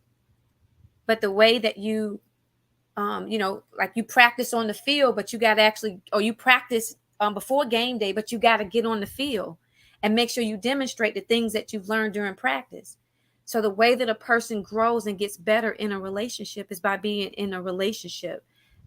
They don't learn that change on the counselor's couch. They have to go through the counseling there, but they have to actually prove and demonstrate that they're making that change. And there's going to be some yucky, not danger. There's a difference between danger and working with someone so that they grow through something that they've been through. So that may sound to a lot of people like, oh, she's probably one of those to get, no, thank you, God, that you have covered me. And I have not ever been, someone has not ever been physical with me. So thank you, God. I pray for people that are going through that they do get some help, that they do report it. I'm just saying that like we all have different purposes in different people's lives. And I believe that I have actually been what's been needed in somebody's life before, because I think that people have run away. Now, what I want to say also to what Mr. Watkins said, and when he talked about like with his son, first of all, I'm thank you for sharing that. We got to think about also, like we can't just like ignore the things or the behaviors as a child, because those behaviors condition us as adults. So things that people are going through as a child, things that are acceptable, things that how people are growing up in homes. And like to what Negro said, we got to think about this too, that thread, homes where there's only a single parent. So then that home with that single parent, the parent that's frustrated, maybe financially they're not able to cover things, and they're frustrated because they can't take care of their child, or they've been abused, or they got a whole bunch of kids. That behavior, that child sees it. The behavior, people are being neglected, the kids are being neglected, that opens them up to people, I don't know if I can say molested, but molesting them. And then that behavior breathings into when they get older, maybe they may do the same thing to somebody else, or they mistreat somebody, or like what Leon said, oh no, if I couldn't get this from a mom, then I know no other woman would get it. So it just, all this stuff, y'all, we can't ignore any aspect of things that can contribute to us just not being healthy. So that's what I would say. All right, sis. Thank you for that. Now we're gonna let the executive producer talk and see what she got to say. I'm gonna say this again from my own personal experience of dealing with a covert narcissist. Knowing what I know today, getting educated by Brother Leon, doing my own reading and research on it, and knowing that I had a covert narcissist, which is in terminologies called a vulnerable narcissist, are emotional, fragile, and sensitive to any amount of perceived criticism. They appear highly stressed, worried, shy, reserved, and self-deprecating. Oftentimes, they will compare and judge themselves against what other people have in terms of happiness, possessions, and relationships. They internalizes their self-importance, often while hyper-focusing on the need for attention and a need to give to the person they're pursuing. As a woman my age, at this stage and time in my life, when you don't see something coming and you're used to being courted a certain way your whole life by men because you have a standard, you want to be treated like a lady, you want them to have chivalry, you want all this and that. And then you get this for 3 months straight from a person and you think that that's normal because that's your normal to you, unbeknownst to you that this person has a personality disorder. And then the first sign of you seeing that, the red flags or whatever, and maybe, like I said, maybe they were ignored in the beginning because they were coming so fast. And maybe a part of me should have seen that coming, and I did not. But once the effect of the major thing that he did to me, which was cheated while we were in the relationship, and I saw that, and then doing further research, discovering that that was his track record his whole life, doing the background check and all of that, finding out the things that I've found out, speaking to a ex, speaking to his current ex, like all of that helped me make up my mind that I'm not finna try to stay and help somebody that don't want to be helped. And if you could do that to me and not have no empathy, no consideration, no concern, no care, no apology until you want to try to come back and do the same exact thing to me, why would I care about the fact that you don't want to get help when you have hurt me and did what you did to me? Because if I continue to stay with somebody that has this personality disorder, see, I'm listening to the Brother Leon. He's just going to do it again because he's not getting help. He's not in extensive therapy, and his behavior is not changing. And that's the main thing. It's about change behavior. So why would I feel like I need to help someone that don't want the help, right? Or don't show change behavior. So immediately when I found out that he was the man that he was, as soon as that had to hit me in that way, I let it go. And you don't look back to people like that hasn't changed. Like, why would I want to go back to self-hurt? Because that's a form of me being glutton for punishment, right? If I take someone back like that, a person have to want to change. They have to show that they want to change. They have to say, I need help. I got a problem. First of all, they have to acknowledge that. Second of all, they have to make the effort to do the change extensively. And it's just like Leon said, even if that person was with me and said, I need to get the help, I'm going to get the help, I'm in therapy. Leon said, that person still don't need to be with you. Not even while they're in therapy. It's just an unhealthy relationship, period. He can be in therapy, but he's still a narcissist and ain't changed behavior, but he coming home to you every day. I don't want high blood pressure. I don't want heart disease. I don't want diabetes. I don't want to have a heart attack. I don't want to have a stroke. I don't want to have migraines. I don't want to be depressed. I don't want none of these things that come with people when they are in a narcissistic 100% mode. I don't want to be with no one like that. Now, if you are a relative,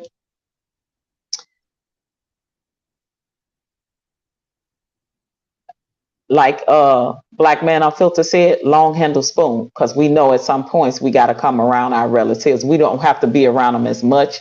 And I live out of town from all my relatives, and that's another good thing about it, right? Yeah, just like my girlfriend that I know. I have one girlfriend that I know is a diagnosed narcissist, but she's long distance. So we are not seeing each other a lot. We don't talk on the phone a lot. When I do, it is what it is. And I honestly believe when she was around me and every time she's around me, she never exuded that behavior with me. She's very controlled because she know I don't put me in no mess. I don't want to be in no mess. That's your mess over there. She's on social media wreaking havoc right now.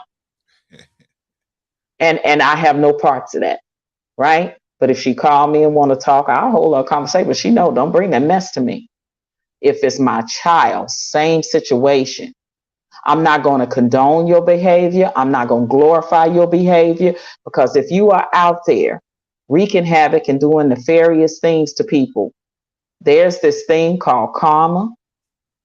There's this thing called somebody is always somebody out there badder than you. And that's just facts. I raised my son. You treat people a certain way, you respect them. If you are in trouble and you trying to defend yourself, I'll be right there for you. But if you out there wreaking havoc and doing nefarious things, don't call me. That's just me. That's just the parent I am, and I'm speaking for me, right? So my thing is this, again, my bottom line, let go, run, don't walk, run away from somebody that is toxic in your life, especially in a personal relationship. Run.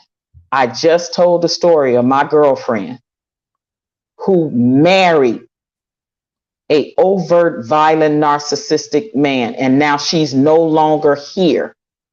He took her away from family and friends. This is real. And if we don't treat it as such, and I met him one time and knew something wasn't right with that brother. You understand?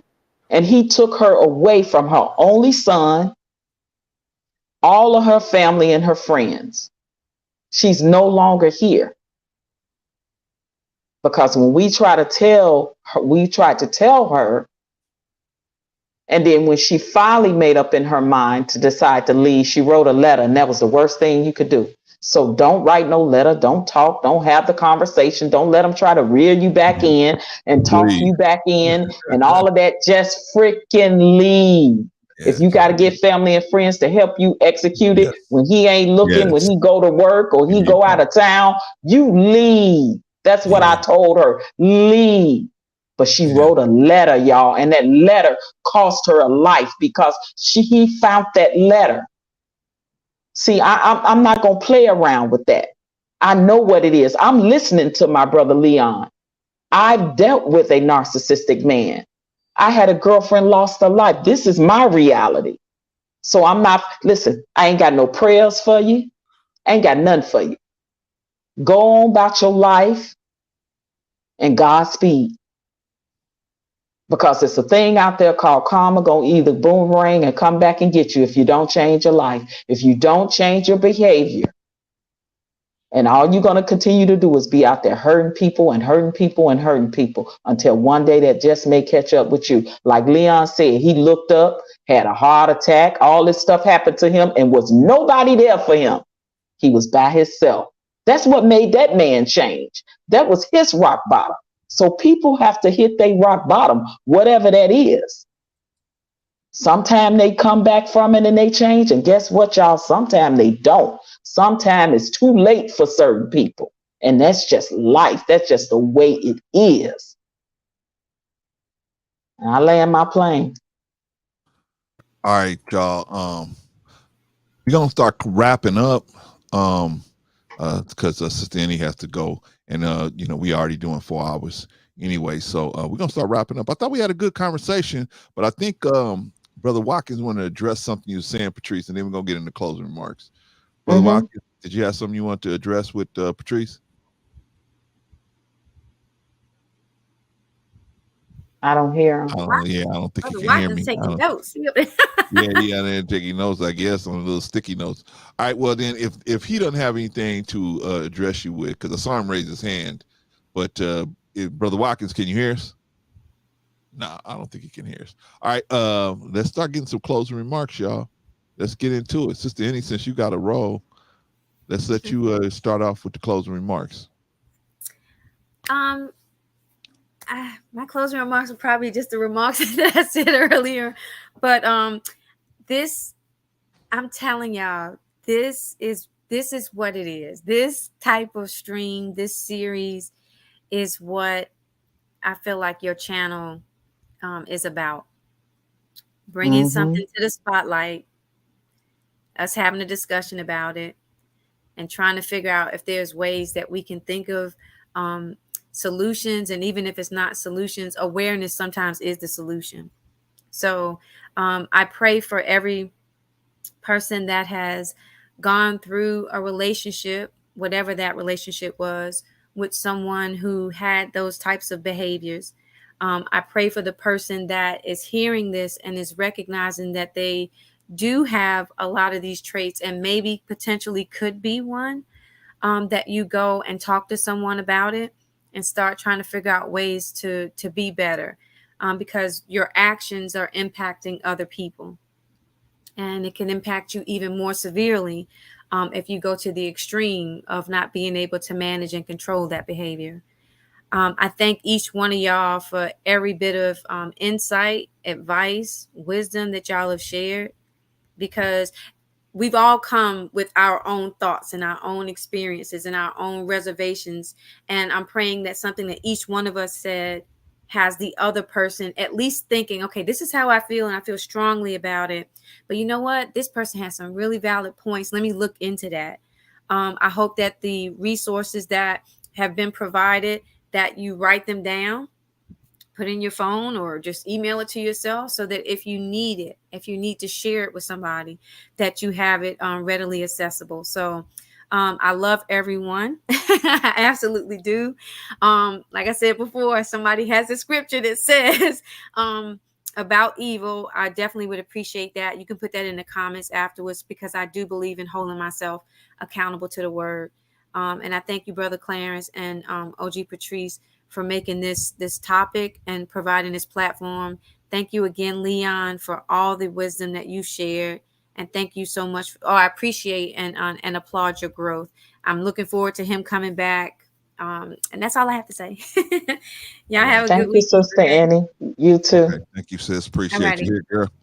All okay, right, love you. Sister Annie, love you too. Have a good week. All right, I'm gonna put her down. That's why I always bring her up, man, because she's she don't think that her voice is that strong. But I'm telling you, man, some of these guys, they ain't heard nobody encouraging them like that. And then she has a special, God just got a special vibration on her voice, man, that can wake up the animals to soothe the savage beasts out here. All right, Brother Watkins, can you hear me? I can hear you. Okay, man, we've been trying to get you up here. I thought you had an issue or something you wanted to talk about with Patrice when she was talking. I've been trying to talk to you. You were just sitting there looking at us like, I was can you hear me? OG Patrice, this is all respect, man. I promise you it's all respect. I just listen to what you say and then things hit my ear and then I want to challenge it. That's all it is, man. Oh, okay. No problem. You can challenge whatever you want to challenge. And I want to be clear. This is a conversation that I had with my son. I mean, thank God my son, he's a good dude, but I just had to keep it real with him and let him know I had to prepare myself to be a strong Black woman and say, if you out here doing nefarious things and leading that type of lifestyle, my mom used to tell us, I was raised this way. She said, I'm going to put you in God's hands, pray for you while you're out there, and prepare. I'm going to have my black dress ready and your insurance pop.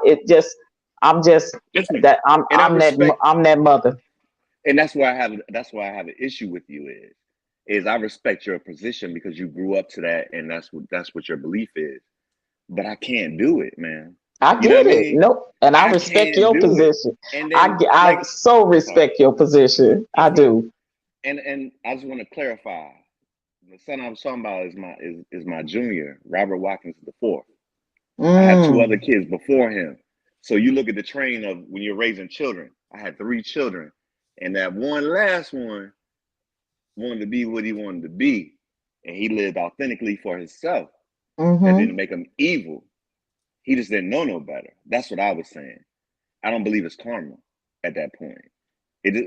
Maybe it's karma. I don't know, man. You know what I mean? How old was your son, Robert? On things. Robert, how old was your son, if you don't mind me asking, when he passed? Yeah, man. He was 19. 19. Okay. And you say you don't believe that he knew better. So you don't believe that he knew some of the knew better about some of the nefarious things he was doing in the streets. Yes, ma'am. And this is my direct opinion. I was in the military. I didn't have direct contact with him. It was just his mother and his grandmama and uncles and all that stuff. He didn't have a somebody to look up to. He didn't have that role structure. model. Yes, ma'am. And that might be an excuse, but that's what I really believe it is, because I blame myself for my son's death for a long time. Okay. Like if I'd have did this, if I'd have did that, if I'd did this, and then again, counseling helped that. Right. To be like, no, but you set structures in for him, and he bucked every structure. That was just him, and I don't believe it was karma. It was just him. Well, I believe it. I believe it played a part in the fact that your son didn't have strong male role models. I believe that environment and being a product of your environment, plus your son behavior problems, definitely played a part in some of the decisions that he made. As opposed to when I look at my son, grew up and I always kept him around, strong male role models. If his uncles, and his father was in the military, by the way, so his father wasn't always there, but his uncles was there. And then I made sure he was in programs where there were good, strong Black men leaders in the community. And that's why my son is actually, the work he does, stems from that being ingrained in him and me keeping him in that type of structure, because I knew, as being a single mother, and I was a teen mom, where his dad was in the service over there in Germany. So it was a lot of years that he wasn't in my son's life. But again, not having that strong male role model structure definitely plays a part. And I believe that helped a lot with my son becoming the young man that he is today. So it absolutely makes a difference. Yes, sir. Yes, ma'am. I apologize. Brother Leon, Brother Watkins. I'm sorry to address you like that. We're starting to wrap up, brother. So do you have any closing remarks that you want to give us, man? Drop on us. I appreciate the time, sir. Always. And the comments were just meant to stimulate conversation, and I appreciate you letting me on the panel and to talk to I'm gonna say the whole name, OG Patrice, and make sure that we get the static out of it. Oh, we're good. There was never none. There was never any. Yes, ma'am. And then the presentation of your friend Leon, it's fair. It's fair. Oh man, this man keep going. Yeah. Keep going out. Yeah, I just believe that, that other side of that spectrum, those hard truths got to be talked about and addressed as well. I get it. That's his son and he loves him. I understand his perspective wholeheartedly. I have a lot of friends and family that is diehard like that with their children. I totally get it. No matter what, that doesn't stop me from loving my son, but I gave him that hard truth that if you go out there and you live your life by the sword, 9 times out of 10, you will die by it if you don't change. That was just the perspective that I had, conversation that I had with my son. But I respect Robert's position as what he's saying, that, no matter what, absolutely, that's still your son. I respect that. And I had an artistic thing, Brother Clarence, I'm gonna let y'all finish. When you were talking about Snowfall, OG Patrice, and the way the mother dealt with Franklin Snake, you thought that was right. Wait, Snowfall and what? The TV show I thought y'all were talking about. I apologize, man. Oh no, I didn't mention Snowfall. So did I? Oh, I apologize. I might be mixing things up. Anyway. Yeah. But I did say something like snowball effect. Maybe you thought I said snowfall. I might have confused things. It's all good. Let me wrap it up on this after I embarrass myself. Yes, sir. Go ahead. For the time, I don't want to be right. I just want to have a conversation. And I appreciate Brother Clarence, OG Patrice, Brother Vaughn, management, forgive me the time. And that's what I'm gonna run with. Got that right. You are more than welcome, Robert. And please feel free to come up at any time you want to and have the conversation. It's okay. There you go. We can agree to disagree. We all have different perspective and opinions, and I respect everybody's. And by the way, that reference that you just made to Snowfall, and he was talking about the relationship between Franklin and his mother and what happened there. Now, I watched that whole series. It was very interesting. Okay. He brought a very good point up. And unfortunately, he's not here now. It looks like he left the stage. But I would have liked to address on his own. Answered his question on that, what I thought about the relationship between Franklin and his mother. Okay. So I only watched the first 2 episodes of Snowfall. So what? Wait a minute, you didn't finish the whole series to the end? I did not. I have to. I know I have to. I have to watch it. But Patrice, you gotta watch that. I know. I know. I work and I'm on YouTube and every now and then I watch TV. But you're busy. I'm retired, so I understand. Right. So what I would love to know that dynamic between that mother. I'm not going to tell you if you haven't seen it, so I'm glad that you mentioned that. Oh wow, okay. Well, now you've got to watch it. All righty, now I gotta go watch the rest of Snowfall. Yeah, okay, all right, brother Bob. You know how it is. You know how we do. I know how we do. Yeah. But wow, this has been very interesting show today. From beginning all the way to the end. Absolutely. A lot of information put out there, and there were some solutions involved in the conversation, and that's what we want to do. That's what we're going for.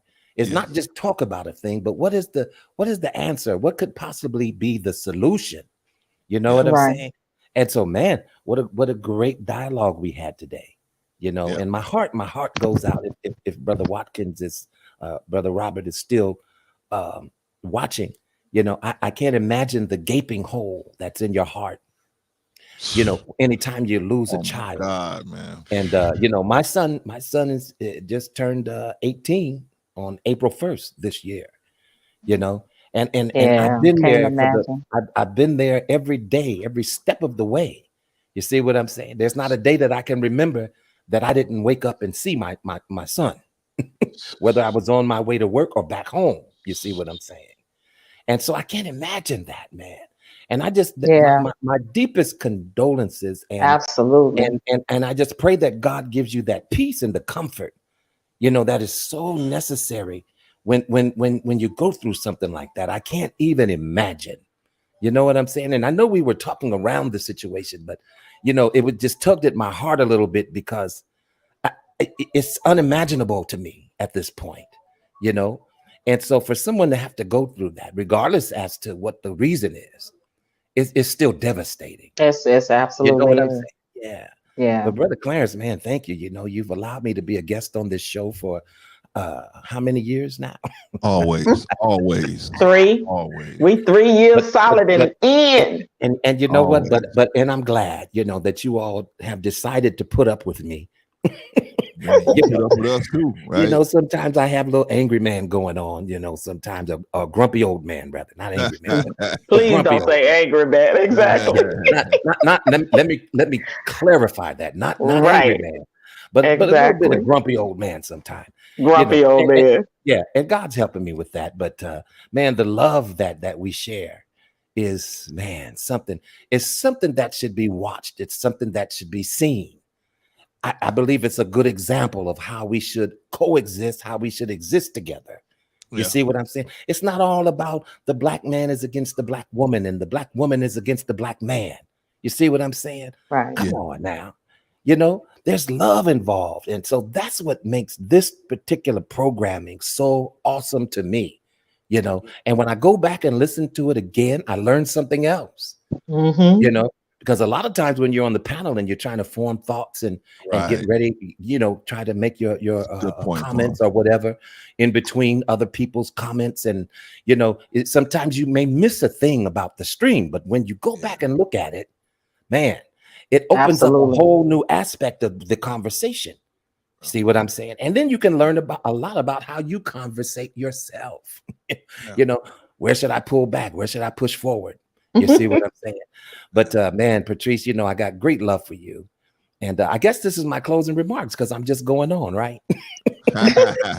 Ditto, my brother, ditto. But, so let me just conclude my closing remarks and just say that, our first line of defense when it comes to this personality disorder that we've been speaking about, narcissistic disorder.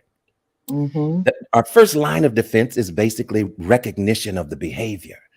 So in other words, we need to get some education now. We can't call a thing if we don't know what the thing is, if we can't define it, if we can't define the behavior.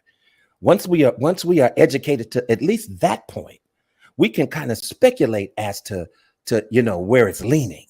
You know what I'm saying? And then don't put yourself in a position to where you feel like you can change individuals, because you can't change them. No. The only thing you can do is plant a seed. But the main thing that you need to do is change your direction when it comes to dealing with that type of spirit. And I do say it's a spirit, and because I look at it in a spiritual aspect. And to me, it is a spirit that attaches itself to individuals, and it causes a lot of havoc. You see what I'm saying? So I would definitely say that. And then I'm almost done. What would be the last one? And just know that this thing is genderless. That there's no gender on narcissism. You see what I'm saying? We can do you have it more than this one has it, and this one has it more than that one. You can do all of them numbers and statistics if that's what you choose to do. But it's genderless. This spirit doesn't mind wherever it can lodge itself. And so once we are aware of that, then man, that's the beginning of us being able to come to some type of solution. So with that, Brother Clarence, thank you again. It's always a pleasure to be a guest on the panel. Always. And OG Patrice, man, yes, sir. My sister from another mister. Absolutely. I love you both, and love you too, brother. Have a good rest of your Sunday. Thank you. You as well. You and your family. And please give the best to the missus. Yes, I will. I definitely will. All right, that's Brother Von Bryant. We're gonna bring him down. Okay. Then there was two. Two of the toughest. All right, Mr. Executive Producer. You know what I'm saying? Taking all the credit for booking the guests and everything like that. That's okay. I'm gonna let it slide, you know what I'm saying? Because they was good guests, you know what I'm saying? I owe it all to you, my brother. You allowing me to have this series on your platform, and I appreciate that. I think it's very important. So I'm glad that realizing things like this is a part of the problem, and we giving solutions to a part of the problem that is wreaking relationships in our culture, in our community. I think that there's a lot of hurt people out there that are continuing to hurt people because they have not dealt with their issues, whether it be mental or NPD, narcissistic personality disorder, right? All of it is kind of goes in there together. And it's a big old spaghetti bowl of mixture of stuff that we deal with or have had to deal with in our community. So I just first and foremost want to thank Mr. Master Chief Leon R. Walker Jr. again for blessing us with his presence and coming and educating us and giving us behaviors, giving us solutions to narcissistic personality disorder and how to deal with someone that has this disorder, whether you're dating them, in a relationship with them, married to them, they're in your family, they're your friend or whatever. But he gives it from a perspective of women that he dated and women that he were married to, and how it affected him as a man and the trauma that he went through that caused and created this monster called narcissistic personality disorder. So I want to thank him. We will have him back again to finalize our series at some point. Please join us on Tuesday as I speak to another guest we're going to have who was a male victim of a female narcissist. I asked you to come back this Tuesday, I believe that's the 15th, at 6 p.m. Pacific Standard Time. So whatever time that is, check your local zone listing for the time in your area code that you live in your state. Also, I want to thank the chat. You guys were absolutely phenomenal with some of the questions that you guys had in the chat. I want to say salute and thank you to the ones that came up on the panel with the question. And the reason why I love this series is because when we had that young lady like Veretta, I think that was her name, that came up, she sounded very young. Young people are so impressionable, you guys, and I feel like it's a responsibility of us as older people or elders or whatever you want to call us, right? To give back in some way if we can help them to not make mistakes that we made, or to try to counsel or have some words of advice and encouragement for them. Obviously, she was a young lady that was very hurt by being in a relationship with a narcissistic person. So when we have these conversations, they are absolutely to bring about the solutions. And we know, even though myself and Bro Clarence are no medical people, we're not therapists, we're not counselors, we are not psychotherapists, psychiatrists, psychologists, or any of that shape, form, or fashion. But we did bring you somebody up here that was diagnosed by said psychotherapist as being a narcissistic personality disorder person. So when we bring these solutions, we bring them with saying, we know the only solution to this problem is for this person to be in extensive therapy. Extensive. And if you see these signs and traits in your children or grandchildren as they are younger, do something about it while they're younger so that they don't end up like a Leon, not discover and go through all of these trials and tribulations and wreak all this havoc on women and men, and not realizing until you're 46 years old that and be diagnosed. And this is realizing that this is the person that you are. We can nip things in the bud sometimes and get the help early on. Early detection, it's just like early detection of cancer can save lives. Early detection of narcissistic personality disorder can help. Early detection of mental illness can help, right? It comes with a combination of therapy, possibly medication, or whatever it is to manage it, because these are things that reach our community that I don't believe that they are cures for. Some, Brother Leon said that it was indefinite in big bold letters in his medical file. The other young man, Lee Hammer, you guys go check him out on YouTube. He's another one, said he will be in therapy for the rest of his life. He's already been in therapy extensive for 6 years. This man talk about how he lost his wife. His wife had left him and everything. So these are people that absolutely have to let people like your Leons, like him, hit the rock bottom. Just like whatever it is going to take for people that become victims of people with narcissistic personality disorder. How long are you going to take the abuse? You have to love yourself more than you love being abused. And that was the answer for me in and of itself that kind of solidified that, guys. So that's why we're doing this series. So I'm just glad that if we're helping somebody, anybody out there, to take heed. If you or anybody you knows shows traits of NPD, narcissistic personality disorder, please just encourage them, because that's all you can do is give them some pamphlets, talk to them, encourage them to possibly go get help, and fall back and hope that they will do so. So thank y'all for tuning in to Let's Talk the Better Black Life. You guys like this video, subscribe to the channel if you have not already, and share this video, guys, because we have way more great content coming your way. This your girl, OG Patrice. Peace. That's your last word, Patrice? And I digress. All right. All right, girl. I'm going to put Everybody have a good Sunday. Enjoy the rest of your week, brother. Love you. All right. Love you too, girl. All right. That's my sister. Y'all know.